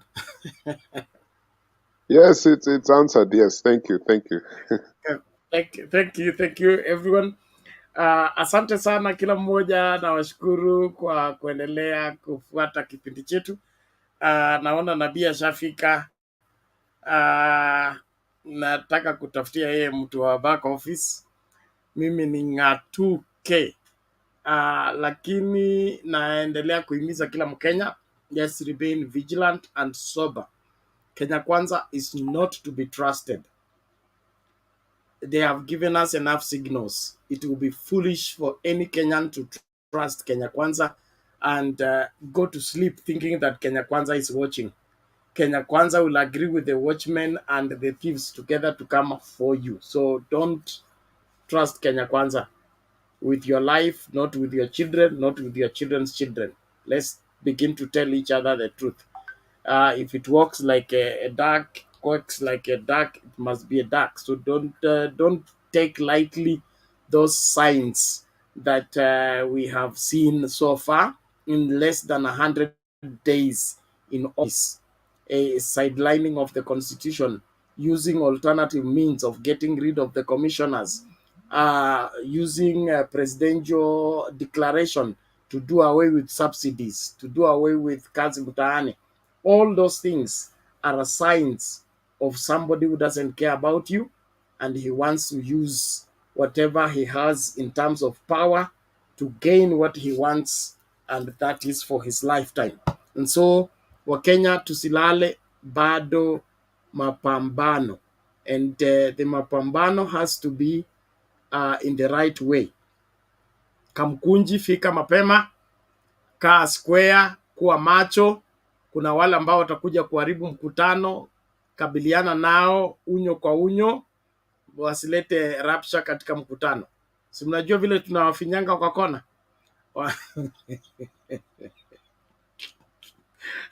Mtu anafinywa ananyamaza, hiyo inaishia hapo hivyo, so that there is no disruption of the proceedings of the meeting. So the vote, the protection wing ya Kibra and the other places, tafadhali tabakeni katika kiwanja. Hakikisha kwamba hakuna mtu analeta nuksi na hakuna mtu anakuja kuharibia jina la baba hapo katika mkutano. Be sober, be vigilant, watch out. Don't trust, like I said, don't trust Kenya Kwanza. Wanaweza kuja na kupanda hizo vitu zote Soprano alikuwa akisema hapa, kwamba tumebeba nini na nini katika mikutano yetu. Na cha muhimu, the greatest scaring meeting is not the one for today.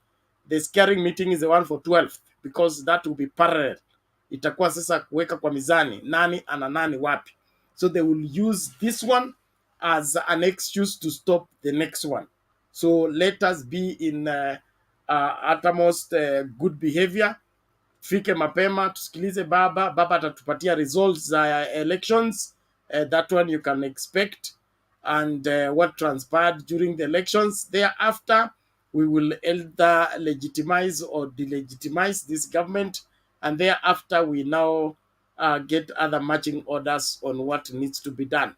But all in all, this country must be salvaged from bad leadership and incompetent leadership. Asante sana.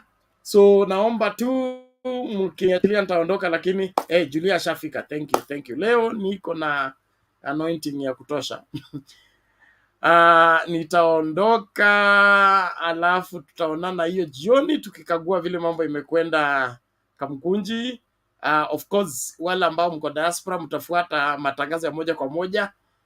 Tahakikisha kwamba kamera imefika in good time na mtapata matangazo ya moja kwa moja.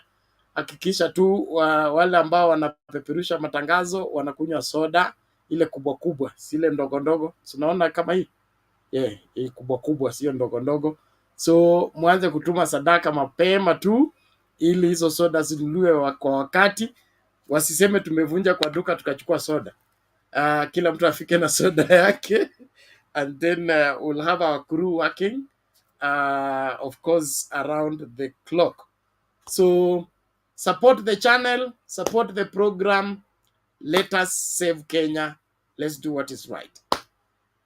Kenyan with love.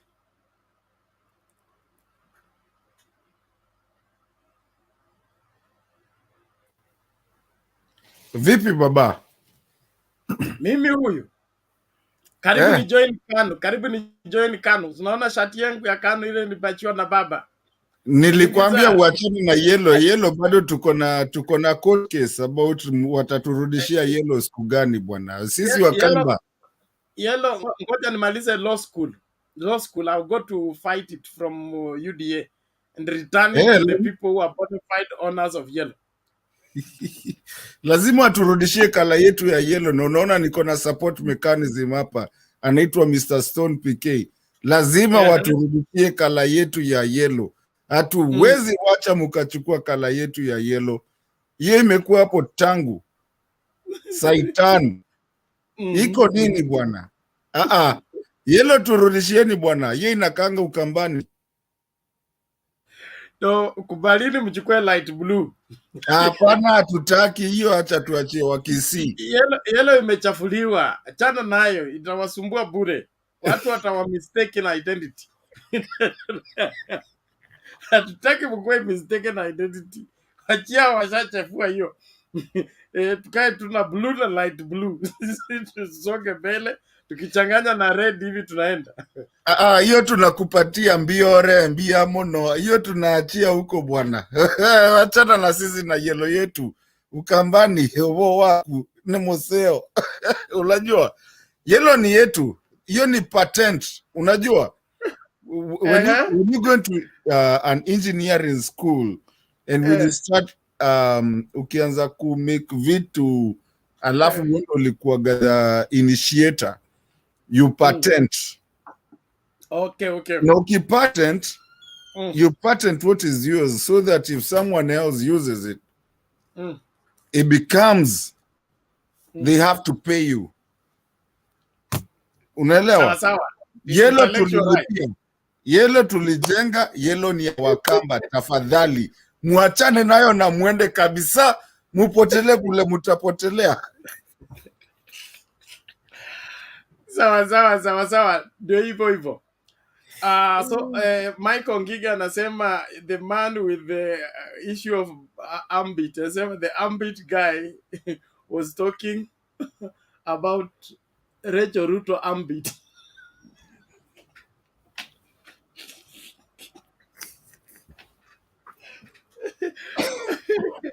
Wewe bwana Ngiga wewe. Karibu studio tuambie vile alikuwa anaongea tafadhali tuone ujumbe utafika. So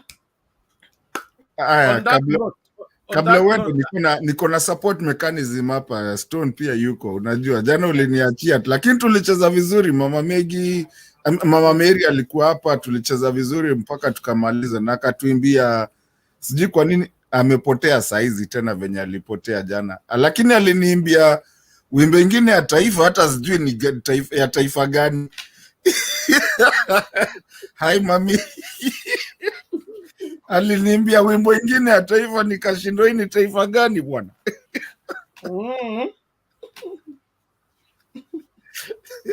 But we had a good time yesterday. Bernard, it's okay, you can go. Stone PK is here too. I think Duke is here. Tutafutie watu huko chini wa kutushikilia. Kama tuko na watu wa kutushikilia huko chini, sisi na Stone PK tutafunga hii kitu bwana. Sawa. Ninyi endeleeni, you are the newcomers. Of course Kenyans, Stone PK and Duke. The rest have made their submission, but Duke ameongea kabla tuchokoze. Duke hajaongea, nataka aanze kuchokoza kama nimeenda, na sitaki kuita kuamua kesi.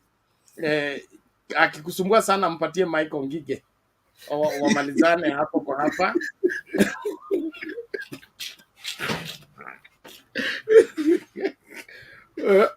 Weka kwa room moja na Michael Ngige, alafu kuja after 3 hours uone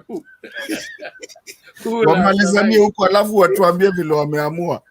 Who will have survived, because somebody must go.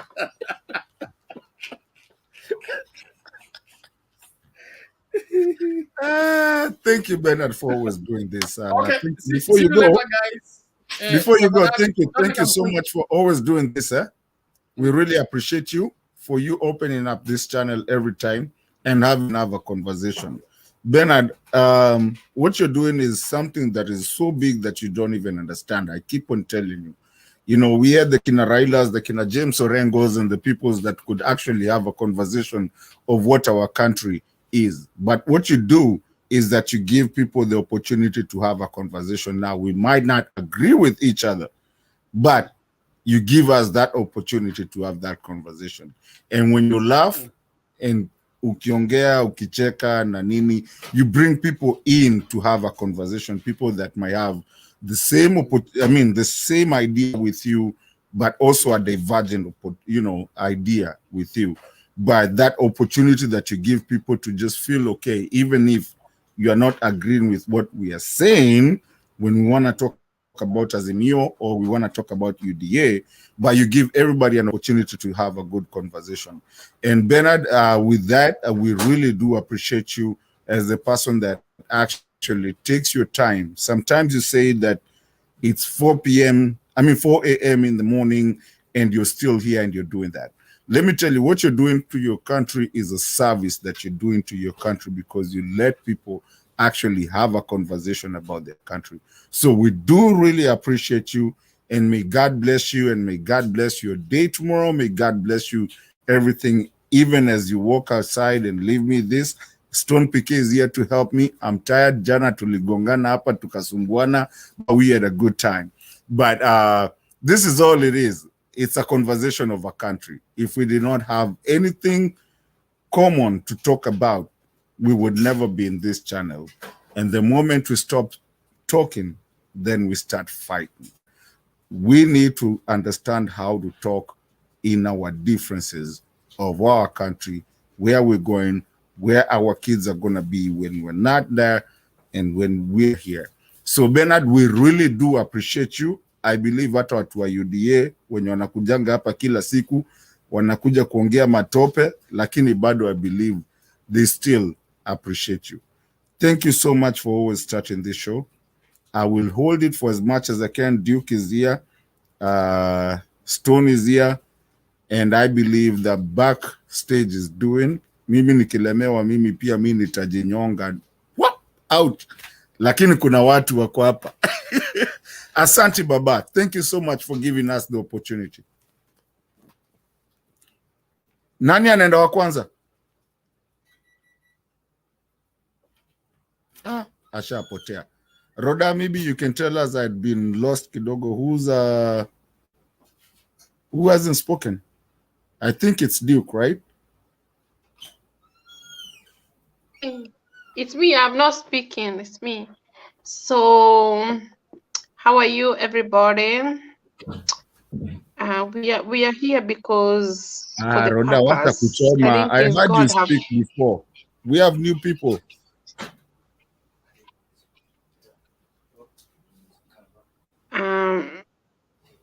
so, my internet today is very slow. What are you saying, please? I'm Pardon? saying I heard you speak before. Can we give the very new people, whoever has not said anything, please, with all due respect? Yeah, I just want to say I thank God for this opportunity. We can come here, we can express to see how we feel, how we think about our country. Sometimes it's not about emotional, because emotionally sometimes it's lie. We can be love ourselves and we love our country and we love people and we want people, everybody to live, everybody, Kenyan people, live happy life and enjoy, because since I was born, I used to see, I grown up in very village. Actually, I'm very close to them. Charles Jonjo is my neighbor. We are very close. So I used to see people are happy. So we don't want to live with those days in Moi era. People, they were not so happy. They were looking something big, in Moi era, and then in Moi regime, and then when Moi died, Kibaki take the power. People, they start to live another life. People, they start to get happy. We start to see development in the road. In my village where I come from, we didn't have so much road. We didn't have really road, and then I see things change, and we come here because we want things to change. We want to see development. You know, people they can happy, people they can see, you know, people they can see the fruit. We don't want somebody come to destroy what we have built, what our, you know, I remember my grandmother was working like a housemaid to take care of the white, you know, those days when white people, they came to our country, they didn't go back. So my grandmother was working, take care of it. You know, they have our old people, our social, they're the one who have built our country. They have paid tax to build our road, to build our country. They have been sweating. They have been fighting for our country, for our colonized, like Mau Mau. So it really hurt me when I saw how people like Ruto, they take over to destroy our country, what we have built. Everybody have been played the part in Kenya. Everybody have been built. Even children, they wake up early in the morning to go to school. Even to go to school, they build our country. Everybody have been played a part in Kenya. And then you see people are taking the power. They start to think that Kenya itself, they can do whatever they want. They can take other people's properties. They can do whatever they want. That is their mission. They didn't want to come to continue the work was there before. Their mission is to come to destroy instead of they move forward. I hope Kenya people will learn in Moi regime when Kibaki came in his chance. Kibaki, Moi left, I think not much money, and Kibaki came and he gave the children the school free of charge, and life started to continue. He didn't ask Moi, you didn't left money, we didn't. Actually, Moi, he retired very peaceful. And he went, and somebody who told Kibaki, don't punish Moi, is Raila. Raila is the one who told Kibaki, don't punish, because when they say Kibaki tosha, then when Kibaki take the power, Raila told Kibaki, don't punish this man. What is his name? Moi Kibaki, Moi. And Moi, he retired and he went his home. I don't know whether it's Moi Kabarak or is Muthaiga. He have a home in Muthaiga. And he went in peace and he was living in a good house and he was getting allowance for the government. The government was taking care of him until he died, you know. And Kibaki didn't. Why we don't learn the history of what Kibaki did? What those Kenya Kwanza or Kenya Kwisha, because I call you Kenya Kwisha. Why you have never learned in Kibaki? Because we need to learn our old people. We need to learn things in our past. Because history, it's remember as where we come from. But if we somebody like Ruto, it says, you can think Ruto is grown up in America, or his father is American. He behaves like that. He doesn't behave like Africa or Kenya. He forgets where he come from. He doesn't want to remember in Kibaki days. He tried to assume things. He's not open. He doesn't have an empathy to understand people's feelings. His work is only to take the money of the government and to go with the private jet and to go to this horse, to go to the church, just to do just talking about the current government, nothing else, and to attack people like Honorable Raila Odinga, have make other people life better. They need to, can you imagine with this, his own landmate, Rigiji, nothing. It's always, I'm always felt irritated when I see they are not young. Ruto is not a young man. He had been member of parliament from 1982 in those days. So if somebody have a lot of knowledge, but he tried to assume. He tried to be like to put the curtain. He doesn't want to see things, and that's really hurt me. Who put him in the present? Who put Ruto in the present? Who put him there in the place he is? Even now, I have never believed Ruto to win. Even today, I was thinking that alone. Sometimes even I thought, who put him? How did he came there? We didn't see. How? Even the small children, they can ask, how did he come there? You can see it's like magic. Rhoda. And he put military in the country. Military, they take over. That's not good. Thank you. Thank you so much, our sister. We really appreciate your input. We take a lot from, we understand everything that you say and we understand your pain, and we really appreciate you being here every day for you to come and tell us what our country needs to do, because we need to talk. And the moment we stop talking, we start fighting. Rhoda, we really appreciate you. I think everybody, even in the comment sections, and everybody really do and does appreciate you. So we are very appreciative of you. Let's have this conversation, because we need to have this conversation for our country to have a good country, that we need to talk about our country. It's a place that we need to have a conversation before we get into fights. Like Russia and and Ukraine, they are fighting where they're using bombs, but at least this time we have a chance to talk with our country and talk with ourselves, and that way we never end up there, because we actually talk.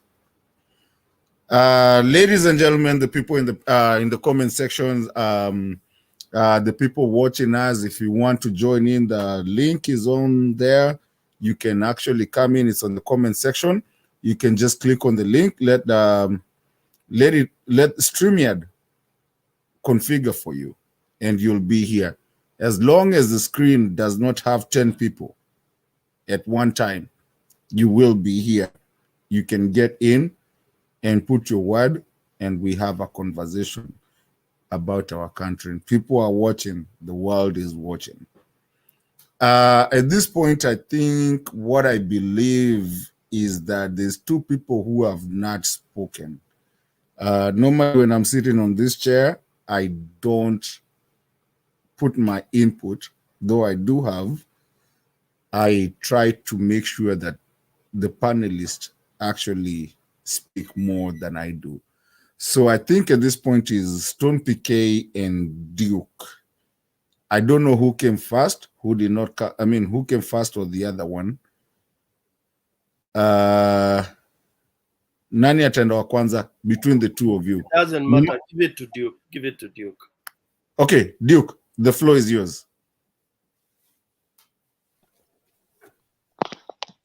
And Duke, as you're doing that, you still have the rights, right? No. You don't have the rights to add? No. Okay, it's okay. There's a support mechanism behind there, so it's okay. Go ahead, Duke. The floor is yours. Good morning, good evening. Today I want to refer you to some philosophical texts which were created thousands of years ago. And the first one was written by Karl Marx. And what Karl Marx said is that for accurate decisions to be made in a country,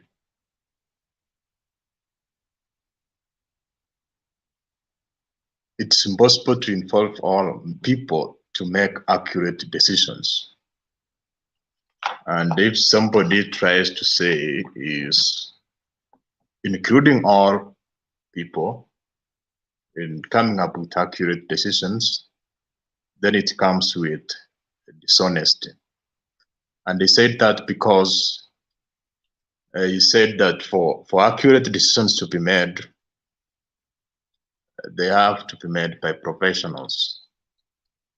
So there is qualification for you to craft the decisions. And he was saying that when he was trying to resist democracy, or he was trying to point out the negative side of democracy. And that is the same narrative of Aristotle, who said that the main disadvantage of democracy is trying to take sovereignty of the people, all of the majority, and the rule of law, and that the two cannot go together.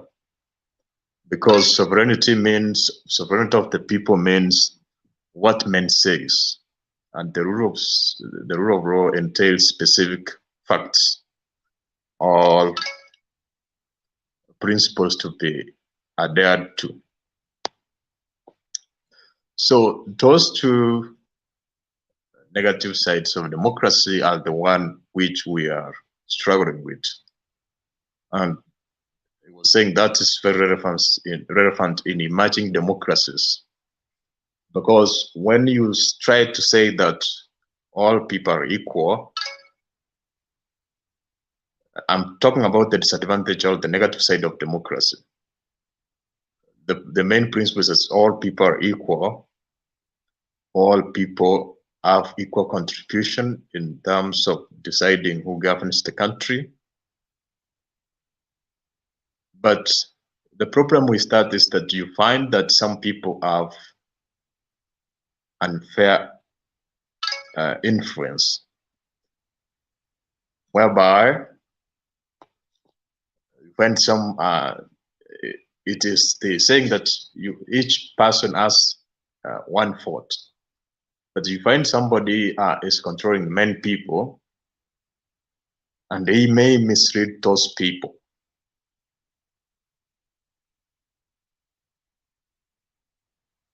Therefore, in that scenario, it means that democracy is actually, for democracy to function well, those who have influence must be ethical, must embrace moral conduct. Because if people have influence and they try to use that influence in the wrong way, and especially where you find not all people are educated or know what's right, know what's wrong, but they depend on what some specific people says, then it means that we lead a country to something which is not it's not of advantage. So something which is not benefiting the citizens, but maybe swaying people to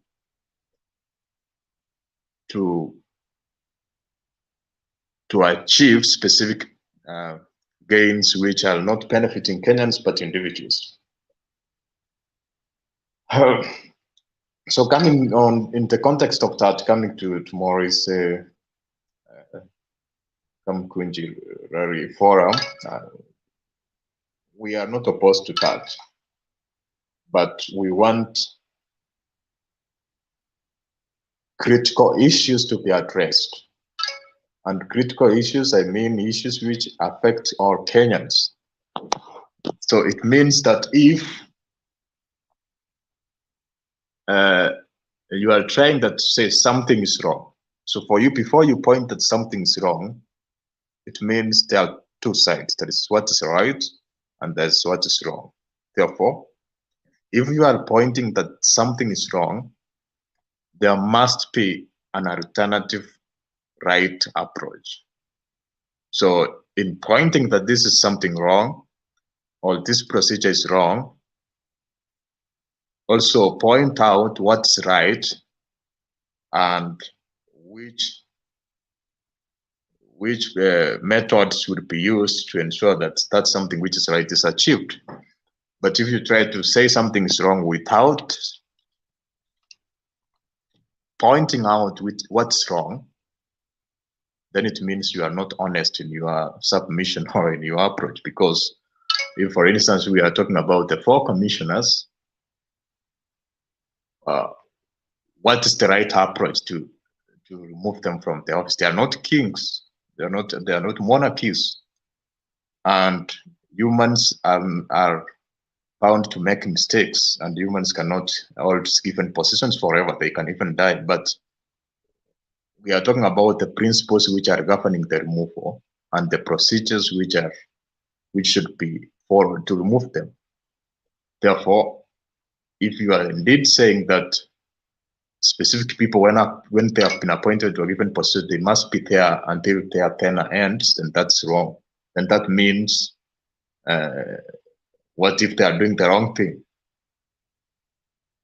So that's so I expect them to have decorum and also maybe to come up with an alternative approach. So I am a kind of person who support positive criticism. For instance, if the government is doing something wrong, say this is wrong, and have a proper form explanation that the right approach is this. And maybe if it does not obey that, then you can take the next action. So now we don't have what's right and what's wrong for us to move forward. So that's what I can say for that. And the Asura Fund, what I can say that the bad mentality of Kenyans is that they think that one intervention by the government can have a transformation of a country. It entails numerous programs and interventions which will actually ensure that those at the bottom are assisted to appoint opportunities so that they can be able to have economic gain or the economic independence for them to sustain themselves.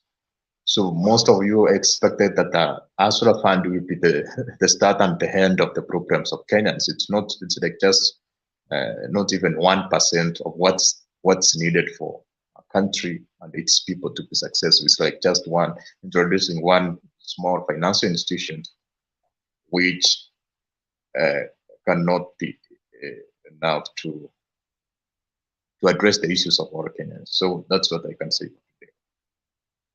Santi.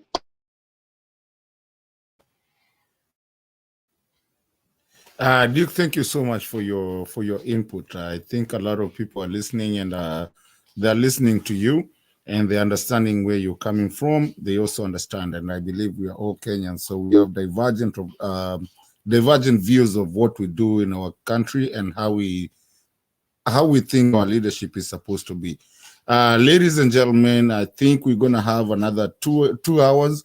If you want to come into the show, ladies and gentlemen, I've always told you guys, when we are here, we come and talk and we understand all different ideas of what someone has, and we can have a back and forth of what we're doing. This is the late night show. Kama unataka kuingia, I know the link will be on the comments section just in a few. You can just click on the link, you'll be here. Ukuje tuambie pia wewe venye unafikiria. Kama unakubaliana na Duke na unakubaliana na sisi ni sawa. Lakini leo tunaenda Kamukunji. There's a reason that we're going to Kamukunji, because when you have, even in a household, when you have two different kind of way of thinking, you have to go somewhere and have a Kamukunji and sit down. For those who understand what Kamukunji means, Kamukunji doesn't mean the Kamukunji grounds. It means a place where you go sit down and understand. It can be your living room, it can be whatever, where you can sit down and agree, because you don't agree on most of the things that you're doing. But again, for our country, we have to talk. We have to talk to the UDA guys. We also have to talk to the Azimio, which is us, and people who are thinking about our country and where we are going. We do not want to go back. We had independence. We've walked a long journey to be where we are today, to a point where now we are on infrastructure and it's being stalled, and we are being told to be given loans by our country. We can go to a loan shark or go to Tala or everything. Personally, that's the reason I don't like to give my opinions when I'm moderating, because my opinions are, I don't believe that the government should be giving its own citizenry money or loans. I believe it should be giving them services for them to be able to to progress and all that. But at this point, ladies and gentlemen, if you want to come in, kujeni tuongea. We still have another 2 hours. Kujeni, it's an open forum.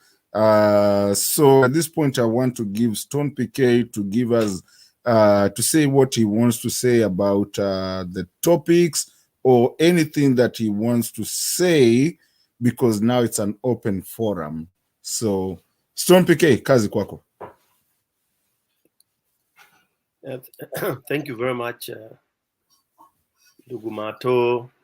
Let me say jambo to Duke and also Mary, although I can't see her, and also Moses. It's yet another time that we are here on this platform, our Good Mutembe platform, to share some of the little things, little ideas, little comments that we have. I'll begin by one, looking at a holistic approach towards a 60-year-old human being. And then I would also juxtapose that to a 60-year-old country, where country is defined by some borders that were drawn by our masters. When they were subdividing and scrambling for the beautiful continent of Africa, we were given some demarcations that we've been made and indoctrinated to believe that that is what belongs to us, and anything beyond that does not belong to us. So we are confined within some drawn sketches called map of an area which is referred to as a country, Kenya. 60-year-old in a sense from when we got the so-called independent. Again, this is somebody coming, settling in your home. You've welcomed that person. He settles there, and then he owns your home. And now you have to fight to get your home back. And you are supposed to actually beg. You are supposed to show loyalty. And you are supposed to believe in some of those philosophies that Duke has narrated that don't make any sense at all. Not to Duke, but don't make sense in the sense that they are meaningless to a people in their own domicile. When you talk of democracy, democracy is also another nonsensical thing that was brought by the same people who came and dominated us. They started telling us the way we are administering ourselves is rubbish, and we have become slaves. So you can have people like Duke, so much learned, and others, and I'm not picking Duke in any bad taste, but I'm just implying very well learned Kenyans or Africans or human beings, and you sit to lecture or be lectured about democracy, XYZ. Yet when you are being lectured and also you are lecturing, you contradict yourself. You say it does not work this way, it has not worked this way. Then if it's a good thing, why doesn't it work? For me, anything that doesn't work is not good at all. If 60 years you've tried the so-called democracy and it has not worked, when do you expect it to work? Going back to people stealing your land, your own home, and then all of a sudden they start asking you to, beg. Somebody amekuja amechukua bibi yako ameenda, and then for you to get her back, you start begging. And then you're being told, oh, you have to confess, you have to do this, you have to believe in this, you have to do this, all those things that don't make any sense. Karl Marx, what? It is what has really brought us to where we are. You can imagine Kenyans being told, oh, we are a democracy. It's only a fool who can actually listen to a lecture on democracy. I would want people to stop thinking and calling. Look for another name.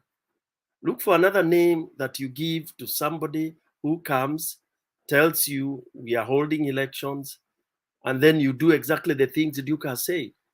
You have one vote, but you are told you are equal. All of you are equal. And then all of a sudden, there are those people who have more, who control bigger.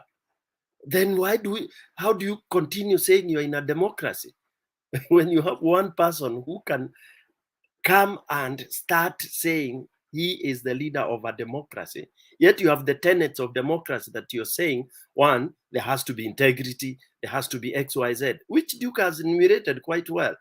Then the moment the people who are championing that same doctrine have fallen flat on their chests short of that, then what are we talking about? For example, now today in Kenya, somebody telling you there is democracy.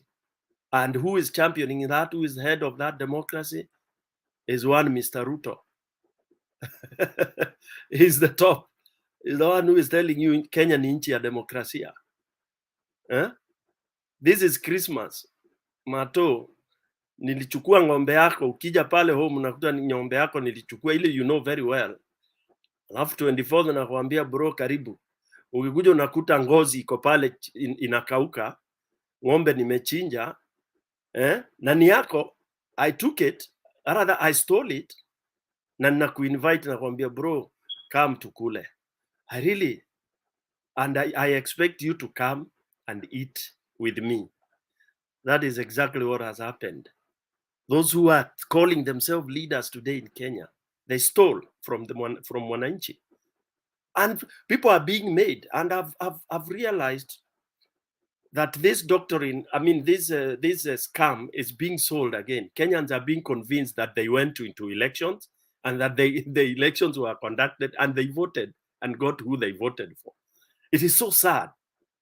And I respect Mother Karua so much for her repeating on even public TV that she can never call Ruto her president. You understand? So it is true, and it is her right. It is her right, whether the court decided, because the court can decide.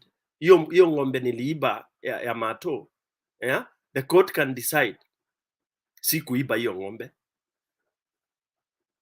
Yeah, the judges decide. In committee, it's full of people who have been convicted unfairly because judges have been bribed. They're not one, not many, but the law put them under the bars. The law inaitwa sheria ilitembea. Sasa sheria ilitembea ika-crucify one who is not guilty. Will that stop that man from ever being the victim? I mean, the one who murdered or who did whatever he did?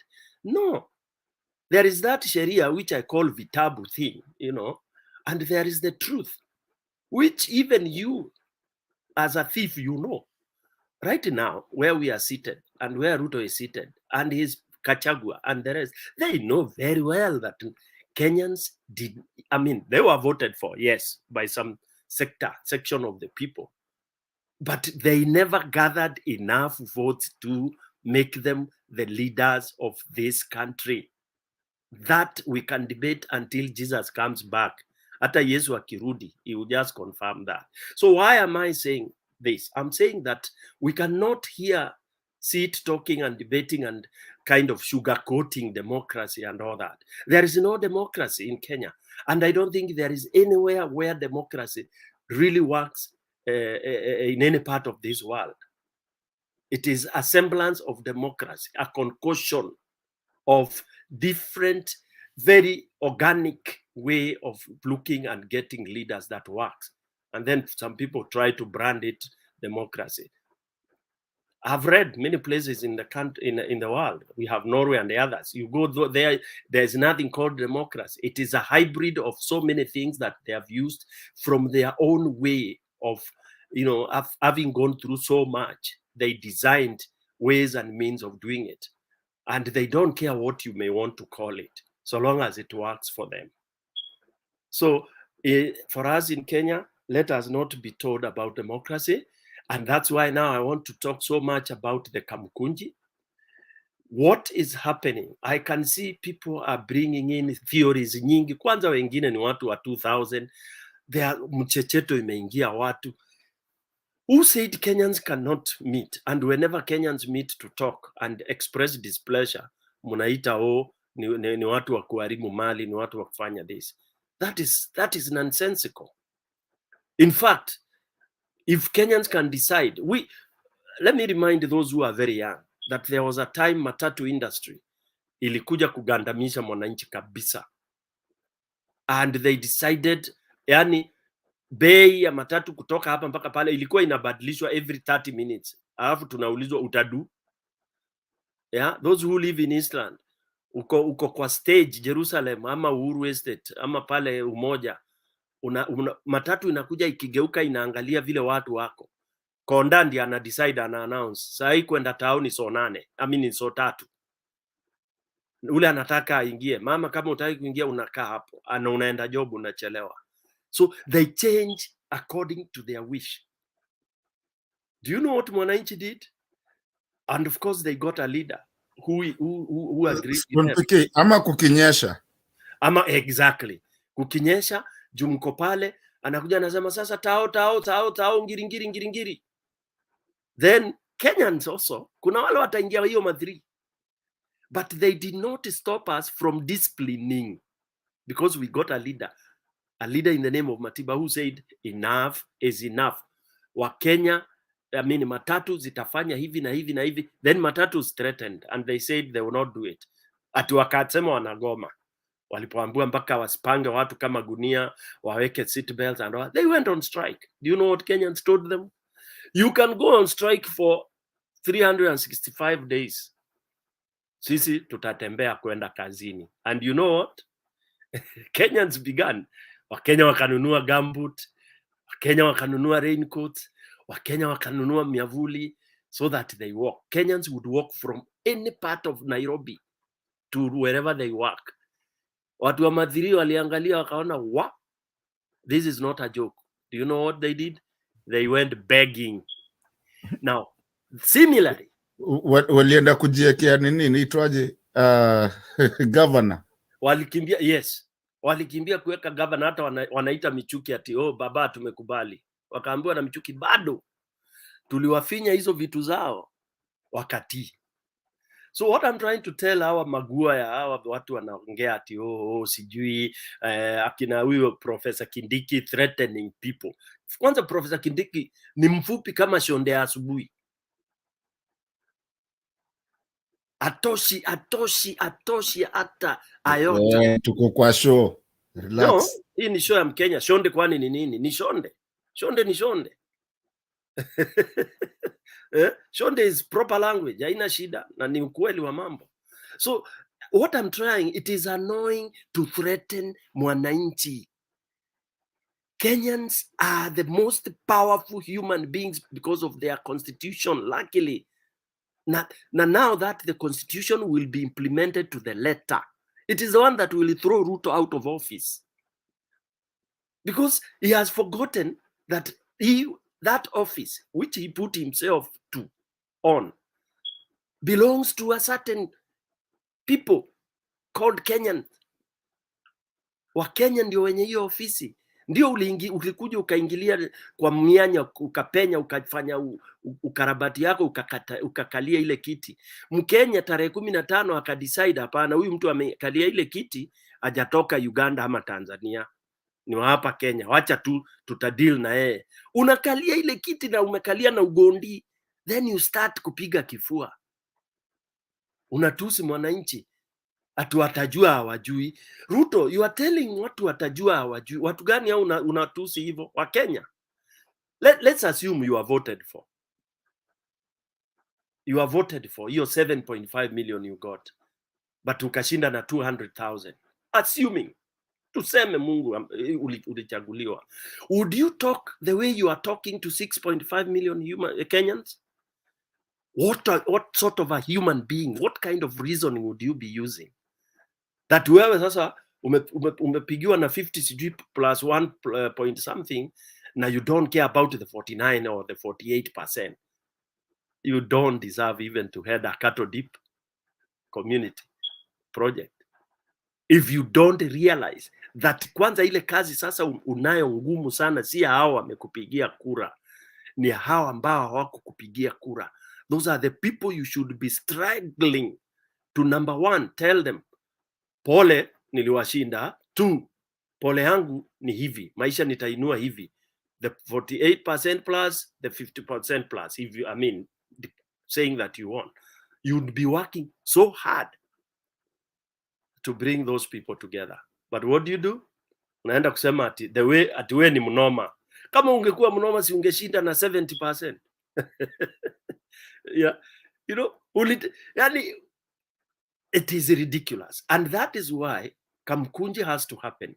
For those who don't understand what it is, just sit.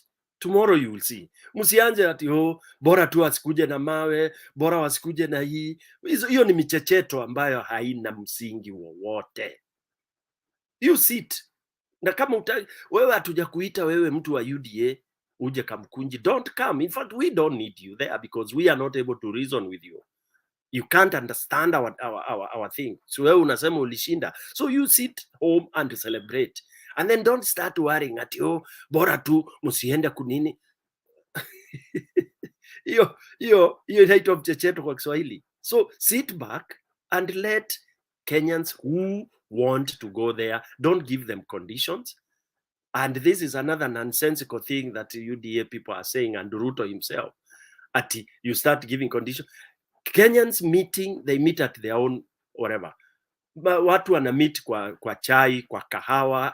There are so many political and community level discussions that are going on throughout the country. Not only this time around, it has been happening for a very long time. Go to Mombasa, go to Nairobi, go to Kisumu, go to Kakamega. Kuna mahali watu huwa wanakutana kuangalia na kujadiliana. Hata kama ingekuwa ni Raila ameshinda. Of course Raila alishinda. Kama ni ndiye angekuwa pronounced na huyu mkora anaitwa Chebukati president, there would still have been community discussions. Je, unaona huyu Raila anatupelekaje? Munatakaje? Those discussions can never be curtailed. And they are the ones that help maoni ya wananchi. So don't feel. By the way, if we meet in Kamukunji and we decide on the spot out of all that will be discussed, out of the agenda that will be discussed, and mwananchi decides enough is enough, let's walk to State House, that is what will happen. You can't stop it. Ndio kuacha kucheka. It is true that if they decide to walk from Kamukunji to remove Ruto from State House, that is what will happen. I know Duke, you can laugh. Maybe you are too young, you've not seen Mandamanos. It is dangerous. If they decide enough is enough, Ruto ataenda, Duke ataenda kesho ikifika saa 5. You've never seen Mandamano, then you can really think I'm joking. If Kamukunji kesho decides, after they discuss, then they say their way forward is to walk to State House. My friend, that is what will happen. But if they decide, let's propose hivi, let's flani na flani take this for this negotiation or this, then that is what will happen. So it is not a child play, Duke, if you've never seen these meetings, if you've never seen Mandamano. There are clips all over which you can just, acclimatize yourself. Go see what happened. Go see what was happening with enjoyers. Go see from 1950s what happened. Go see and read how Mau Mau developed. And Mau Mau was not only in Kikuyu land, it was all over the country. Then after independence, go read, see what happened when Kenyatta, the Mzee, decided to differ with Raila, with Jaramogi Odinga Odinga. Stone, tell him that there's also the Mekatililis. The Mekatililis, yes, Wamenza. I want Kenyans to do that. Nikimalizia hako ka topic, niseme, a community that does not reflect kuangalia nyuma in order for them to understand why they are in whatever situation they are in now, calling it present, then they are not able to determine where they are heading. And I don't think Kenya is that. I know we were being tried to be, kind of confused, not to ever, because our youth, unasikia wakiitwa hustler, walikuwa wameambiwa wasisikize history. Now they are crying. Now they are crying. They were told history helps you to know. Because if somebody came to your house and stole, ukaona alikuwa amevaa kabuti ya red. Anytime you see kabuti ya red, you remember of somebody who came and stole from you. So you become cautious. All right. So, and that is why, for example, they never wanted us to even look at Ruto himself. What have you been involved in? Gachagua, what have you been involved in? If you have been involved in XYZ at this level, what would happen now that umeshikilia hiyo urais? And then they also explore, hii urais ameshikilia aje pale tarehe 15 Bomas. Then they conclude, this guy is a thug. So if he's a thug then, na amepewa sword na Uhuru, na amepewa hii, but the power is with us, if the constitution is true, unless nayo pia ni karatasi tu imeandikwa ya kudanganya mwananchi, then mwananchi now decides to meet and say, we are going to get back our power, our seat, and give it to whatever, or do whatever we want with it. Kenyans can decide not to have any constitution. It is a right. We can decide to kurarua hiyo constitution na tuweke kwa pipa na tuanze afresh. We dismantle everything and start afresh. Dismantling meaning not destroying buildings, but dismantling the useless systems.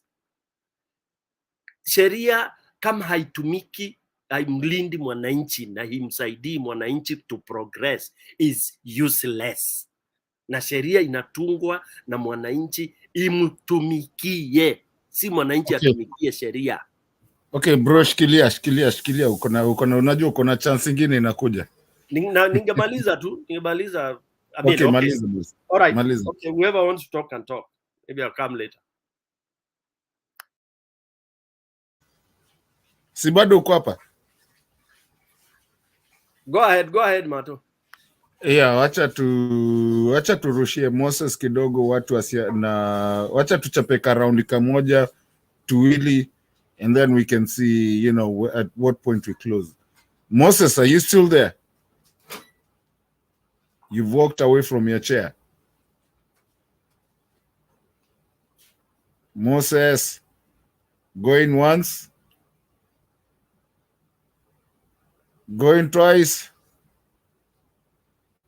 Aya, Mama Mary, tuambie, kuna mengi yamesemwa na nimekuwa nikikusikiza pia, kuna mengi yamesemwa, and when Moses comes back tutampatia. And again, I want to tell the people in the comment section and the people who are watching us that if you want to come and join the show, you can come and join the show. Backstage, Kenny link, so that whoever wants to come and have a conversation about what is happening, because I think tomorrow is a great day for our country.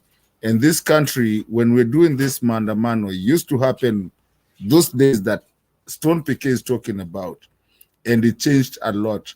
And that's what Baba is telling people, to start educating the new people and the young people to understand why hata maandamano ili happen in our country, and how we got to get our independence, and how we are where we are, because we have to educate, because the civil education is gone. We don't have any civil education anymore in our country, and people do not understand where we are, where we came from, how we are where we are.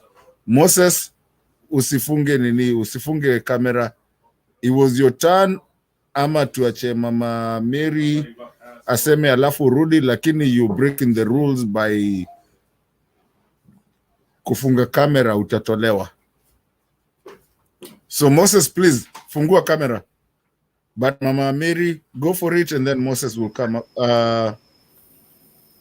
Moses, let Mama Mary go first, and then we come back to you, please. Kenyan with love, I'm kind of busy. I'll come back just a moment. I'm with you guys. Yeah, but don't close your camera because it's against the rules of the show. Okay, all right. Yeah, you can just leave it there, but just don't close it. Mama Mary. Yes, Kenya with love, Stone PK, Duke, and Moses. I think I will yield my time to Stone PK. Aendelee, sijajiweka pamoja. I just want to put myself together, right? Very well allowed. Duke, is that hiyo ni mkono ya kuswali ama you want to contribute? Yes, I have a question to Stone PK, so he will be answering when he will be contributing. Okay. Can I ask? Yeah. Go ahead. Okay, Stone PK, I have two questions. One, you are against the constitution, you are against democracy, even if I understand that there are some inconsistencies.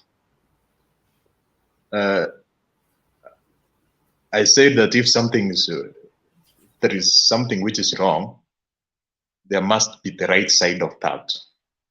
So my question, what's the right part on how to go about constitutional, how to go about democracy? Or if we are talking about to do away with it, how can we do away with that? Also, you are talking that the Kamukunji decision would be final, that if they decide that they are going to march to State House and remove Ruto, that's final. So do you think that the number of people who will come to Kamukunji grounds is an accurate representative of all Kenyans? How many cannot access Nairobi? So will that be a fair process?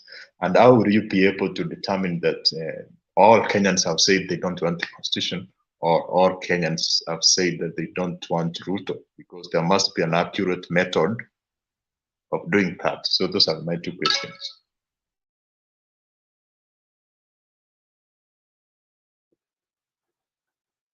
Mato, can I? Yeah, the floor is yours. Okay, thank you, Mato, and thank you, Mary, for ceding your time to me. I appreciate. Brother Duke,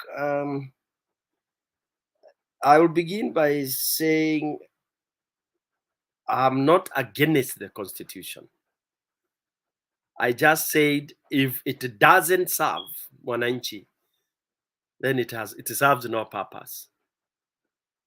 And I'm not against democracy. I just said if it's not working, then there is something very wrong. Then it should not exist, because why should you have something that is not working right for you?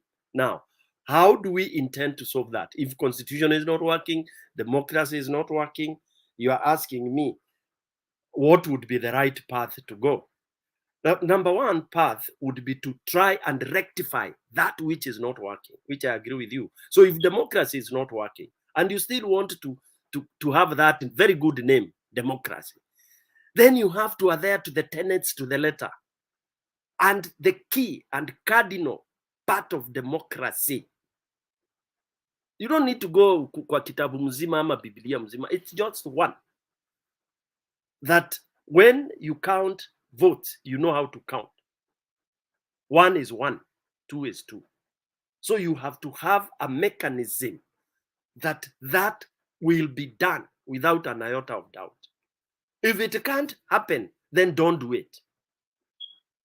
Hata afadhali uende ile inaitwa, there is a system. Africans used to govern themselves. And they were okay. They were okay.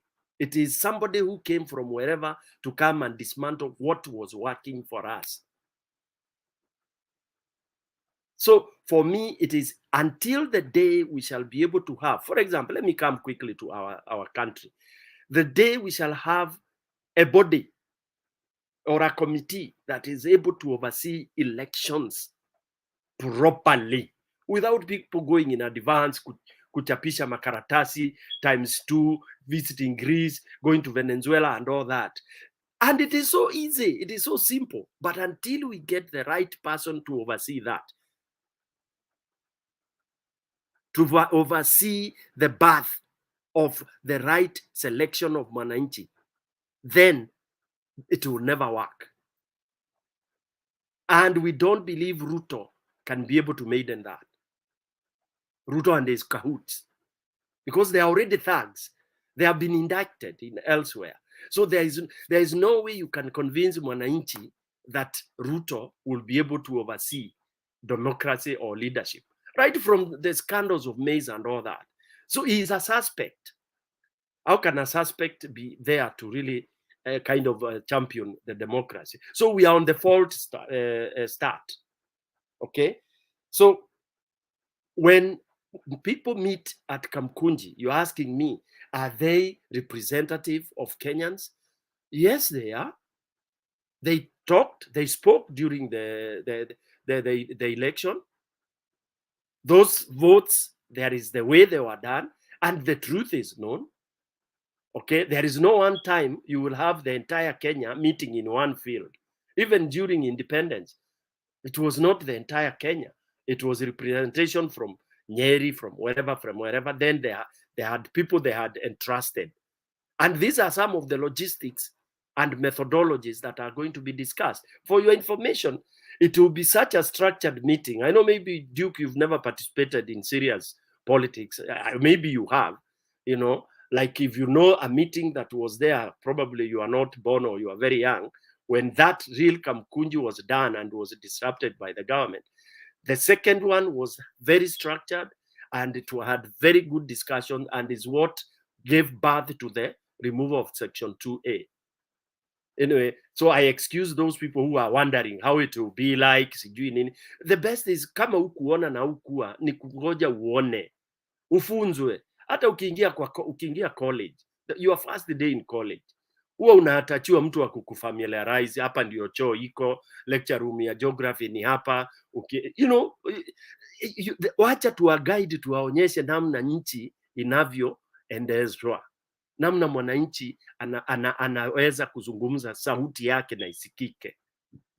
Okay, so whatever that will be resolved, it will not be, si itakuwa ni mchezo wa kalongo pale. It is very serious business, and it will not be ati ni watu wale wanaitwa nini, people say oh madhare, people sijui nini. They are very serious people who will be there. It will not be chokoras. It is Kenyans. Whether ni Mkenya wa pale chini, wa katikati, wa juu, ni Wakenya watakutana pale, Duke, and it would be good for you to really monitor that. Even if you are in UDA, you'll have a lot of lesson to pick. Okay, so that is a very serious meeting, and whatever way forward, the pathway, you will get it tomorrow. Because personally I've participated in several of them. I can actually even tell you the pathway from my prediction and from how it goes. And it is not all about Raila. It is, in fact, Raila alikuwa ameambiwa if he postpones kesho, he should never talk to us again. If you didn't know. So it is mwananchi who really wants to sit there, talk, and then make a decision. Na msiogope hiyo decision, nimewambia, manake mlijitakia wenyewe. Okay? Na ujue wale polisi, wale wa jeshi, GSU ni Wakenya wengine, wao wamekasirika sana. Hakuna siri. They are Kenyans and they will never want to see Kenya going the way it is. So don't atiseme ati wataenda pale kupiga Wakenya ama nini na nini. You can play the clip of Sri Lanka uone who was protecting wananchi as they were ransacking the state house. Yeah? Ni pabaya. Ruto should tomorrow, hata anatakiwa aende Kamukunji. If Ruto appears in Kamukunji, he kneels down, he begs, he says he stole election, Kenyans will forgive him. Because, you know, one of the simplest thing to solve issues, Duke, is to say sorry. I can come and take your wife. God forbid. Ukitaka kuniua niseme bro, nisamehe. Because you are a human, you will not panga me. Utanipiga viboko kadhaa na uniambie mshenzi toka hapo uende kabisa. But if I come there fighting you and have taken your people, you will slaughter me. Whatever Ruto has done, he can reverse it by really admitting. Sinimu Kristo. If people confess when they have killed, again, I would refer people to go and read to the courts that were in Rwanda for the truth and reconciliation. They rejected the Muzungu style. They said people should go to the village. If you wronged Duke, enda uambie Duke, bro, niliua anko yako, mimi Stone PK. Unalala chini unamwambia Duke nisamee, ilikuwa ni ujinga hiyo, I beg you. And Rwandese have forgiven each other, brother. But had they gone the Muzungu way, sijui you hold court in the city, sijui you bring people, that's nonsense. The thing happened in the village. That's how you reconcile. It is bitter, but it works very well. Because binadamu nikikusamee, it is from the heart. So when you continue insisting and saying Ruto won election, it hurts most. And that is why it will spark into something that you may not be able to control. And that's the bitter truth. That's the bitter truth. When you keep on concealing the truth and pretending.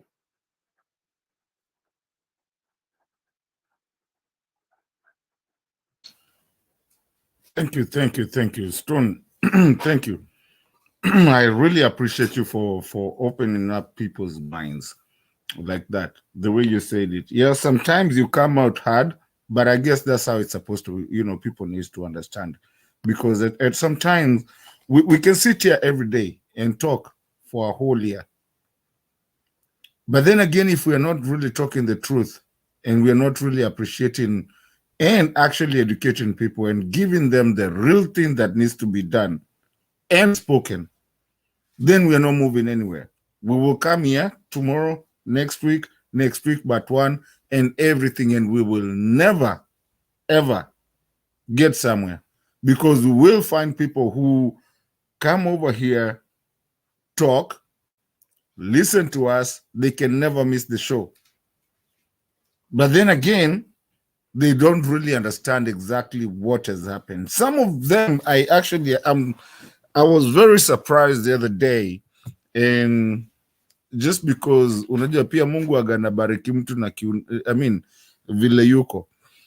Some of them were like, we mato wewe ni mtoto sana, and they did not understand how old I am until I started telling them that I saw some things, and they were like, how old are you? Because everybody grows in a different way. But what I'm trying to say is that this country that we live in, some of us did not want to leave that country. Some of us that live in these other different countries never wanted to leave. Hatukuwa tunataka kutoka. But it's because we've seen some things that some people come over here and try to talk about those things and not understand exactly what we are actually talking. Sometimes when you have Mama Mary here, when Mama Selina used to come, when you see those older people and you want to respect them and you want them to talk first, is because we respect something of what our country and what we've seen. Kuna watu hapa wajio na Moi era wanaisikiaga. There's some people who do not know that. Stone, look at me. Angalia kwa nini? Kwa kamera. Kuweka kidole mbili hivi ilikuwa ni noma. Kuweka vidole mbili hivi uonekane na polisi kama umeweka vidole mbili hivi. I know that because I saw it with my parents and my grandfather and my grandmother, that it had to be one finger. And we're going back to that. Ladies and gentlemen, we cannot go back to that. And I want us to start talking and start doing that civil education. There was a GHC. Kwa wale kufanya GHC. The C means civil education. We used to know the civil part of our governance because it was taught in school. But today people are not taught. So squeeze ni hatupangwingwi. That's not anything to do with your governance and what your serikali yako, what it does. You're paying your taxes. And paying your taxes is for you to have your government actually cater for you. You don't pay your taxes for your government to come and give you loans. What? If I need a loan, I will go to a bank. Not my government. So ni kama nikuje nikuombe pesa, unipatie, alafu nikuje nikukopeshe, na nikwambie nipatie na interest ya 8%, na ni pesa yako. The government is what Uhuru was telling you guys and what Raila was telling you guys. You pay your taxes. The only reason you pay your taxes is so that you can have your road imejengwa. Hauna deni ya mtu. Hiyo ni pesa yako. Regardless who you are. Kikuyu, Kalenjin, I don't care. You have paid for that. You worked hard for it. And you paid it. No, how do I come and get again and compensate you your own money and tell you, give me with what do you call it? With an interest. Stone PK, call me stupid. It's crazy. Ni hawana. Na hatuwezi kuwa tunafanya business with our country. And that's what you call the mafia kind of way of ruling. Because what they're doing is called a Sherlock. Go look at every mafia organization, be it Pablo Escobar, be it John Gotti, be it when you're like Rico Law in New York, be it, go look at it. It's very interesting to look at them. They had the Sherlock way of doing things. We cannot do that with our countries, with our mothers, with our children, with our cousins, with everything. And the education of our kids and kids to be. I believe it's about time that Kenyans open up our eyes. And I said it here, Mama Mary, you were here. I said it that we are more united right now than we've ever been united. This is the time that we are more united. And I'll keep on repeating it. We have Kalenjins, we have Kambas, we have Kikuyus, we have everyone in Azimio and thinking about, not just thinking about Azimio, but thinking about our country. Tomorrow or today, the people who are going to Kamukunji, it will not be a Kikuyu, it will not be a Kamba, it will not be a Kalenjin, it will not be a Giriama, it will be the people. And that's why we have even Bunge la Wananchi. We are more united today. And actually, we have more opportunity to talk as a country, that we can actually meet in a forum like this from different countries, Kenya, Australia, wherever you are, wherever you are in the world, and have a conversation like this. Kenyans, we have one opportunity right here, that we can just sit down and say we are Kenyans, like Mwalimu Nyerere did, and become one Kenya and forget about everything else. Call wrong when it's wrong. If I come here and moderate wrongly, please call me out and let me get corrected out of that. Because we cannot keep on here coming and saying, just because I belong on this other side, then now that is the truth and the truth but the truth. We have to sit down and look at our Kenya together, because if Kenya goes down today, we've already seen something that is happening today that has never happened in our world since I was born. Maybe Mama Mary, you. We've seen a country that has, Ukraine, that has been taken over and everything has fallen down and people have died. We do not want that. Moi alishikilia kitu hata kama alikuwa dictator. Kenyatta alishikilia pia, and for a good way we almost went to a war with Idi Amin, but Kenyatta akamwambia tutatuma ndege 3 za kivita na tukituma zikuji kusalimia nyanya zenyu, and we saved our country. We've never experienced war or civil war for that matter. Let's not wish for something that we've never seen in our lives. That civil war will kill you, and it will not matter if you are UDA or if you are Azimio. All right. I think I've spoken too much. Ladies and gentlemen, I think we still got another 1 hour or something to come, and for you guys to come and join. We're still here, and we are having a conversation about our country and about what we have to do, because we are all Kenyans and we do be a Kenyan economy and we are here. If you want to join, I think the link is going to come in again. Kama kuna kitu tumesema and you want to contribute about it, I would really appreciate you to come in. Tutafunga sisi wote pamoja here within the next hour. I would really want you guys to come in and have a conversation, and let's just talk. If we stop talking, we start fighting.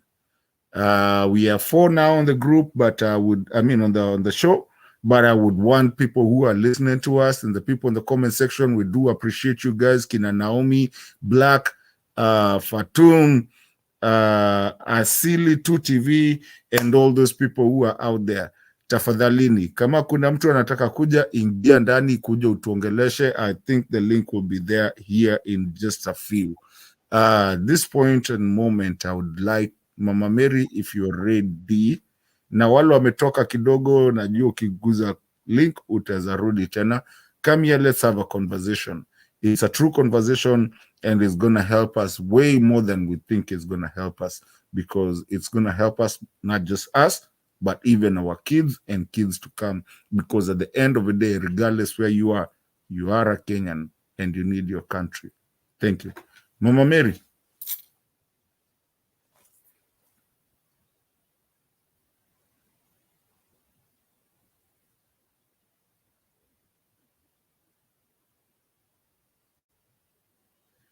Is Mama Mary having a problem?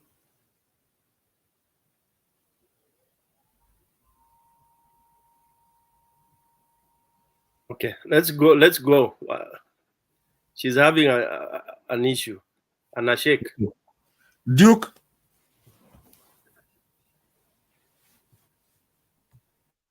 Yes, for me, I want to give the following submissions or my counter arguments. One, Stony PK is saying that Ruto should go to Kamukunji grounds and ask for forgiveness. But you failed to explain. Duke, umepotea. Repeat again. We have missed you. I think the internet is a problem. We missed what you now. Yeah. Are you getting me now?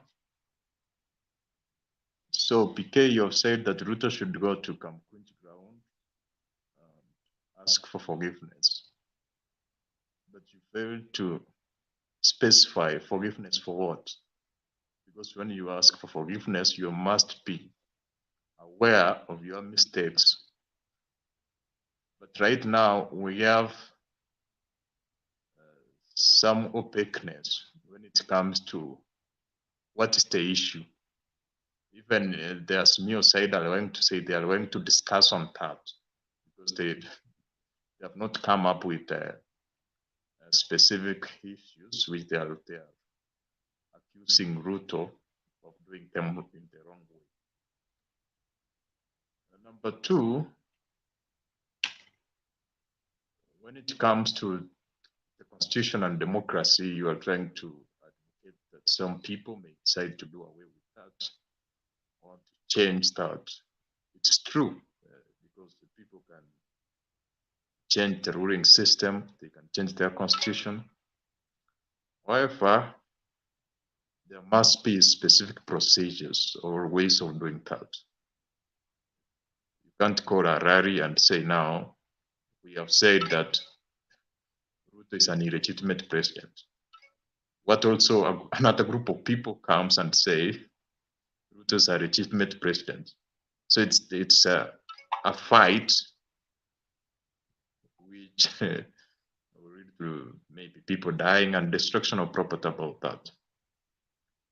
The critical issue I'm talking about is election. Most of you are saying election has never been fair, and people don't trust the IEBC, so we have to deal with that. But dealing with that does not mean that all people must agree. Even in the US, they have one of the most accurate systems. But Donald Trump, up to today, know that he was rigged out. So you have to differentiate between what people say and what's accurate, or what are the facts on the process of doing election. So maybe it can be accurate, but somebody who was influenced says, no, it's not accurate. And maybe he has some primitive people who sings to what he says. However, I feel that we need to come up with specific changes and some improvements when it comes to the constitution, democracy, and election. And for me, what I would propose is us embracing technology, embracing science. That's what can unite all of us, because all of us agree that 1 + 1 is 2, because that's science. We all agree that if you mix hydrogen with oxygen, you get water, because that's science. So by incorporating specific scientific principles into politics, we will have a scenario whereby most of the people will be agreeing. It's impossible to ensure that all people are reading from one script. It's not possible to do that, but maybe to ensure that the majority are embracing that.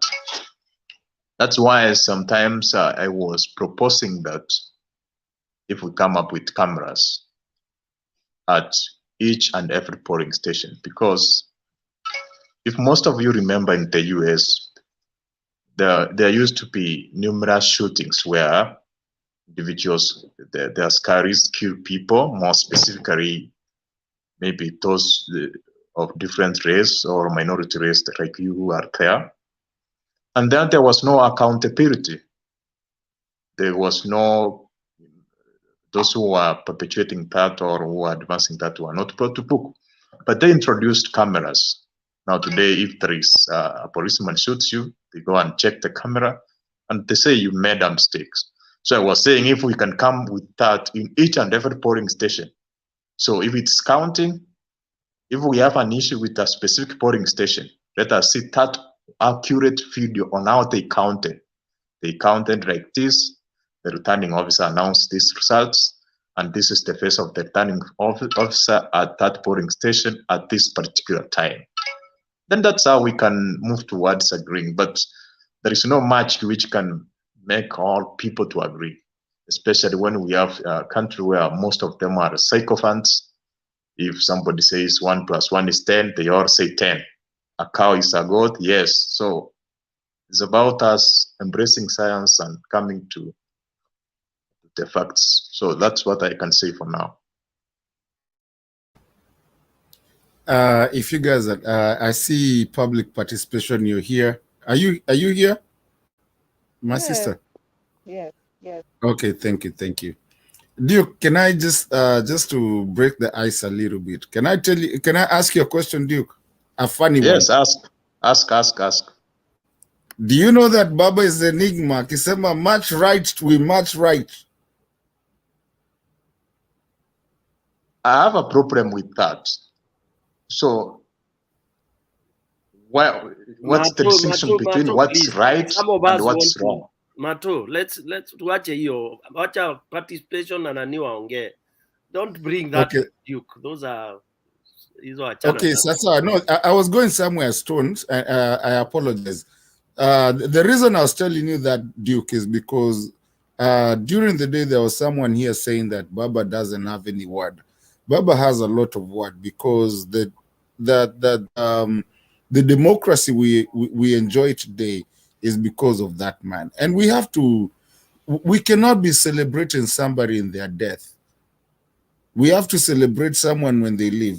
That man has fought for the right that you have, even for you to talk over here. And that's the only reason I brought that joke.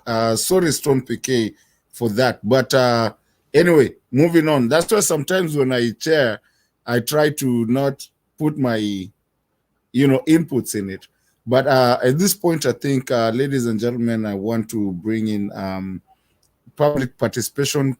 Tell us, talk to us, what your thoughts are and what you think about our Kenya and what is happening. Yeah. Thank you, Mato. Hi, Mama Mary, and opposition leader Duke. So I'm finding it very interesting when you keep telling us that we are psychopaths. Does it know the meaning of the word psychopath? You see, we are not following Baba because of yani ile fanatical following for no, this guy, this country is, he's the what? He is a part of the foundation of this country. A big part of the foundation. So he thinks that hustler and Baba can be on the same footing. Is very, very wrong. There is no way Baba and hustler can get. You see, if he feels whatever he feels about hustler, there is no way we can. We who are in Azimio or people who are Baba Baba supporters cannot be on the same because hustler, there's nothing else. What has he done for this guy? Can you tell us what this guy has done? Forget about what he's promising. It is just a lot of lies. Can you tell us what this guy has done for this guy? He has been in government since 2007. Baba has not been in government for the majority of his life. He has not been in government. And look at what he has done, what he has accomplished. But what about the so-called hustler? What has he done for this country? Nothing. Nothing. Completely nothing. So coming here to tell us that we are psychopaths, of course we are psychopaths. This guy has done a lot for us. What has your man done for you or for this country? Nothing. And within a short time you'll realize he even will do less or he will even subtract. We are not keeping on telling us here that we cannot have rallies or we cannot have demonstrations because people will die and property will be property will be destroyed. That's a fake narrative coming from a draconian president who is scared of being challenged. Because first of all, he knows he lacks legitimacy. Number two, he knows very clearly he has no plan other than to plunder the nation to the last drop. So there's nothing any opposition leader here is coming to because your opposition by the your person stole this election and telling us that putting cameras in polling stations is what became electoral fraud. That one, let me tell you, technology regardless, technology can be manipulated. Yeah, as we've seen, we moved from manual system, we went now to electric to a system which is digital. It was manipulated. So even those so-called cameras, there is a way they can be manipulated. That wanakata footage wanaonyesha tu yenye na make sense. Hii ingine yenye is having some fraud there. And in any case, a lot of the fraud doesn't even happen in the polling station. It happens when after the data has been transmitted, and then like what was happening with Camargo, it's not happening in the polling center. It was happening in transition. As the information was being relayed, it is intercepted before it is now sent to the main tallying center in Goma. So mambo na kutuambia about cameras, it's neither here nor there. Duke keeps on telling us that there's nothing we are fighting for. There's nothing besides challenging the legitimacy of the so-called hustler.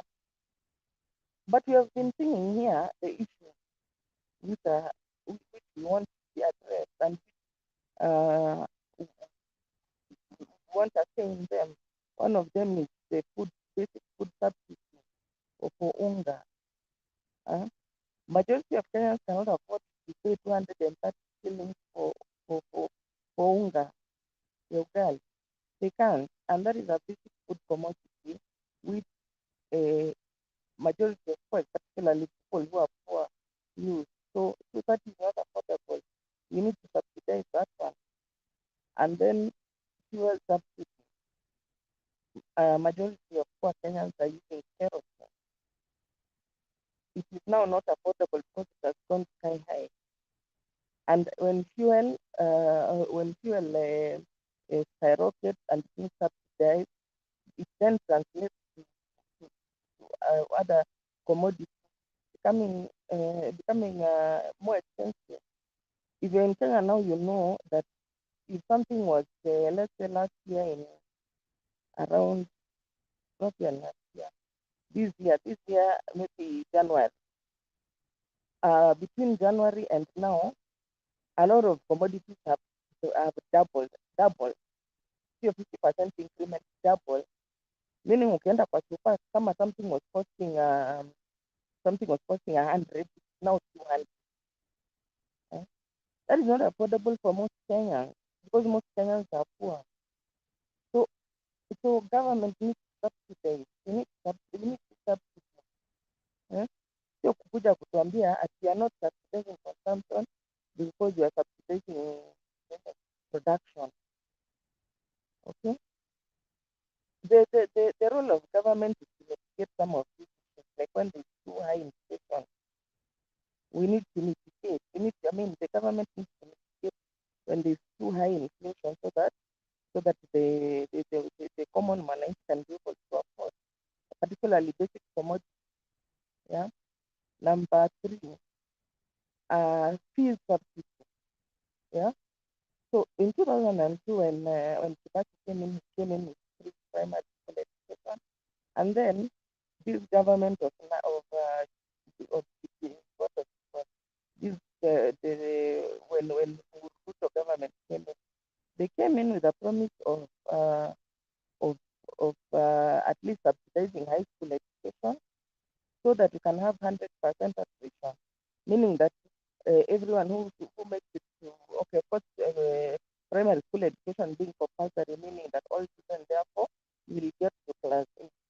Then when they get to class 8, the government gives them 50% subsidy so that on the fees, so that now they can be able to all get to Form 4.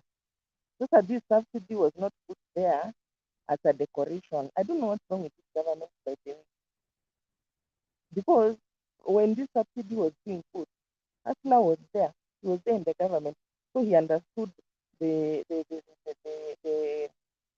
behind the logic behind. So I don't understand now. He comes in with his fears, and then he comes first of all and says that university education is not going to be subsidized. So when the university students and the fraternity, okay, you said university education won't be subsidized, and also the funding which government is giving to public universities is not going to be there.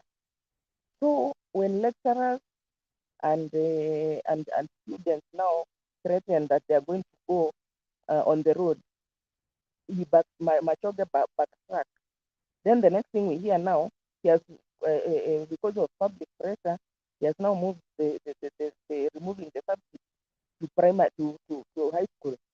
The government paying 50%. Where do you expect parents to get that money? And even now, I saw it yesterday that Belio Kipsang, the PS, has now said that they are no longer going to be having boarding schools in Kenya. What is wrong with this government, surely? You don't even consult anyone before you do anything. You just wake up in the morning, you are removing this, you are removing that, you are removing this. What the hell is wrong with this government? For Christ's sake. How can you say that government is abolishing boarding? Did you do any consultative meeting with the leaders of various like parents associations? Because they are national parents association. So what is this government doing? Like you just wake up one morning, and let me tell you, being in government does not give you a free leeway to now come here and do whatever the hell you want. You are there to serve the citizen. And so therefore, if you're going to make any decision, you're supposed to have consultative stakeholders. You can just wake up in the morning and you're like, okay, we are not going to fund university.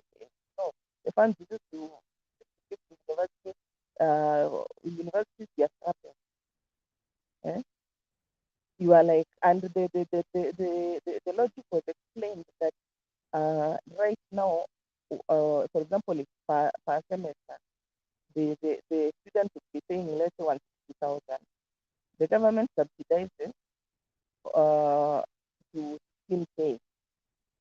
So when you just wake up in the morning and you're like, okay, we are going to move now from you paying 16K to 160K. How? Eh? And majority of Kenyans cannot afford that. Well, me, I don't know what's wrong with this government. Eh? You just wake up in the morning, okay. So when you hear there's too much outcry now, you move the goalpost from that high school. I mean that university subject you wanted to remove. Now take it to high school. You remove the subject. Today you wake up again, we don't want voting school. Who are you to tell us whether you want voting school or not? Huh? Are you the one who is paying the fees to come and tell us that now you are going to take voting school? I mean, there's a lot of madness in this regime. A lot of madness. And so I don't understand when some of these characters come here tell us that it's psychophancy. Eh? Psychophancy is nothing we are going to discuss other than illegitimate. Of course, this government is very illegitimate and it's the worst possible government we have ever had. Even Moi alikuwa afadhali. It could not be this stupid. Eh? I'm very annoyed. By the way, this is a very annoying government. I don't know what kind of a, then you bring GMO. So we have a lot to talk about when you go for that meeting in Kamukunji. Don't be here telling us that about property and property will be spoiled and people will be killed. Who is going to be killed? Or are you guys planning to kill people? Who is going to kill them? Eh? Or who is killing who? There's nobody. These issues they are affecting pamoja na GMO is affecting across even UDA guys. It's only that they are just trying to you know to avoid the shame of that they supported somebody who is a psychopath, eh? Who has no sense of direction, doesn't know where the hell he's taking this country. All what he's thinking about is where can he get money to do. Eh? So don't come here and tell us about psychophancy and that there's nothing you people will be killed property will be spoiled. That is just a propaganda tool which has been being used by this government itself to put fear into Kenyans about demanding their rights. Eh? Because this is in fact another very weird government that munaenda mnaleta GMO hapa hivi, mnataka kuharibu maize industry so that Hustler can be now bringing for us GMO maize from Congo. Yeah, yes, half a million acres. We are not going to entertain these nonsense, by the way. And it's going to be a tough, if he's thinking that he's in for it. He's going to have tough time. We're going to make his stay up is very difficult. Because you cannot entertain this kind of nonsense. This is a country. This is not a personal yours whereby you can just do whatever the hell you want, come up with whatever policy you want. No. We are a democratic country. He has to come and consult. Yeah? He has to come, like right now, there's been so many school shootings in America. Okay? And the president cannot ban the sale or the ownership of guns. He cannot. He's the old president. And he cannot. Because gun owners associations, they also have to bring their input. They have to, that is what it means to be in a democracy. Sio kuamka tu asubuhi una decide, okay, they were scrapping this. This guy is drunk with power. Wachana venye anasemanga that other people do. He's drunk with power and he has forgotten that he's a servant of the people. He's not a lord whereby he's coming to us how we're going to live our lives, or we're going to eat GMO by force. Who is he? Huh? To come and lazimisha us here tutanunue GMO. Tutakula GMO tupende with his arrogant yes telling us here that after all there are so many things that are killing us, so we might as well add GMO on them. Let me tell you, we are not going to you and your friends. We're not going to entertain any more nonsense from this guy. We have seen enough shit for the last 3 months. we are not going to entertain any more nonsense from I can assure you, he's going to have tough time going forward. Thank you, Martha.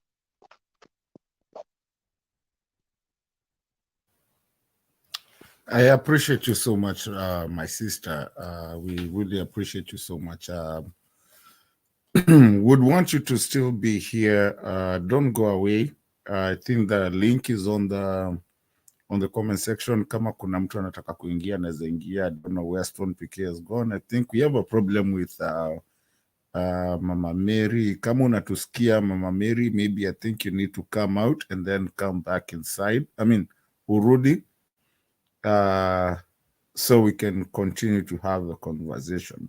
I think I still have another 45 minutes so for us to have a conversation. Guys on the comment section, True Fosalai, Pamela Kageni, Father Danny Darius, kuja utuambie, Father Danny Darius, Brian Richard, Isa, kujeni, ingieni kwa show leo. Tumebaki sasa, mmetuacha tu hapa tuko watatu bwana. Kujeni.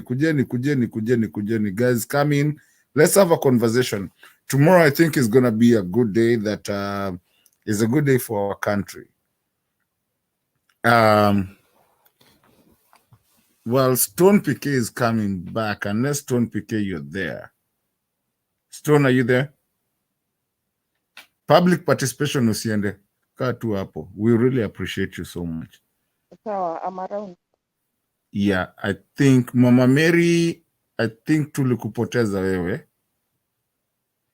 Guys on the backstage, can you Mama Mary, I think we lost Mama Mary. Can we do something about that, please?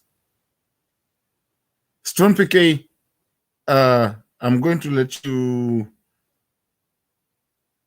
take it for now as other people are coming in. Can you take it off? I know you heard what our sister said and people are still listening. Na tuko huko nyuma pia, mi nacheza huko nyuma kidogo. I shouldn't be a moderator. Pana wewe unacheza nyuma na mimi pia natoka. Katinge. Wacha tukapatie 30 minutes. Sisi yetu ametuambia pia atakuwa hapa. Hebu angalia kama unaweza sukuma because kuna watu walikuwa nauliza link na imewekwa. So let's see how it works. Ikikataa tutafunga. Nani ako ready kufunga? Ni yako sasa. Wewe cheza kaa wewe saizi. Mimi siko ready kufunga. Nani atafunga? Julie iko wapi? No, wako huko nyuma. Tukiwaambia wafunge watafunga. Ni sisi tu tutawaambia tu wafunge. Waambie wafunge, mimi nataka kuishia. Pia unaenda? Okay. So parting shots then. Parting shots from you, Stone PK. Parting shot, kesho watu waamke mapema. Okay. Waamke mapema. Sio kesho, waende Kamukunji. Ni leo. Wakenya, ni leo, asante. Nishafika. Na wawache, unajua Wakenya tumeretrogress. When you are 60 years old of an independence, unaanza kuretrogress like a baby. You start eating kinyesi yako. Unakuwa muoga. You even don't know what consultation is. Kenyans have changed vocabulary. Unasikia moving on. Even you don't know what moving on is. Unaambua usikubali history. Ulitoka wapi? You are born somewhere. And yesterday is history. 1 minute ago is history. And what is going to happen, it's not about Raila Mato. Unajua Wakenya now wamekuwa too lazy to think.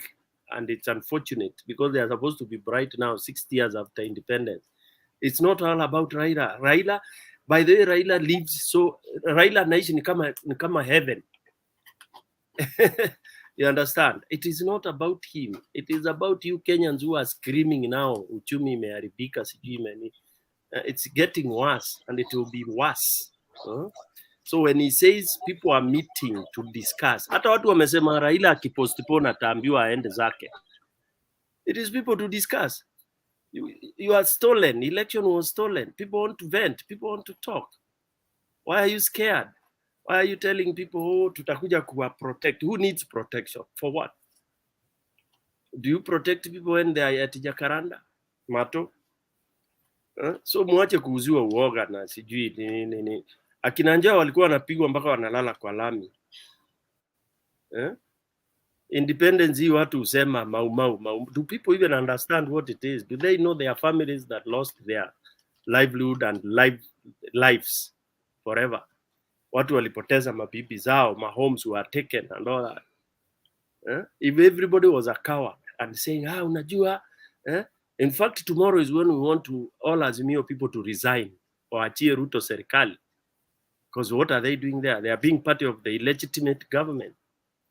That should be one of the points. In fact, in my text, wamesema kwa hiyo nini Azimio, you text what you nini. My proposal is Ruto should be given the government peke yake, a run. Why do people go to parliament to do what, Azimio?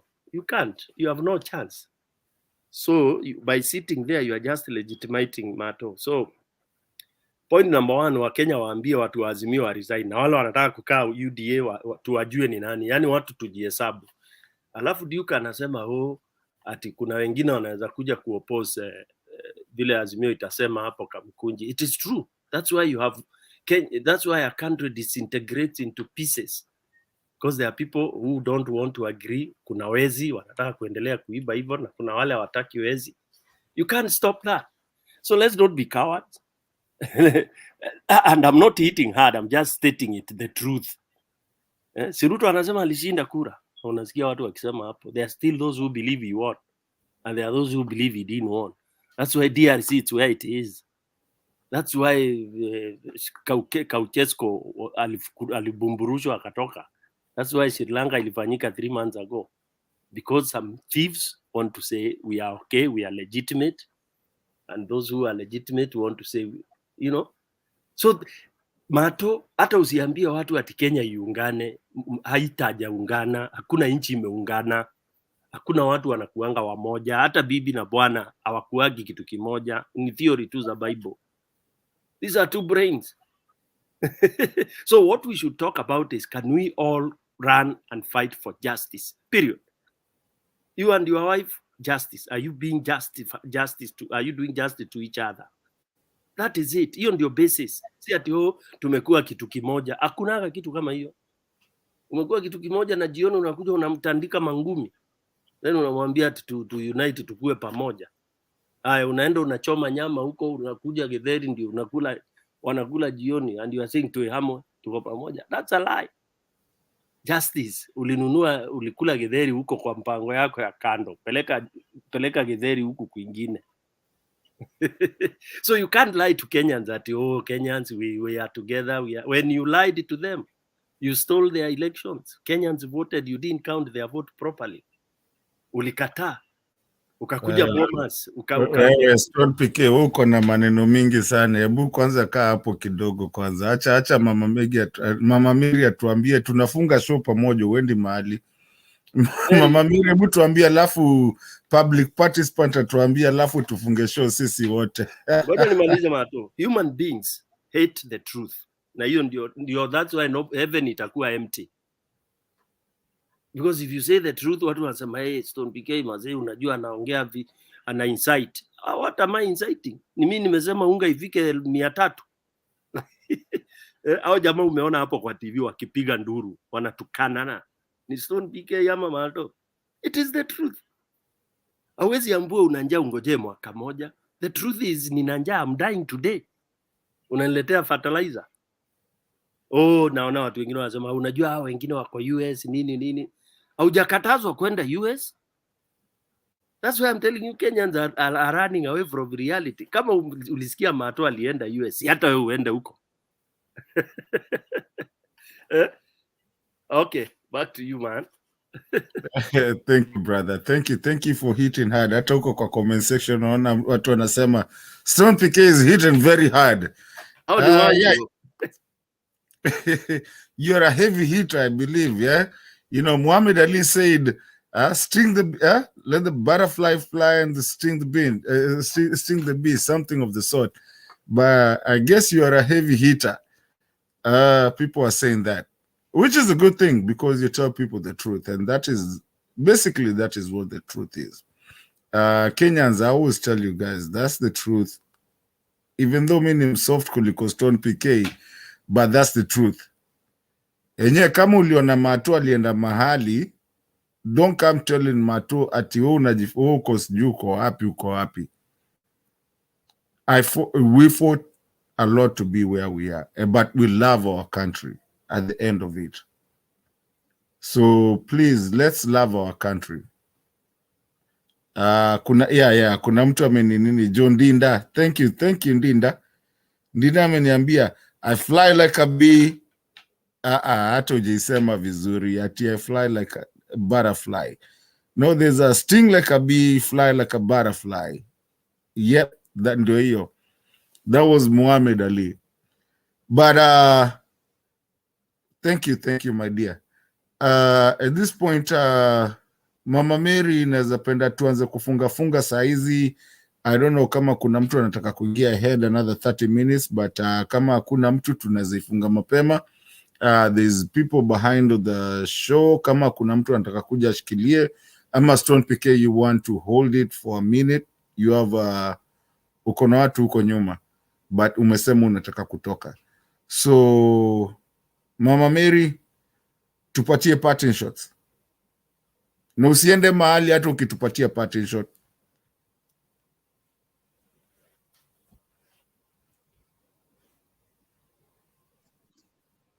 Okay, it's good I have met you again tonight, Stone PK na public participation. Jioni ya leo nafikiri nimekuwa very busy, kwa hivyo nisamehe, nimekimbia sana. So I'm good na Stone PK is giving people ile dawa inatakikana. Waelewe mtu haongei hivyo kwa sababu ya chuki. Anaongea hivyo kwa sababu ana uchungu na ana upendo wa nchi yake. Ni vile tu watu hawezi kuwa wote pamoja, lakini tunawaombea Mungu sana waweze kuhudhuria hiyo Kamukunji, ndio ile itatokea iwe ni ya manufaa. So for tonight, mimi ni kukumbuka tu, nakumbuka nchi yetu wakati tulikuwa na wamama waheshimiwa walikuwa wanaitwa Beth Mogwe. I think it's Beth, is it Beth Mogwe something, and we had Julia Odhiambo. Beth Mugo. Beth Mogo, yes. Julia Odhiambo. I mean people, women with integrity. Wamama ambao walikuwa wanaongea, wamama walikuwa hata kutembea kwao wanatembea kama watu ambao kweli kabisa ni waheshimiwa. Na si waheshimiwa kwa jina, hata kwa tabia, hata kwa maongeo. Hao wamama walikuwa wanakuwa ni watu wako na usafi hata wa roho. We don't have women of that nature nowadays. Sasa shida yangu ni moja. Nilikuwa nafikiri wamama ni watu ambao ni wa kuboresha mambo, kuyaweka laini, kuwa ni watu ambao wako na mfano mzuri. That is was my expectation. But for now, oh my gosh, I don't know. Nchi yetu haina mwelekeo. Sasa watu wote shida yao ni pesa. Na hiyo pesa si ya wale waliowaelect, waliowachagua. In fact ni yao. Inakuwa very dirty. Very dirty. Sasa hata mnashindwa ni kugawana, watu wanagawanya nchi, mtu achukue kipande yake, alafu wale waliwachagua waachwe wapi? Sasa mimi ninaangalia, naona nchi yetu imezoroteka, na mtu yule tu anaweza rudisha hii nchi yetu kwa laini ni Raila tu, kwa sababu ameona mengi na anajua mengi na ana uwezo. Hiyo tu. Mtu akukanusha hiyo maneno, I don't know where you'll be coming from. Yale nimeona kwa nchi yetu Ni mambo ambayo imebadilika, nchi ikawa sasa ni kama mzozo. Hakuna mtu ako na haja na yule mwingine. In fact, hata hawa vijana wanapewa hizo pesa. Most of them will be drunk. Most of them will go and buy dawa za kulevya because they are available. Maybe for one day or two. Wengine labda nataka kutest. They are not going to do anything more. And maybe that is the Ruto's happiness. Watu wakuwe zombie. Wakikuwa zombie, ndio wafuate nyayo zake vile anataka kuwafanyia Wakenya. Huwezi kujenga nyumba ya yule mwingine, kwa sababu wale wanaweza kuwa wanakula nyama na wewe hauna uwezo wa kula nyama, unakula chakula aina ingine. Kwa hivyo vile nataka kusema ni kuwa ati Ruto asilinganishe Kenya na Uganda. Uganda, we know their sufferings. They are our neighbors. We know their sufferings. Na hiyo fashion hatuitaki Kenya. Sisi tunataka kuwa vile tumekuwa. Huwezi kumchange mtoto wako vile ulimlea, ukamvalisha vizuri, unless amekuwa na wewe, anaona mambo imebadilika, anabadilika na wewe. Lakini huwezi kuambia tu watu watabadilisha maisha yao mara moja kwa sababu wewe vile unataka, na ni kuharibu unaharibu. If it is about development, yeah, haya sisi tunafuata. Lakini huwezi kuwa unafanya mambo ile tunaona nchi nyingine imezorotesha maisha ya wale wengine, ya watu wake, na hana huruma. Useme hata sisi utatufanya hivyo. Hatutakubali. Hatutakubali hata kidogo. Nchi yetu watu wanajifanyia kazi, wamezoea ile maisha wamezoea. Huwezi kuwabadilishia uanze kutuletea mambo ya kutoka nchi nyingine ambayo tunajua shida ya hao watu. Hiyo hatutaweza na hatutaki. Kwa hivyo Ruto akaye akijua sisi maisha yetu tutaendesha vile tulikuwa, awepo asiepo, sisi tunataka freedom, na maisha yetu aache tuendeshe vile tutaendesha. Atuongoze na njia nzuri, asituletee mambo ambayo ni ya kutukula kichwa. Kwa sababu maisha ile tuko nayo saa hii ni mbaya sana. We don't see ahead. We don't see the end of the tunnel. Imekuwa doomed. Na ni hii mambo anafanya na ile anatarajia kufanya. And especially using power to punish people who are not even of your caliber. Somebody who is not even of your status. Ebu niambie huyo ni mtu aina gani? Kenya tuamke. Ile mambo yote Ruto amesema, alafu mmepiga kelele, ameitoa, amefanya kupuuza nini, tunaenda tunaambiwa na mwingine kona ile ingine anasema kitu, alafu tunapuuza tena, anapuuza, anachukua, iko under the table. It is coming the moment he will know he has paralyzed everybody. Mkiwa paralyzed, ndiyo hiyo maneno sasa ataileta kwa meza, aseme sasa, it's me saying, and you should listen. Na sasa hiyo mnasikiza mkiwa wapi? Mmemalizwa. Before we get there, Wakenya tukatae. Na Mungu abariki Kenya tusifike hapo. It will be very, very bitter and terrible to so many people. Ruto hakuchaguliwa, hivyo watu wa Kenya wanajua. Hakuchaguliwa. Alichaguliwa na wachache. Kwa hivyo haikufika hiyo namba yake ya kuwa president. Na kwa vile mnajua mliwekewa huyo mtu hapo, tujue na sisi vile tutakaa, vile tutamuendea. Ndio yeye akae vile sisi tunataka, sio vile yeye anataka. Kwa sababu vile yeye anataka tumalizwe. Anataka tuwe hohehahe, ndio tumsikize. Ndio tukimsikia anakuja, tuna bend. Nakumbuka tuliambiwa siku moja na yule alikuwa wa Narok, sikumbuki jina yake, alituambia tutalala chini kama bahasha, sijui tutatoshea bahasha. Huyo mtu alikuwa hataki kuona Mkikuyu pahali, na alikuwa ameweza kabisa. Na imagine, he really incited Masai to do actions which they never wanted. They later regretted. They did not want to do that. They were so sorry to Kikuyus. Lakini already the mess was done. So, hatutaki mtu ambaye anakuja kutuweka kama sisi watoto ati tuelewe ati kabla hii na kabla ile, hatutakiwi kuwa pamoja. Wakenya sisi ni Wakenya wote. Hakuna kabila lolote ambalo limekubaliwa kuwa ati ndio wenye Kenya. Tulipozaliwa tulikuta watu wengine, wale watazaliwa watakuta watu wengine. How comes that you can come and start telling people what they didn't know?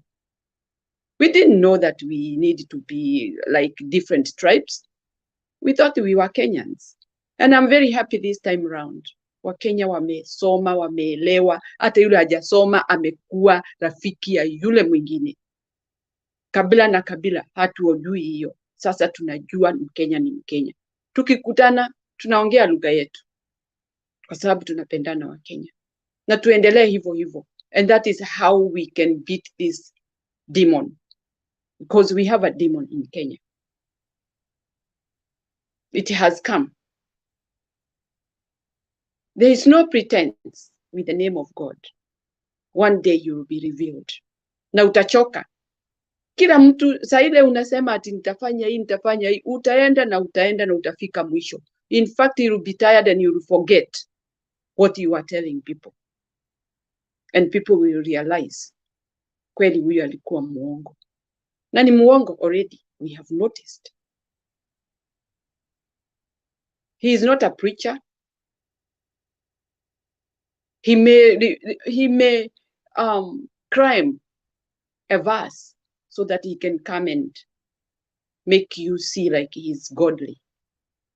Na hii ni kitu watu wengi wanajua, ati hata wazungu siku ile walikuja na Bible. Wakawafanyia vile waliwafanyia. Huyu si mzungu, ni mwenzenu. Na amekubali kuwekwa hapo na wazungu ndio amalize Wakikuyu, Wakenya. Muumie kwa sababu yeye ako na uhusiano na wale watu waliwadhuru. And after all, we were not colonized by Americans. I don't see the reason why he is entertaining them. Whichever country from West need not to put their feet in our country to tell us how we should feed, the way we should go, because of one individual who don't care about our cultures, who don't care about our traditions, who don't care our way of living as Black people. We are Black and we are proud, and we want to live like that. We will never change. We are not praying to change. We are praying to live in peace because God has put us there in that country with no mistake. He knew we belong there. Na huko ndio kwetu. Na ndio tutaenda kukaa. Na hiyo nchi itasimama na itakuwa imara. I pray tomorrow or today in Kenya, Mungu asimame na huyo mzee wetu, Baba Raila. He is Gideon from the Bible, and he will win. He will stand, and he will tell people, with all the wisdom he has, he will make people understand Kenya is the best. Kenya yetu isimame, na Mungu aibariki. I'll stop there for now. I'm still here. Mato.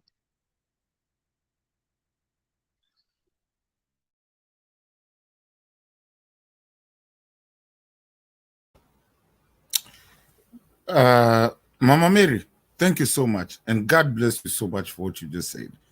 Even on the comment section, nasumbua watu huko, because sometimes when I'm holding my phone and nasumbua huko.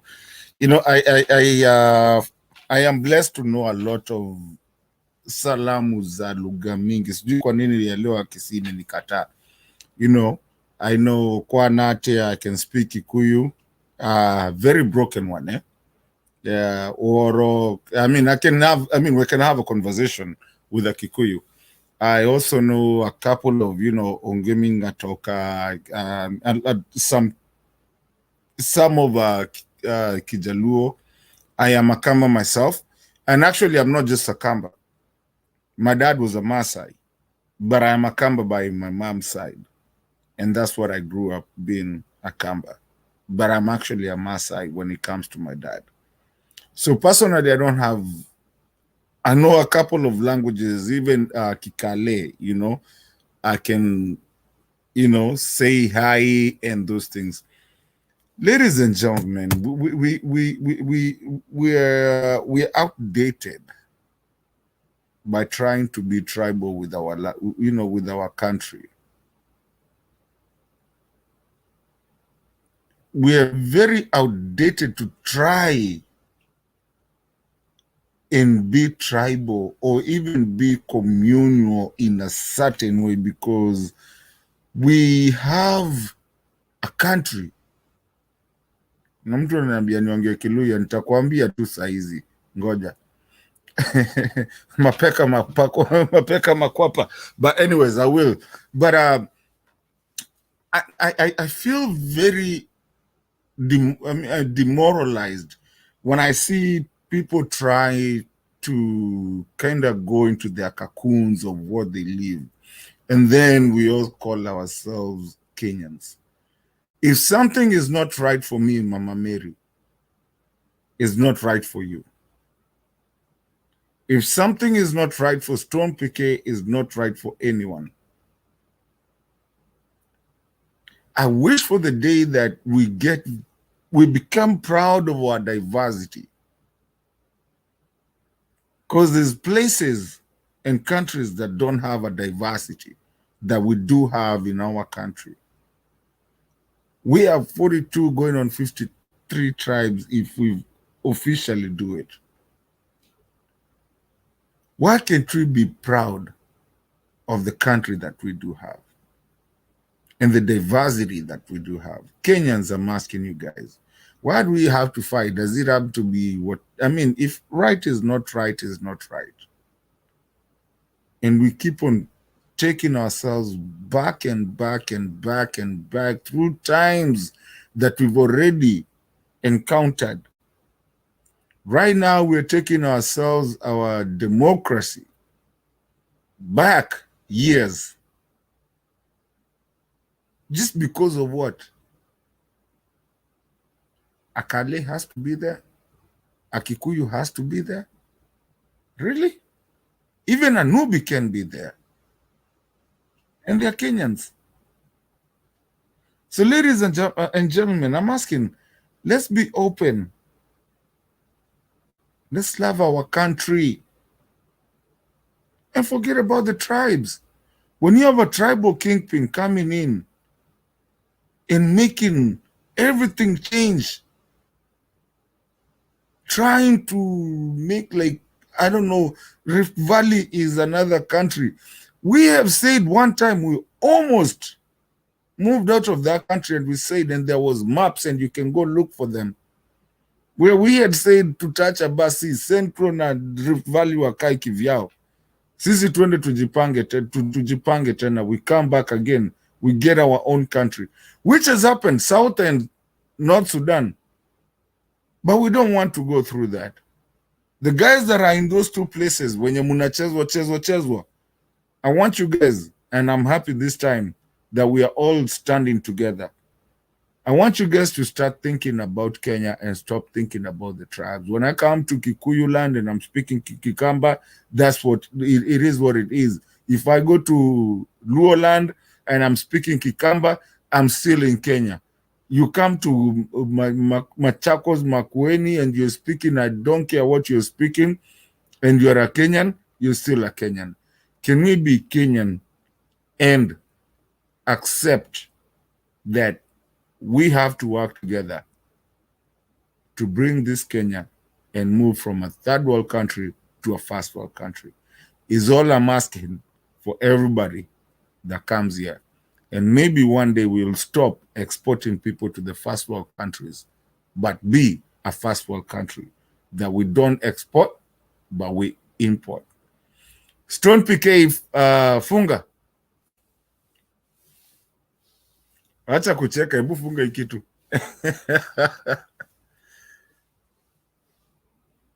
Utaki ni make final remark. Or do you still want to make another one? Final, yeah.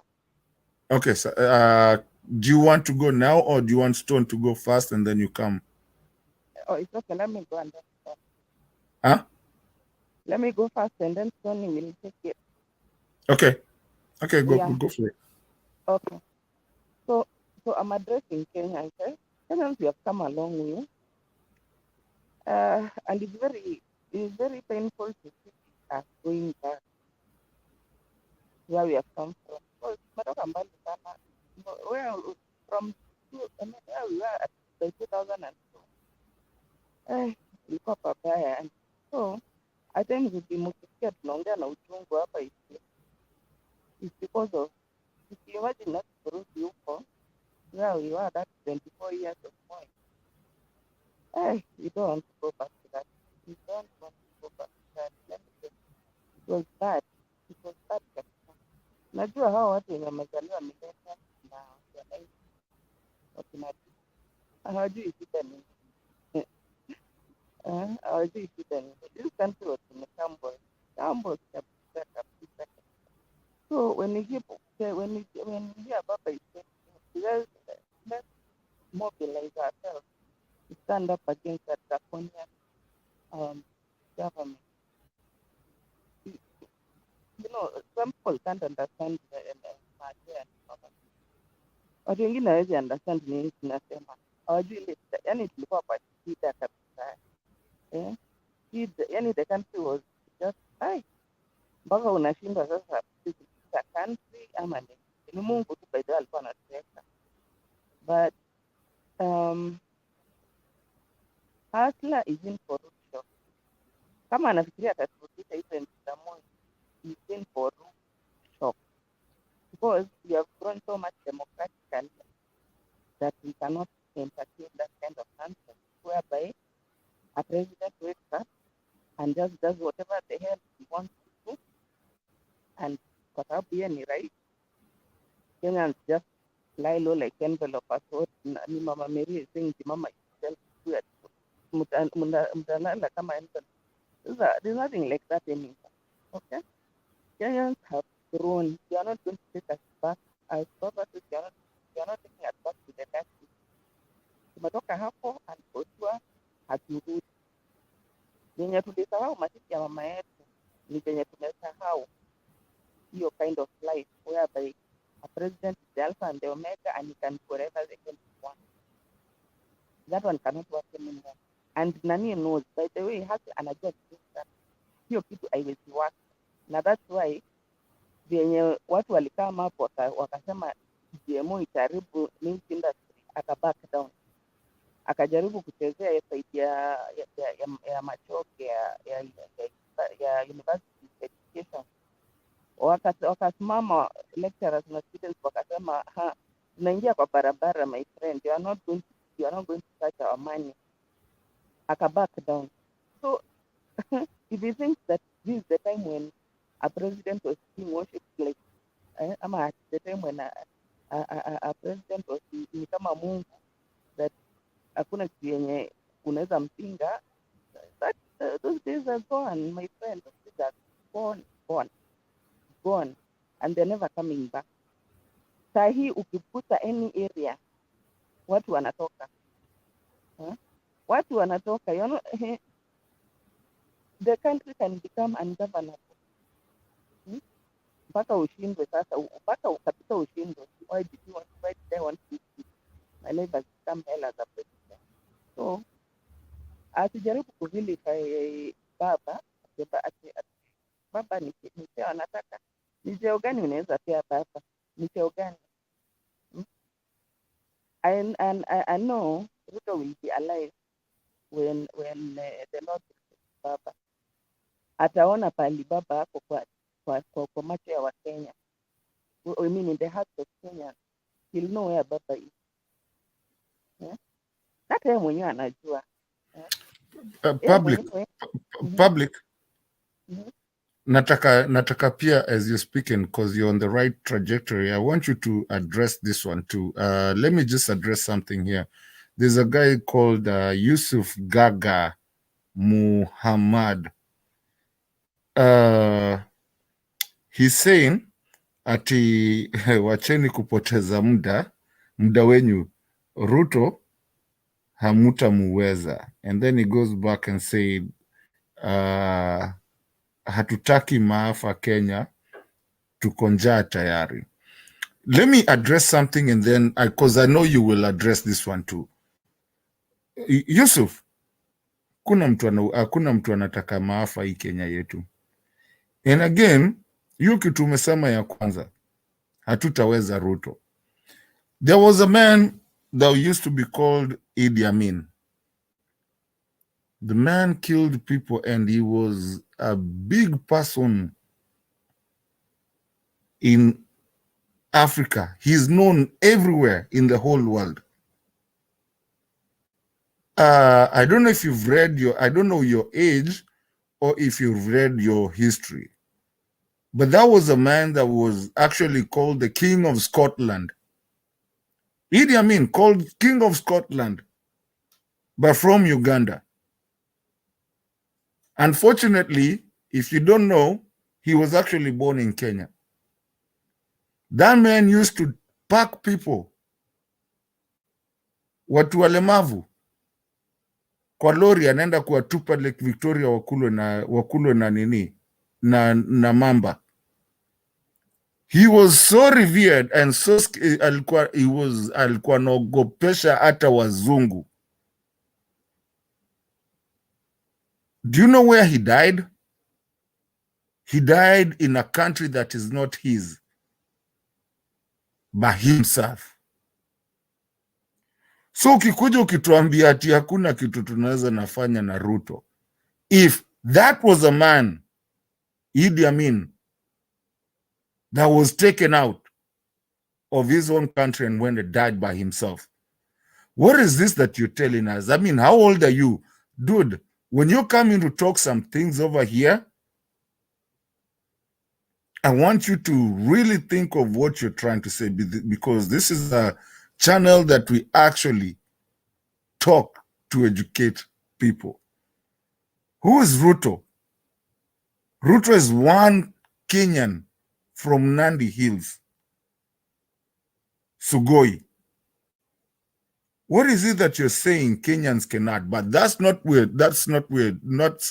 It's not what we are looking for. But I need people, if I don't know your age, but I wish you're not older than I am, because you need to start educating people and not talk the way you're talking.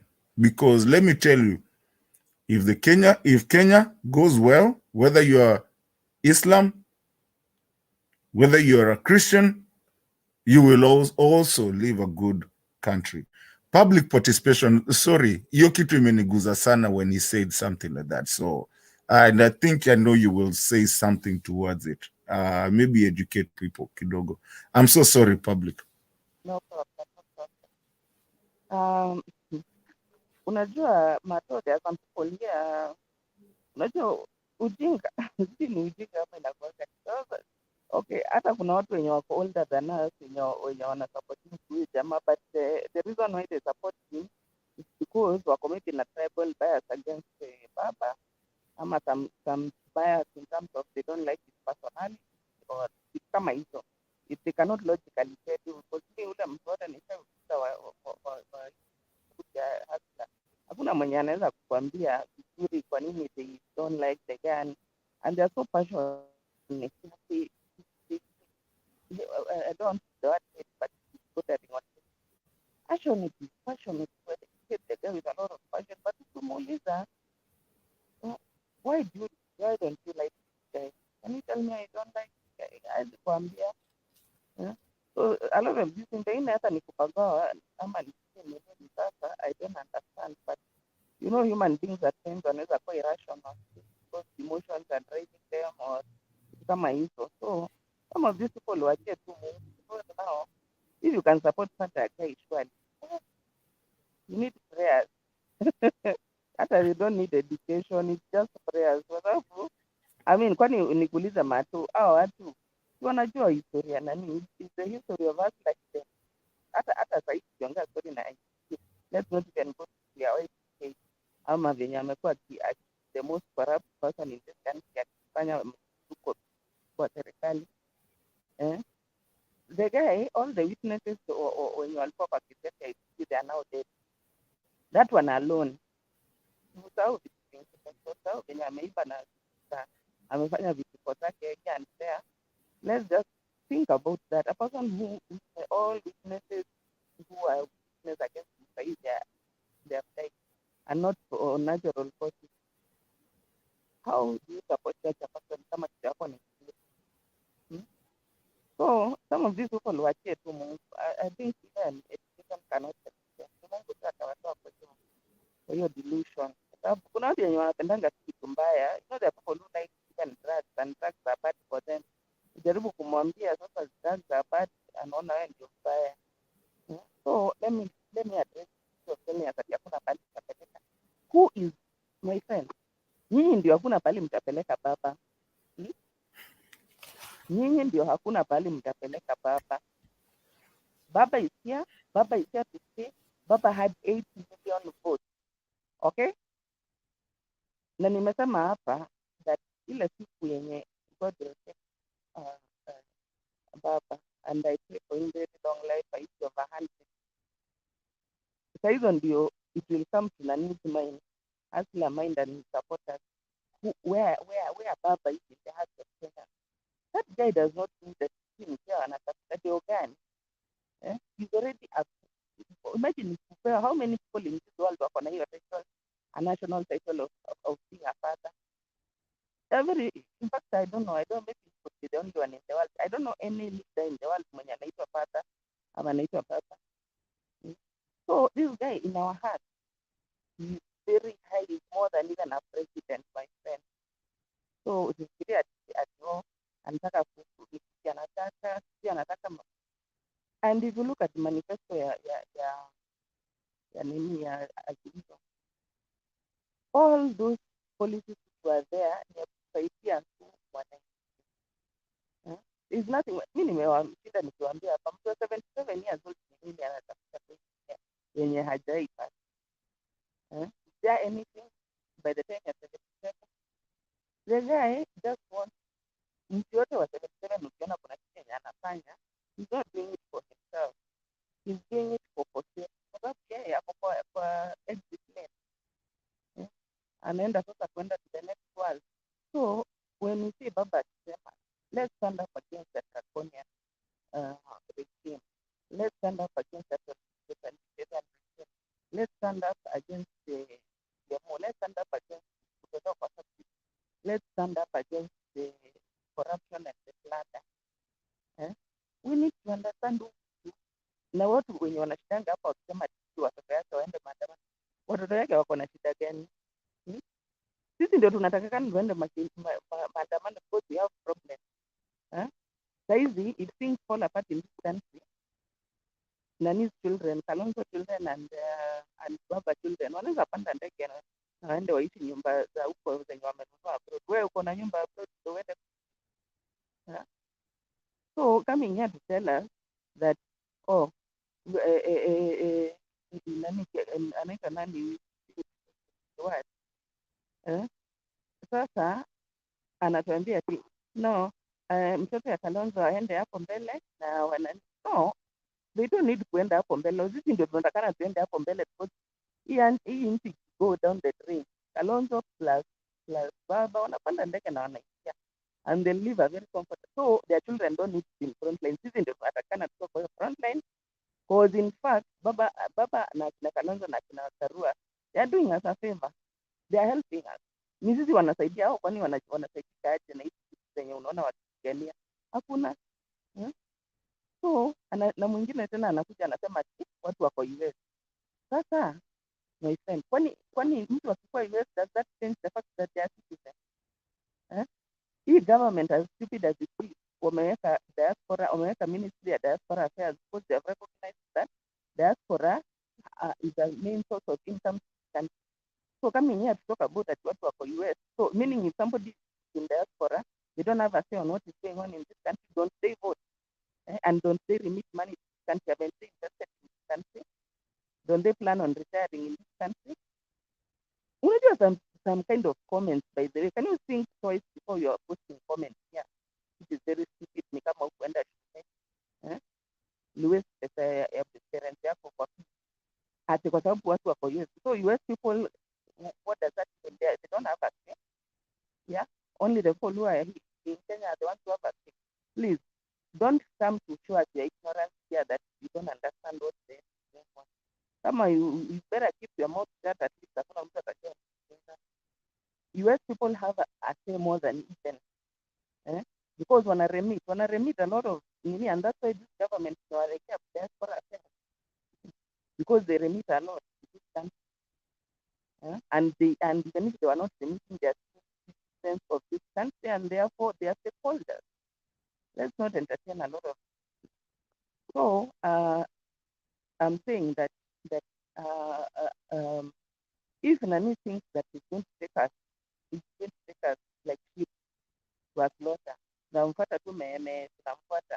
My friend, hiyo because even penye Moi yenyewe hatukukuwa kondo. We were resisting, we were going to vote. Tunajua very well that, like, let me address youngsters wenye wanashindana wakisema hapa they are not going to vote. They are not going to vote.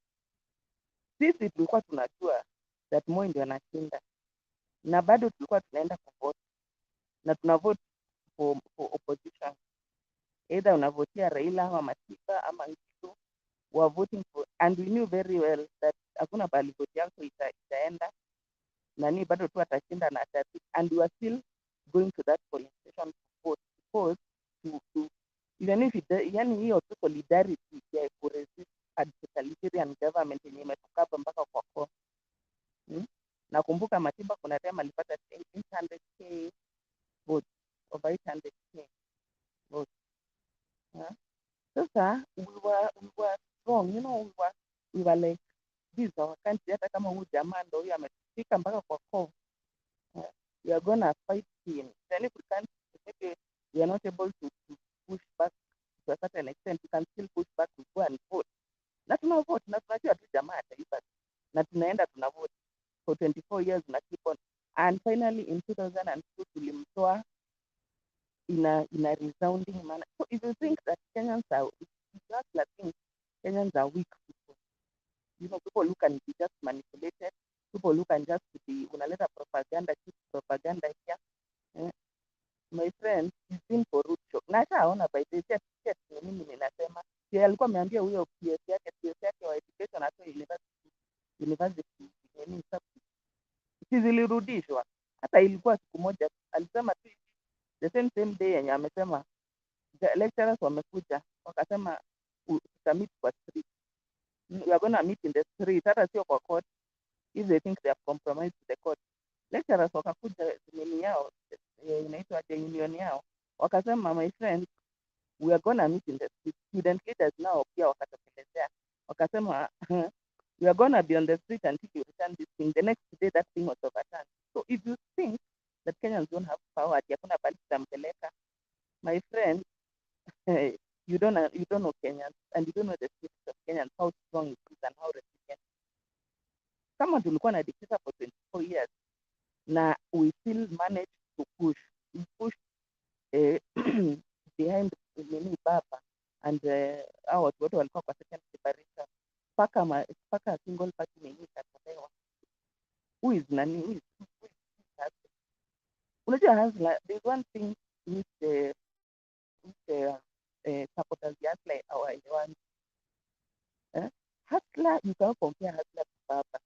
Hasla, for you to vote for him, anakulipa pesa. Alikuwa analipanga watu 3,500. Baba has never removed his money at an bribe, voter bribery. And look at the following. He had 8 million votes. After nani kulipa watu amewalipa, he only garnered minority votes. So you want to show us that this guy is something? He's nothing. He's buying people. He was buying people, and the evidence was there. He's the first public holiday yenye alienda kuhutubia si Mashujaa Day. The nini was empty. Uhuru Gardens was empty because his supporters, 3/4 of them are bored. Hakuna mtu mwenye anamsupport naturally. Walikuwa wananunuliwa. Alafu watu wanauliza ile pesa yenye Uhuru alipea Raila kwenda kubribe watu, kwa nini hakupeana? That's where alipea. My friend, Raila is above that. And the people you have seen here on this forum, the people who are supporting him, they don't support him because he's a Luo or sisi ni Wajaluo. Majority of people here are Wajaluo. And you can see he has across the tribal divide and age divide support from all tribes, from all ages. So if you think Raila is an institution, is a movement, he is Baba, my friend. Nani atajua hajui? Let me tell you. In fact, this is the best kind of scenario to show him that where Kenyans are. Kenyans are not there to bowing down. Ile siku yenye tulikuwa tunabow, hata sisi hatukuwa tunabow down by this. Even Karua, you remember that hata nini penye Moi alikuwa anaua watu, anaweka kwa detention. Karua walked out of this when he spoke. So don't think Kenyans are weak. We are not weak. We are not weak at left, right. And I'm telling you, nani atajua haji. Mtajionea. I'm telling you, atajua this is people power and he's a servant of the people. He's not a lord. Yenye amekuwa akifikiria nikipata hiyo sasa. And if you want to know, he's not a lord. Every other time, him and his deputy hapo ever complaining about baba. Wanna complain because they know that this guy has a lot of power in this country. And even not only in this country, hata abroad. So hata kama kona backing ya US ama nini, it doesn't matter. Our Western countries are not gonna come here and akona hapa akona sisi hapa. Yeah. And you better wake up and realize 3 months already ataanza kupeleka kitu every day anajaribu kutupeleka down the drain.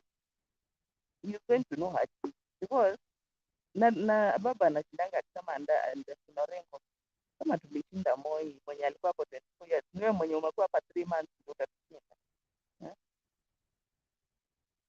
These are different countries, by the way. And even that time when we were under Moi, there was resistance all over. Tulikuwa tuna resist in different ways, but there was resistance.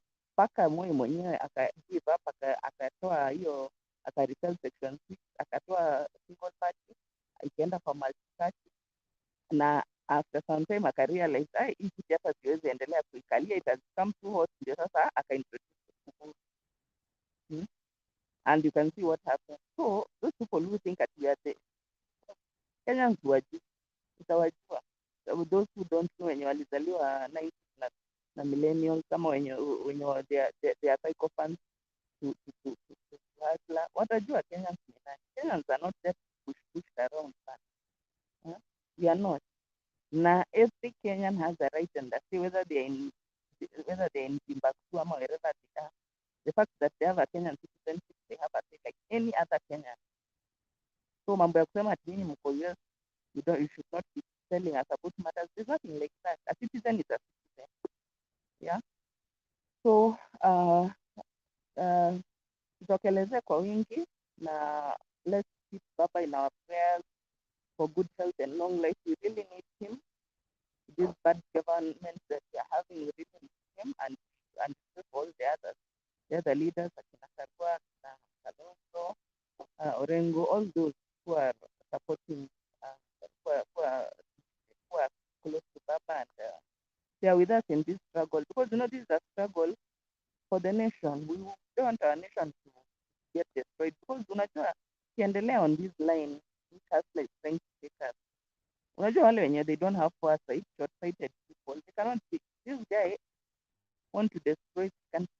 By the time he within the next 2 years, the country to totally collapse economically and all that. Yani ilikuwa tu totally a bad country. Unaona venye Uganda sasa, and he's a good friend of Museveni. Sasa anataka kutupeleka pali Uganda iko, whereby the country is just in shambles. So we are not gonna go there. And ataona, to me, that's all what I can tell you. Maybe if he was not in this country during Moi era, kujua venye Kenyans are strong and Kenyans can resist even the devil himself. Ataiona, if he has forgotten what happened to Moi, ile siku yenye alitoka kwa hiyo kiti, yani ataona paka Salikoskia alikuwa analia kikunti. Imagine kuna siku Moi anaweza ng'atuka kwa kiti, na haikukuwa alitoka mwenyewe. Yeah, thank you. That's all I have.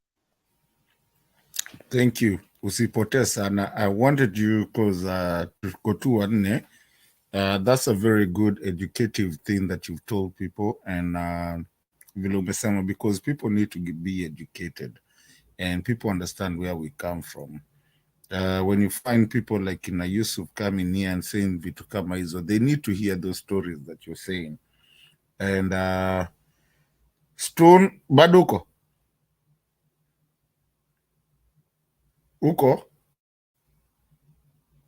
nakuona. Stone, bado uko? Wacha nipatie Mama Mary pia, wewe tupatie yako. This is the closing statements. Na nani usiende public cause when unatuimbia national anthem leo ama unaturecite. Jana Mama Mary alinicheza hapa.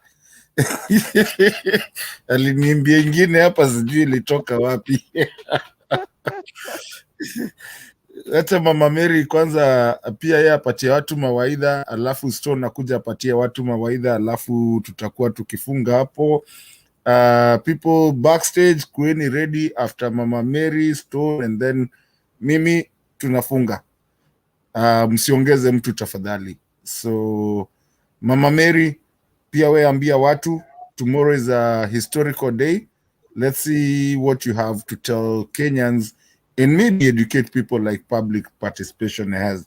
Na public participation usiende, anza kutafuta national anthem. You can either recite it or you can, normally we used to like to just recite and not sing it. But if you can get it, fast answer, anza Google kama ujui.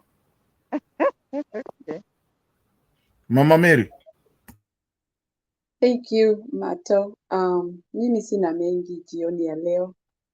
Ni kushukuru Mungu kwa sababu ametuweka tumefika wakati huu ambapo tunawahimiza Wakenya wenzetu wajipe nguvu, na tafadhali twende tushikilie baba wetu wa taifa Raila Omolo Odinga.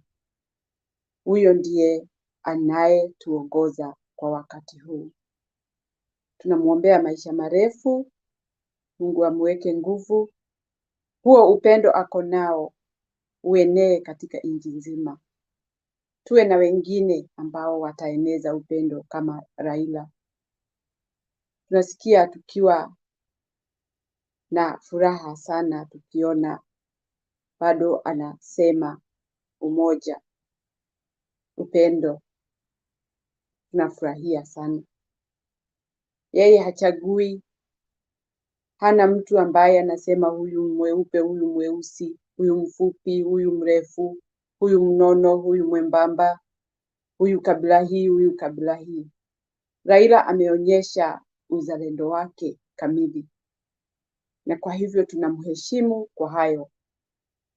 Hakuna kiongozi mzuri kuliko kuwa wewe unatimiza mambo kulingana na vile watu wako wanahitaji, na uwe na upendo. Kiongozi ambaye anatenganisha watu, kiongozi ambaye anatumia ulimi wake kukanusha itakikanavyo katika nchi, huyo ni mtu wa kuogopewa. Hatuoni namna yetu vile tunaweza ishi na furaha kwa uongozi ule tuko nao right now. Na kwa hivyo tuunge mkono Raila, tumpe hongera, tumpe moyo, kwa sababu huyo ndio baba wetu ambaye anatujali kabisa. Hiyo ni miaka mingi sana amekuwa hapo na ameonyesha ushujaa wake na upendo wa nchi yake na hata upendo wa binadamu. Hatujasikia kudhuru mtu yeyote ashafanya. Na kwa hivyo huyo ni mtu ambaye ni wa kuheshimiwa na tumpe wakati mzuri. Kwa hivyo wananchi wa Kenya tafadhali, mjitokeze kwa wingi, wacha tuone vile Mungu anaweza kutubariki na tutabarikiwa. Sisi hatuna vita na mtu na hatutokei kwenda kwa Kamukunji kwa sababu ya vita. Sisi ni upendo wa nchi, na tukiona nchi inaegemea lazima tuongee na tuseme hatupendi hivyo, kwa sababu sisi ndio tuko hiyo nchi na uzito wote ni sisi unalalia. Tusiposema sisi, tumeona kweli kabisa hakuna watu wanatudhamini. Wale tumechagua ama wamechaguliwa wametuonyesha nyuma. They have shown us their back. They are not interested with us. They have gotten what they wanted, so they are no longer interested with us. Nyinyi mlie, shauri yenu. Yeye amepata cheo, amepata kile alikuwa anatafuta. Na kwa hivyo Wakenya tutoke kwa wingi, tutoe maoni yetu, tutoe lalamishi yetu, ili tuweze kukanusha mambo yale mabaya yanafanyika Kenya. Na washukuru kwa jioni ya leo na kwa asubuhi ya leo, kwa sababu tuko tofauti in time, lakini nawaombea Mungu awape nguvu na muweze kuamka, twende huko kwa roho. Sisi tuko huko spiritually. We might not be there physically, but spiritually we'll be there, giving you hand and praying everything goes to the right direction and in peace. Kenya yetu, amkeni. Asanteni kwa kutusikiliza usiku wa leo na asubuhi ya leo. Mbarikiwe sana na Mungu awasaidie, awabariki. Asanteni. Asante Mama Mary, usipotee mpaka tufunge. Tunafunga. Public naona kuna mtu hapa hivi anaitwa Wascon, ni Wiscon ama ni Wascon? Hold on. Wascon amekuwekea Mwakenya ya national anthem. Mama Mary hakupata Mwakenya jana, lakini ni sawa tu. Yeah, let the blue ticks, leteni, blue love, leteni, tukufunga, tunafunga. Stone PK. Mato, I thought I knew that anthem. Where did I go wrong, by the way? Uliimba kitu ingine hata sijui hapo mwisho ulimaliza nini.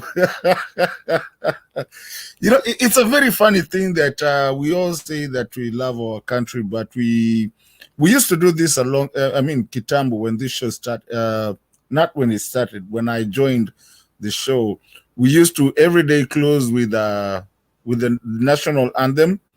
We moved on to all the three stanzas, and we also did a constitution at some point. Makiadi used to be the one that would read the constitution, I believe.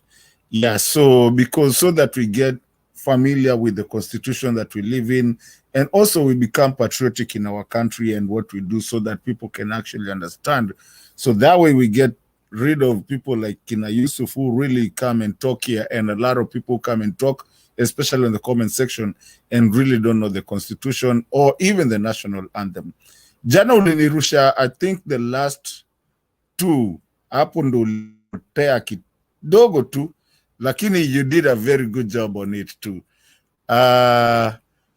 Huyu leo public amepewa nini? Amepewa Mwakenya. Kuna mtu amemwandikia kwa comment section. Stone PK, Stone PK, Stone PK, Stone PK, where are you?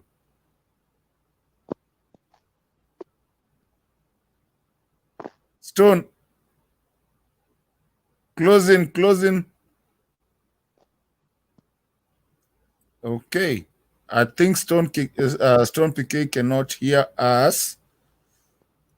Maybe ametoka kidogo, but will not stay for long. Will not stay to wait for him.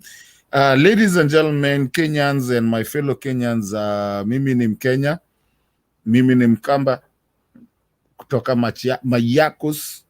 I'm a mixture of Masai, Kamba, and Meru. That means I'm open. And I need all of us to always be open. This country is where we belong in. And when you see people in the diaspora, it's not that they want to be in the diaspora. And some of us, one day I was talking to my mom, and she just before elections, and she was asking me, how comes you know so much about Kenyan politics more than us, and we are here? And I used to tell her, Mom, you know what? It's because I'm so interested in Kenyan politics than I am where I live. Because that's my home. East or west, home is best. The reason that I live in other countries is because I am from Kenya. And everywhere, like today the game of Morocco was playing, and I told them, people at work, I am supporting Morocco. They asked me, why are you supporting Morocco? I said, because it's the only country we have left in the World Cup. And I'm a proud African. When you come into Africa now, where else am I proud of? Is my country. And Mama Mary, I can see that. You see this? Is what you're wearing too. And I can tell you most of the people that come here also wear that. That's called pride and being proud of your own country. We need to be proud of our country. And if the country is going wrong, ladies and gentlemen, we have to say something. The people that brought us the opportunity to be able to talk in this forum were the Railas. Today I heard someone say, who's Raila? Raila ni nani tutamkanyaga? Kwani ati Ruto sijui, ati Ruto si Uhuru. Uhuru used to wear this. And I never liked him. But at some point I came to like him because I understood the love he had for his country. And it wasn't very easy for him to rule that country. I never liked Moi, but I can bet you we've never gone to war. He tried, even though I never liked him. Ladies and gentlemen, we need to love our country and we need to be patriotic about our country, because some of the people that are talking here is kind of like Russia. Now they're fighting and people are being mobilized. Are you ready to go give your life if we were to go to war? Especially the men that come here and talk matope. If we were to mess up our country to a point where we go to war, even with Uganda, as a citizen of Kenya, are you willing to go to the front line and bear arms to fight another country? And if you're willing to, and you feel you can, then you need to be fighting that we never end up doing that. So that way you're never mobilized. Kenyans, the ladies and the kids will stay at home. But men, you will go on the front line because you're a citizen. So if you're willing to go bear arms and fight for your own country, then you better start fighting for it without bearing arms. The best war is the one that is fought without bearing arms. Stand up for your country. It's only 100+ days, and we've had 4 presidents. I have lived not Kenyatta's time, but I have lived Moi's rule, and I have lived all the rest of after that. And most of us have. I have never seen one president having so much backlash within just the first 3 months. Uhuru told us, we are here. At a time ya Uhuru, he didn't have so much backlash.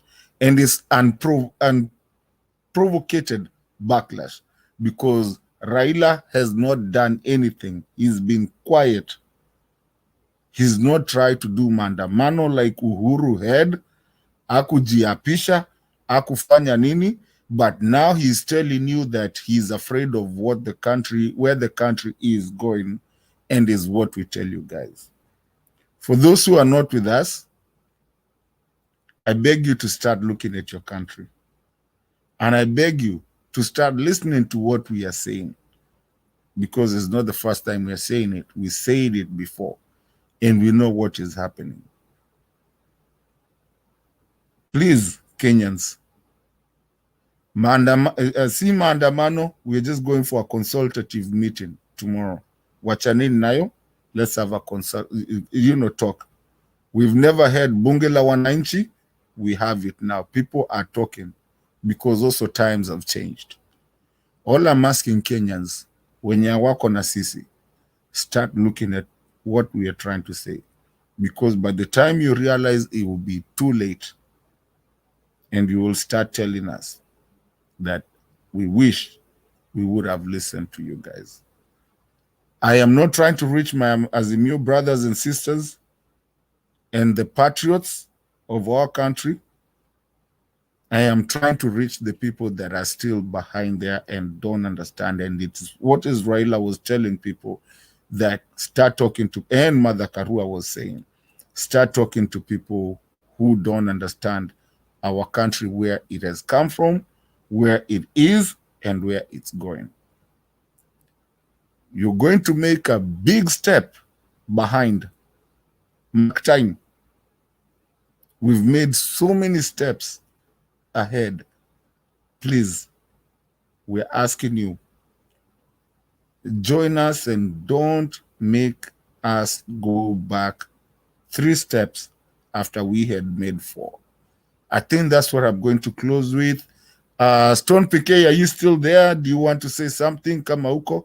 Mama Mary, yes, I see your hand. Yeah, I would like to tell those people in the comment section, however a Kenyan is outside the country, it doesn't take away being a Kenyan. And I cannot be at the same place, at the same 2 places at the same time. Kwa hivyo, msione kama tunaongea tu kwa mdomo. If I was in Kenya, I would do the same. It's not that I'm talking because of being outside. Please, take it or leave it. Mimi ni Mkenya mzalendo. Muache kupuuza maneno ati tuna incite. We are not inciting anybody. The same thing I'm saying here, I'll say while I'm in Kenya. Because I'm still a Kenyan and I'm hurt when things are not going right. And I want to come home. A home that I can stay peacefully. Kwa hivyo muache uongo wa kusema ati tuna incite watu. Sisi tunawahimiza na tunawaeleza. Kwa sababu labda tumeona mengi ambayo inaweza kusaidia nchi yetu. Na labda tumeona chanzo cha shida ya Kenya yetu. Na tunawaeleza. Sasa kusema ati tuna insight, hiyo ni mchezo, na muweke kando tafadhali. Tuache mchezo, tuwe serious na tujue hii ni vita tunapigana ya kurekebisha Kenya iwe kwa laini nzuri. Asante, niyo tu nilikuwa nataka kusema. Asanti. Nani amekimbia? Ameogopa lakini I think ni Stone ndio huyu. Okay, Stone, funga nini your closing, ulikuwa umepotea. Hata nani amekimbia public participation na alikuwa tuimbia national anthem. Pole Mato na nani, nimekuwa mteja kidogo. Haya, closing statement, alafu Mama Mary unataka kwenda for round 2 ya jana? Wacha tutinge ndio tujitayarishe kwenda nini. Okay, so una closing statements? Ni wa Kenya bado nini? Vile tutaamua kesho, katambe. Haya. Mama Mary, basi tufungie, jaribu tena. Ulikuwa umewekewa mwa Kenya.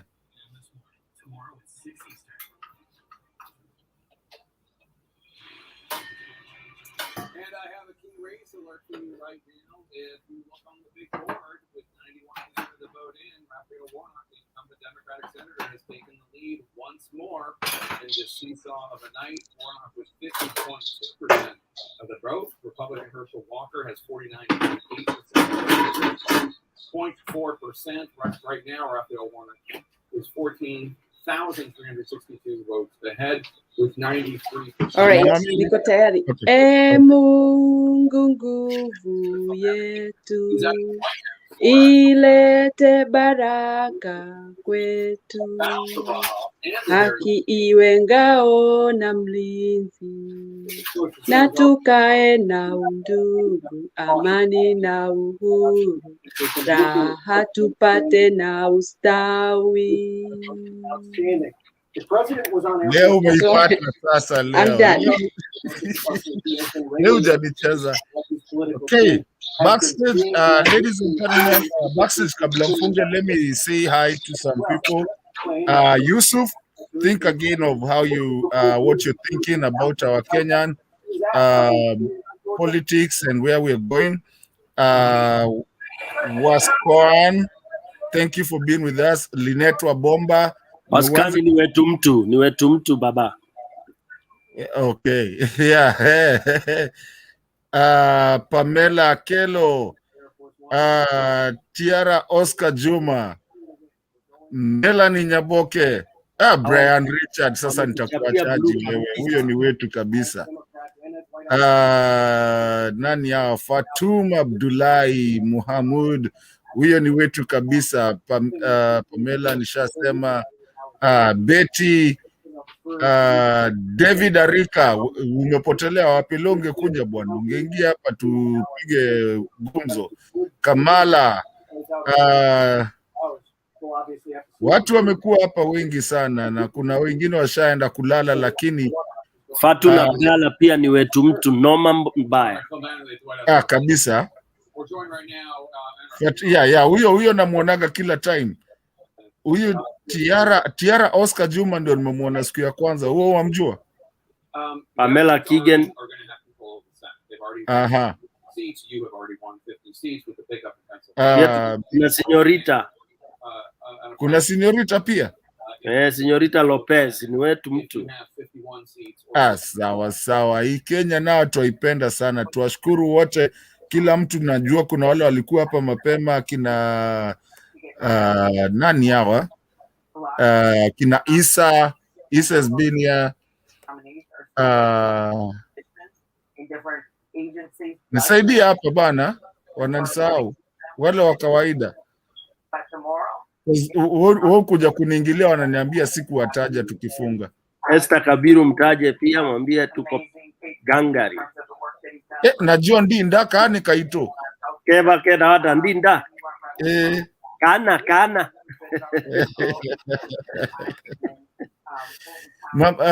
Mama Mary, thank you so much for being here. We really do appreciate you, especially for closing with us. We really appreciate you. Ladies and gentlemen, this is going to be the end of the show right now. Backstage, chezeni kama nyinyi. It's come that time. It's the 7th hour. It's been 7 hours. We really do appreciate. Backstage, funga hii kitu bwana tukalale. Mafundi wa mitambo washike usukani basi ndio tuweze kujitayarisha bana. Tubebe ngao na magambo. Kwani walilala? Hawafungi. Funga hii kitu bwana. Uwapate kwa njia ile nyingine vile